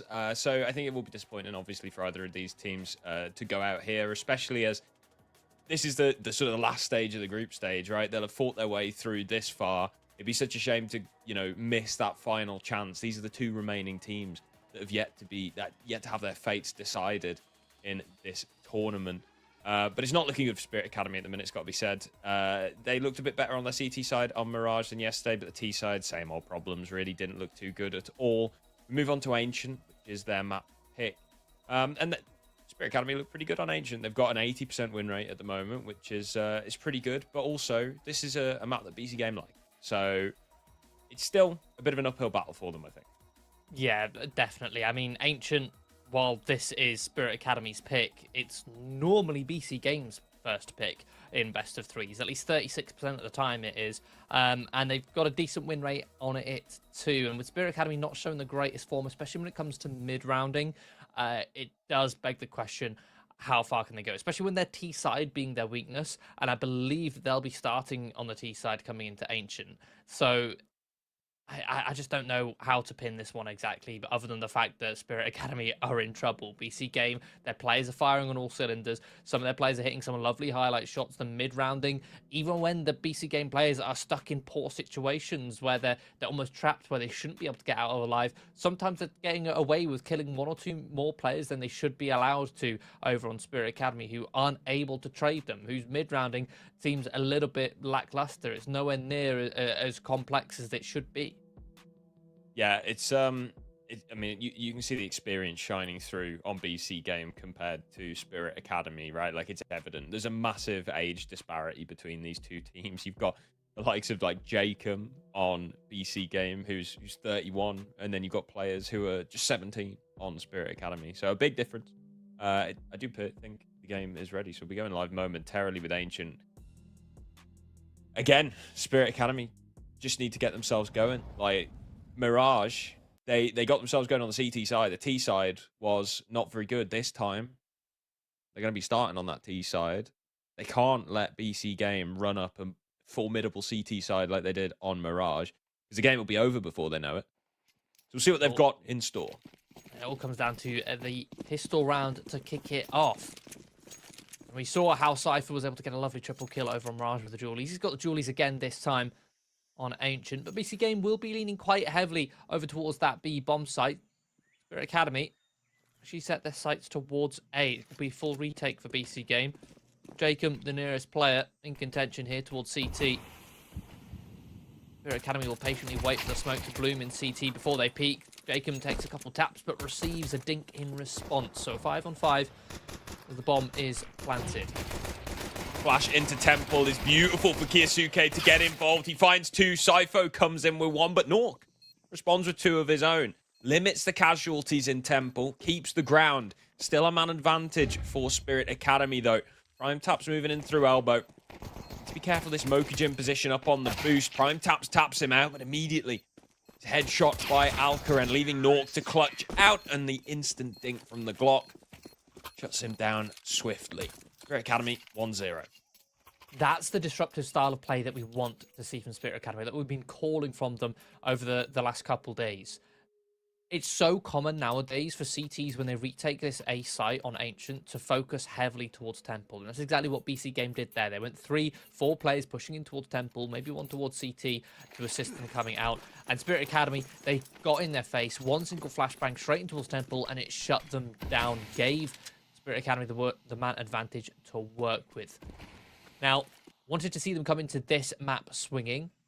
They still are, but BC Game haven't hit the floor just yet. They're going to be going for a force buy, seeing if they can wrangle back control of the economy. Some MP9s in play, a couple 5.7s.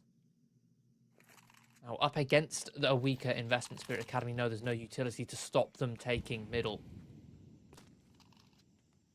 They'll take it for free with minimal investment on their own end.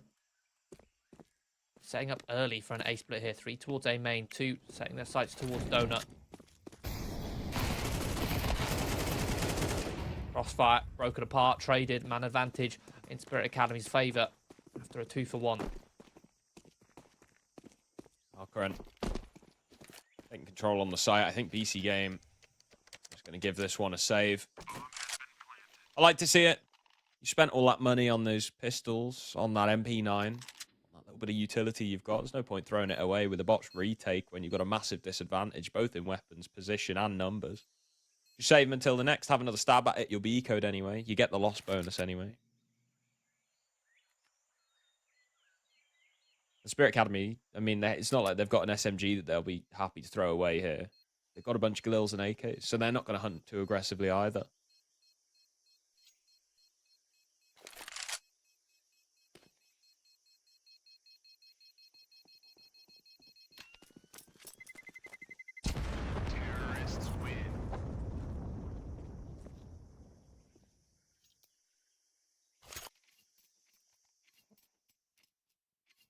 Following round for BC Game shall be an eco, so weapons they save.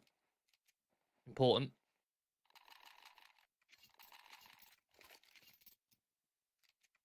Gives them just a little bit more percentage in their favour than it would have been otherwise.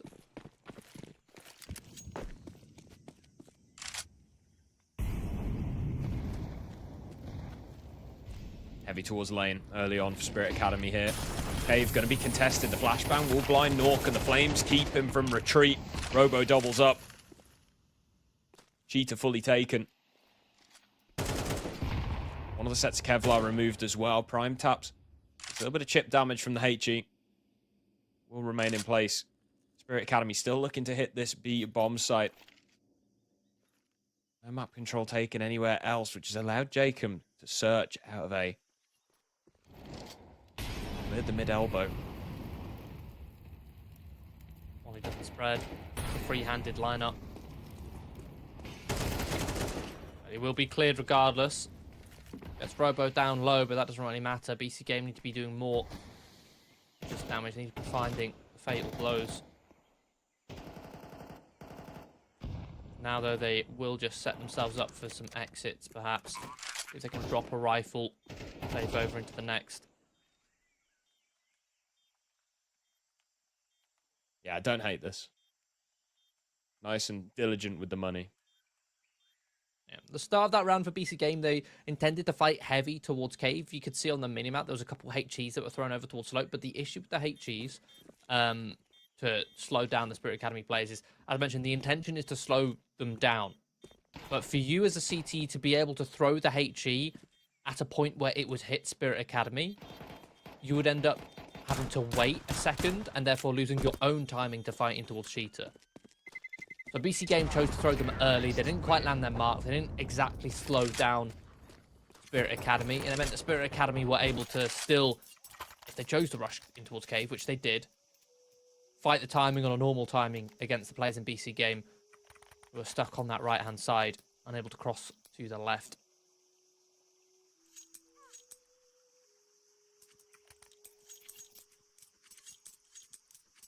Buy out for BC Game here in round number 4, and there's a lot going on for it. We've got the AWP out on Naught, we got full nades on the rest of the players here. Still a couple of Galils out on Spirit Academy, but it's like an A hit might be the play fairly early on as well. Bit of presence made on the B bomb site, but a 3-player setup just outside A. Nexa going to be the defender here. He's got Nork in donut. Oh, they're going to be able to clear him out. Nexa already spotted behind the box. Nork scopes in. Jacob already taken out, rotating into assist. Spirit Academy looks to collapse onto this bomb site. The utility deployed late. Nork completely clotheslined by Sypho. Nexa does finally put one on the board for BC Game. It's not looking too good here. Bomb still not planted. Minute on the clock. Spirit Academy have the time to reset. They're running out of utility to keep BC Game at bay, to try and control them. Time taps will start to get curious. Will search out towards Donut. Finds the timing for a peek. Good for the first. A lovely adjustment on towards the second. Puts the advantage into the other favor and to the other side, but the low or the really high HP player of Nexa taken down. 2 versus 1, but the health so incredibly low on these players. Not going to matter. A spam through the smoke from Prime Taps will allow Cypher to hear the location of the last player. BC Game will get their first round on the board here on Ancient after a scrappy affair there on the A site. Yeah, the fact that Nex is able to live for so long there behind the box really just causes so many issues for Spirit Academy. The fact as well, like they even get the kill onto Norg. It's just the fact that, again, I mean, Nex, we praised him for it on Mirage on the B site. He stayed alive for so long. Spirit Academy can't safely go for a bomb plant if he's still a factor. And oh my goodness, look at this. The run boost into middle. Jacob sprays down 2. Hello, styling on them. Normally see the run boost used to get in towards Heaven, where Nexa currently used to reside. But instead, using it there to fight towards Elbow. Tricksy little play to get a double kill opening there for Jacob. Spirit Academy at least fight back. They find a little bit of a response. BC Game now gambling heavy towards B. Jacob solo towards A. With this gambling, going to get proactive towards B down the slope, but matter of timing. Without doubt, Jacob spotted now. I'd say decently timed incendiary, but the boost over the top will mitigate it. Scoped up with this orb. Halgren bomb carry has to unscope and a smoke towards CT. Fortunately, will prevent BC Game from looking. Oh no! Oh no! A Calamity Naught. Straight onto the head of Prime Taps. And now Alcrun's found a kill as well. This round might have completely dismantled itself. All thanks to a team kill. Cypher's gone as well. Nork's just got to get out of there. Technically one kill in the round. It was a team kill though. The 3 versus 5. BC Game are able to lose. Slightly dodgy elbow smoke. Necks are exposed in towards heaven. Jacob spotted out towards Temple. Reposition. Smoke off towards CT and then a team kill. All unravels the round.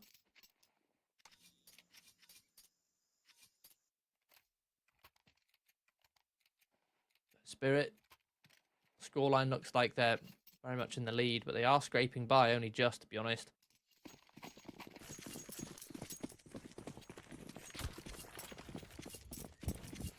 I have this saved AWP and a Hero M4 on Jacob. Jacob, another one of those players who does love to back himself. Go for the force buy, go for the hero weapon, but it's the saved weapon that's found the opening kill. It's given the man advantage for BC Game. The weapon drop is not going to be retrievable. Instead, Spirit Academy are going to start accelerating here towards B, flexing their utility advantage by carpeting this bomb site. Smokes towards long and short, Molly's on the side. Cypher will flush his way through. P250 actually catches Cypher. A trade 1-for-1. Prime Taps needs to try and do his best to stay alive, but no, he goes down for free. Wanted to try and buy time for this rotation to come through.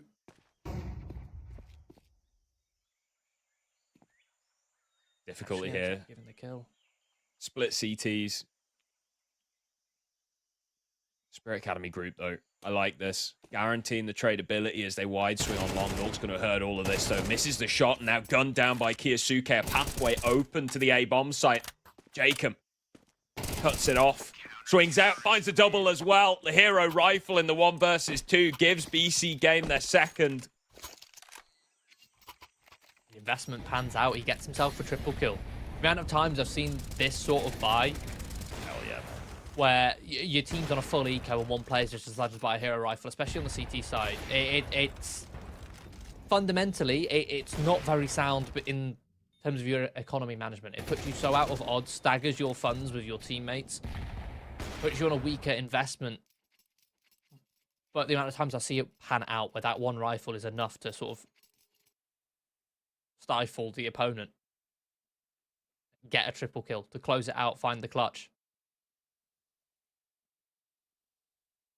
Spirit Academy's timeout concludes a lot earlier this time.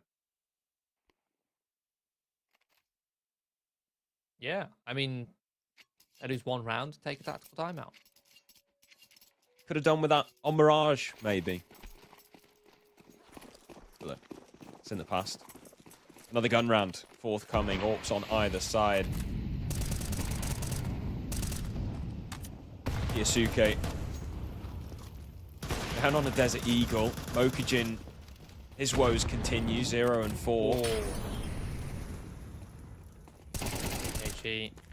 Spirit Academy players softened up heavily and they're starting to try and crawl their way up on towards this B-bomb site, forcing their way up, but they don't anticipate Nexa, who's going to mow down 4.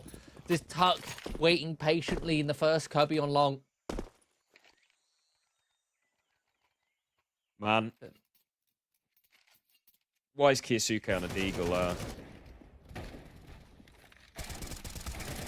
He is your best entry player. He's like another one of these sort of, you know, potentially generational talents that Spirit Academy have unearthed. And Mokujin is having a rough day. He was at the bottom of the scoreboard on Mirage as well.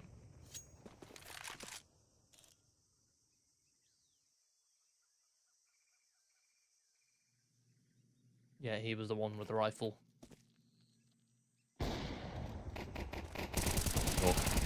Spots the absolute onslaught from Spirit Academy. The mob pushing into the bomb site. Nexa is able to get 2 before going down. That should be enough to prevent a bomb plant from happening as Alkren gets spammed out by Nork. Nice attempt from Spirit Academy, strength in numbers. Try and force a bomb plant, but ultimately unsuccessful. I think BC Game is starting to cotton on to Spirit Academy style play right now. They're focusing quite heavily towards the bomb sites, less so on the mid-rounding, on towards the mid-control. Often starting as they finish, not attempting to play with rotations. Even when they do go for a default, it tends to be a default almost immediately into either an A split or a B split.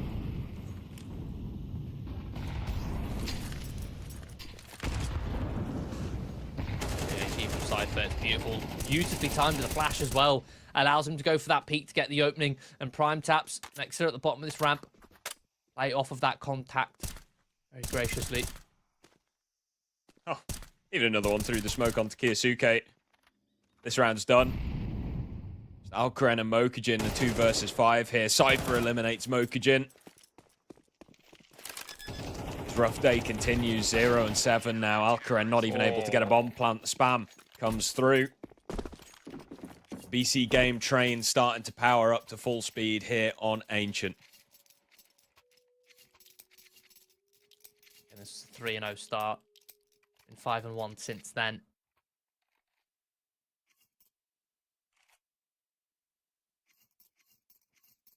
I'm going to have Spirit Academy on another compromised by half investment.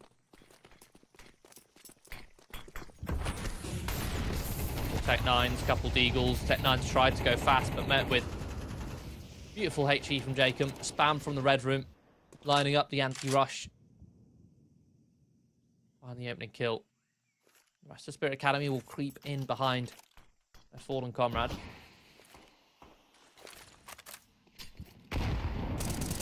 Nexa pops a smoke in Donut. Good for 1. Fades away. Ooh. Nice headshot from Kiyasuke. Jacob gone. Cypher there to cover, though. The gun unretrievable until Mokujin gets on the board with a dastardly 1 Deeg.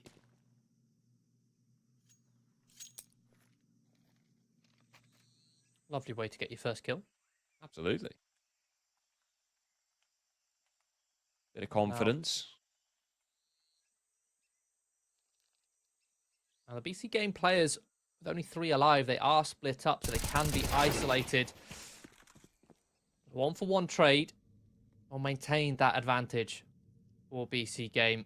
Also give them the information of the last known player. Mokujin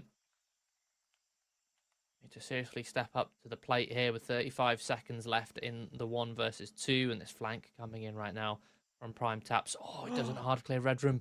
Doesn't spot him fully. Nork is still holding for it though. So Mokujin will just walk into his crosshair. Well held for BC Game. Ultimately, the couple of kills Mokujin does get meaningless, but if that's the little spark that starts a fire, gets him back in the game. Another tactical pause. Yeah, BC Game secured 6 now.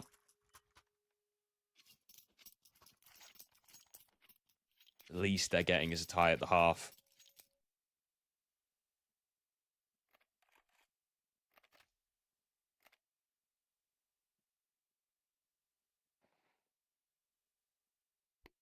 Spirit Academy still on full loss bonus. BC Games money's all right as well. They lose this round, they can rebuy next.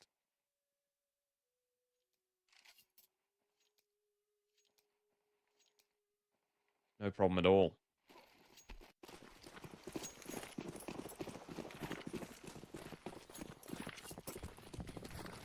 We might be seeing a bit of a set play here towards the B-bomb site. A fast rush up the ramp. It's going to be met with swift response. Well, I say that. 2 entries come flying in for the T side. Nexa only good for 1 before going down. These 2 teams butt heads at the top of the ramp. Jacob caught quick switching.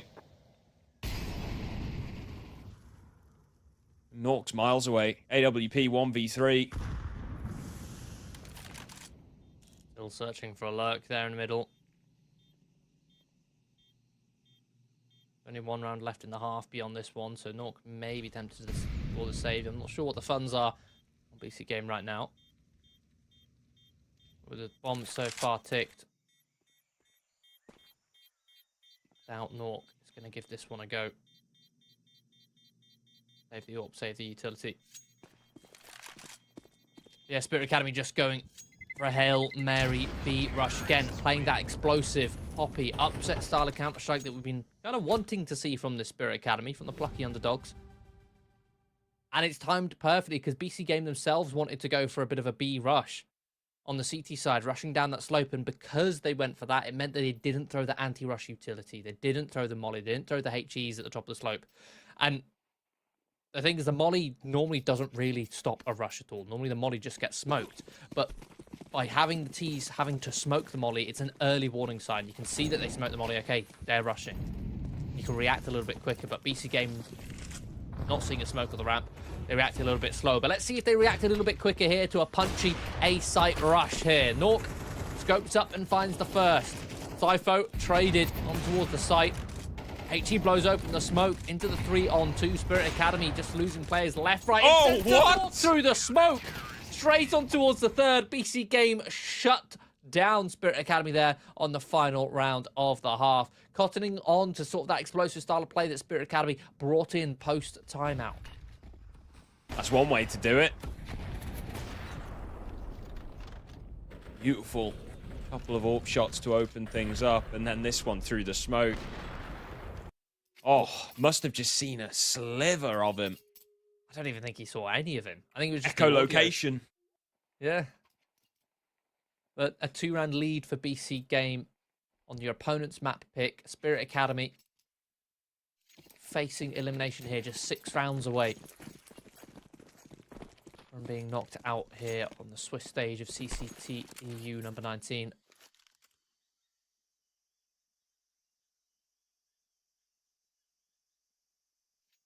Pistol round, BC Game will have, again, a plethora of grenades over on Prime Taps and Cypher.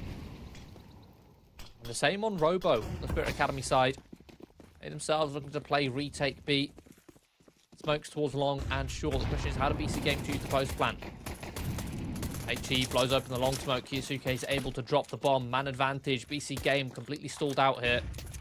And Cypher's going to have to go for a very aggressive play here through the smoke. And No it's way! by triple. How's he done that? Prime Taps and Nork just need to pull it across the line here. A 2 versus 2. Alkeren and Mokujin on the other side.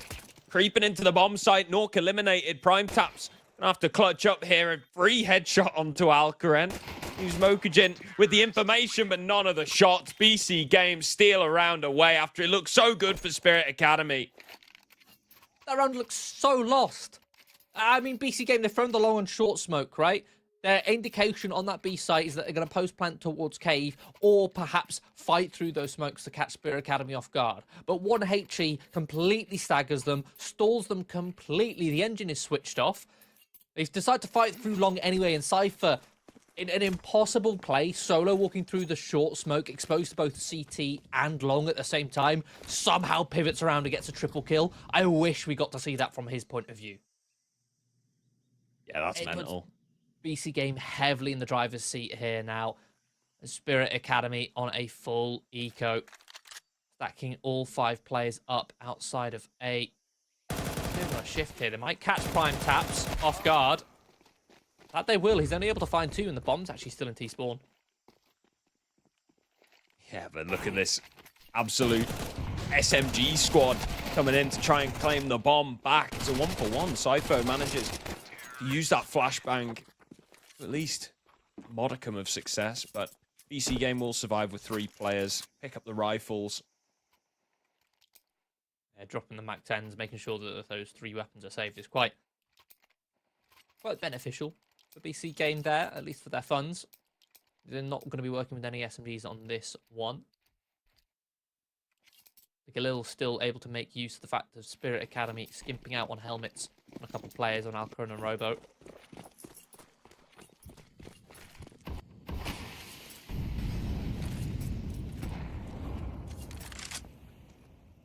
Rush is early to simulate Spirit Academy contesting mid, but in fact, it's completely clear A. A little bit of A push into A main early on. BC Game give them nothing. Spirit Academy fall back.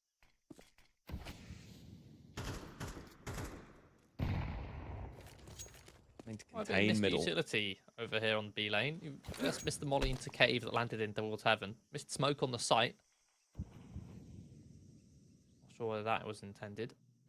Look at this lurk from Prime Taps. As you mentioned, Spirit Academy cleared out A main early on. It means they're now blind to it, and Prime Taps has just walked all the way through, and he's about to catch Kiyosuke. Knife out, and even doubles up. Alcaran fails to trade.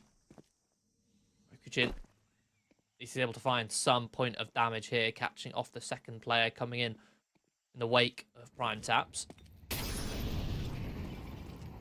Plenty of time on the clock, and BC Game have these Spirit Academy rotations pinned, locked in.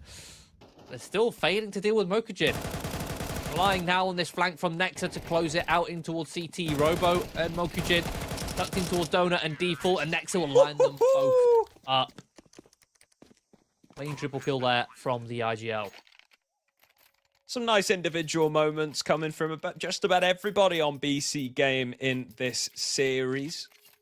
Now doubling the rounds of Spirit Academy. They're looking poised to push through to playoffs. There's 3 rounds required. Spirit Academy going to be down on a bit of a half buy here. MP9s, a couple of Deagles. 5.7 P250.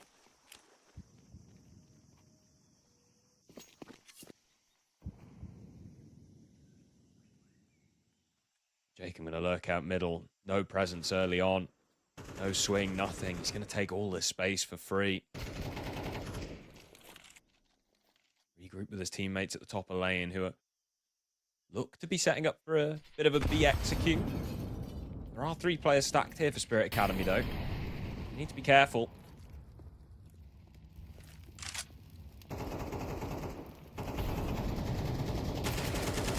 Cypher up close with the AK, a double entry. Kiyosuke and Robo wiped out. Cypher next to fall. Cypher putting the team on his back here. 2 big triple kills from him this half.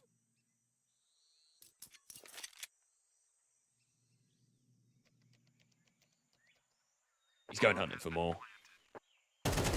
He's about to find it. Got the quad, but not the ace. Mokujin shuts him down. Even gets a second there. Nexa unable to trade. Mokujin's at the very least locked in. BC Game don't want him saving this AK. He's actually got a free pathway to the bomb site. Yeah, I mean, it'd be a 10-second defuse. And it is planted for CT. Okay. He's going to get on it. He's going to tap it at least. Nork will swing through. Okay. We can calm down. I was looking a little bit sketchy for a minute. Yeah, a little bit of a scare. Actually, considering that was a half investment, that wasn't a full buy. I mean, it was looking all but done. Cypher kill fall. Yeah, that would have been a 1v5 from Mokujin. Especially considering we've already highlighted how quiet of a day he's having. Like, I think it was like 6 and 18 or something on Mirage.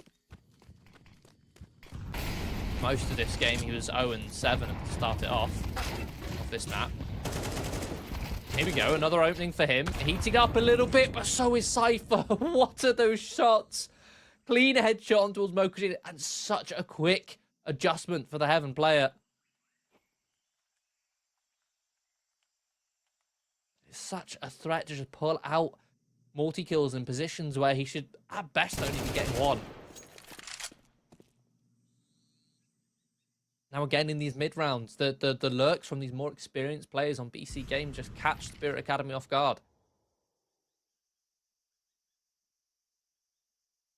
BC Game with the man advantage. Again, they're just going to slow it down, start to constrict. Robo will deal with Prime Taps, but tagged down to half HP in the process. And making plenty of noise for Nork and Nexa to try and capitalize, to try and punish, and that they will. Alcaran in a 1 versus 2. Bombs going down. BC Game looking to get themselves map and series point here. He's swapping out to the rifle. Giving this one a go. Back against the wall. Elimination on the line. And Nork pushes them just a little closer to the edge here. Map series point secured for BC Game. Not a single CT round so far for Spirit Academy. The economy hasn't been on their side, of course, but when it has, they've just been shut down by whether it's a multi-kill or even when it does go down to those X on X scenarios in the mid-rounds. Spirit Academy really struggle in those scenarios. We saw it against Fnatic yesterday. We're seeing it again here. For me, it's that lack of experience that they have in those scenarios. Be able to play together to manipulate your opponents, play the fundamentals.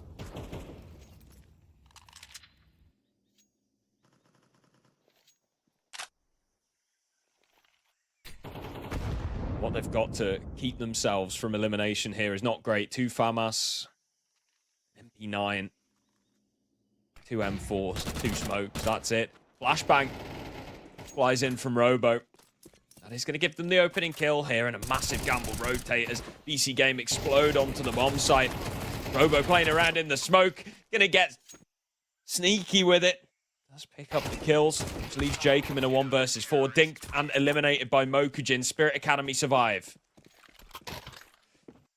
Just about, but it was a nice little orchestrated play for that pick with the FAMAS in towards Cave. The rest of the players on that B site, they don't fight too early. They hold the crossfire. They allow BC Game up to the top of the slope. And only just once they're inside the crosshairs, those passive angles, so they then strike.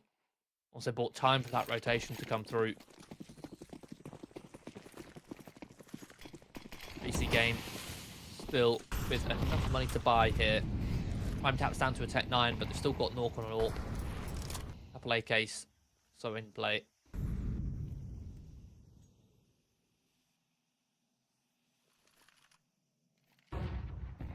It's another default. This time they slowly work their way in towards a mid-split. Creeping towards Heaven and Elbow. No resistance. Jacob confident. Taking the dry fight. Cypher the same. Eventually they'll smoke in towards Red Room. They'll block the vision. Attempted incendiary to deny a pushing towards Donut. Perhaps a bit over eager on that BC Game are getting so much space in mid. Yeah. For almost free at this stage. And there's no reaction from Spirit Academy. They're just sitting back on their ones. Just pushed further away from map control.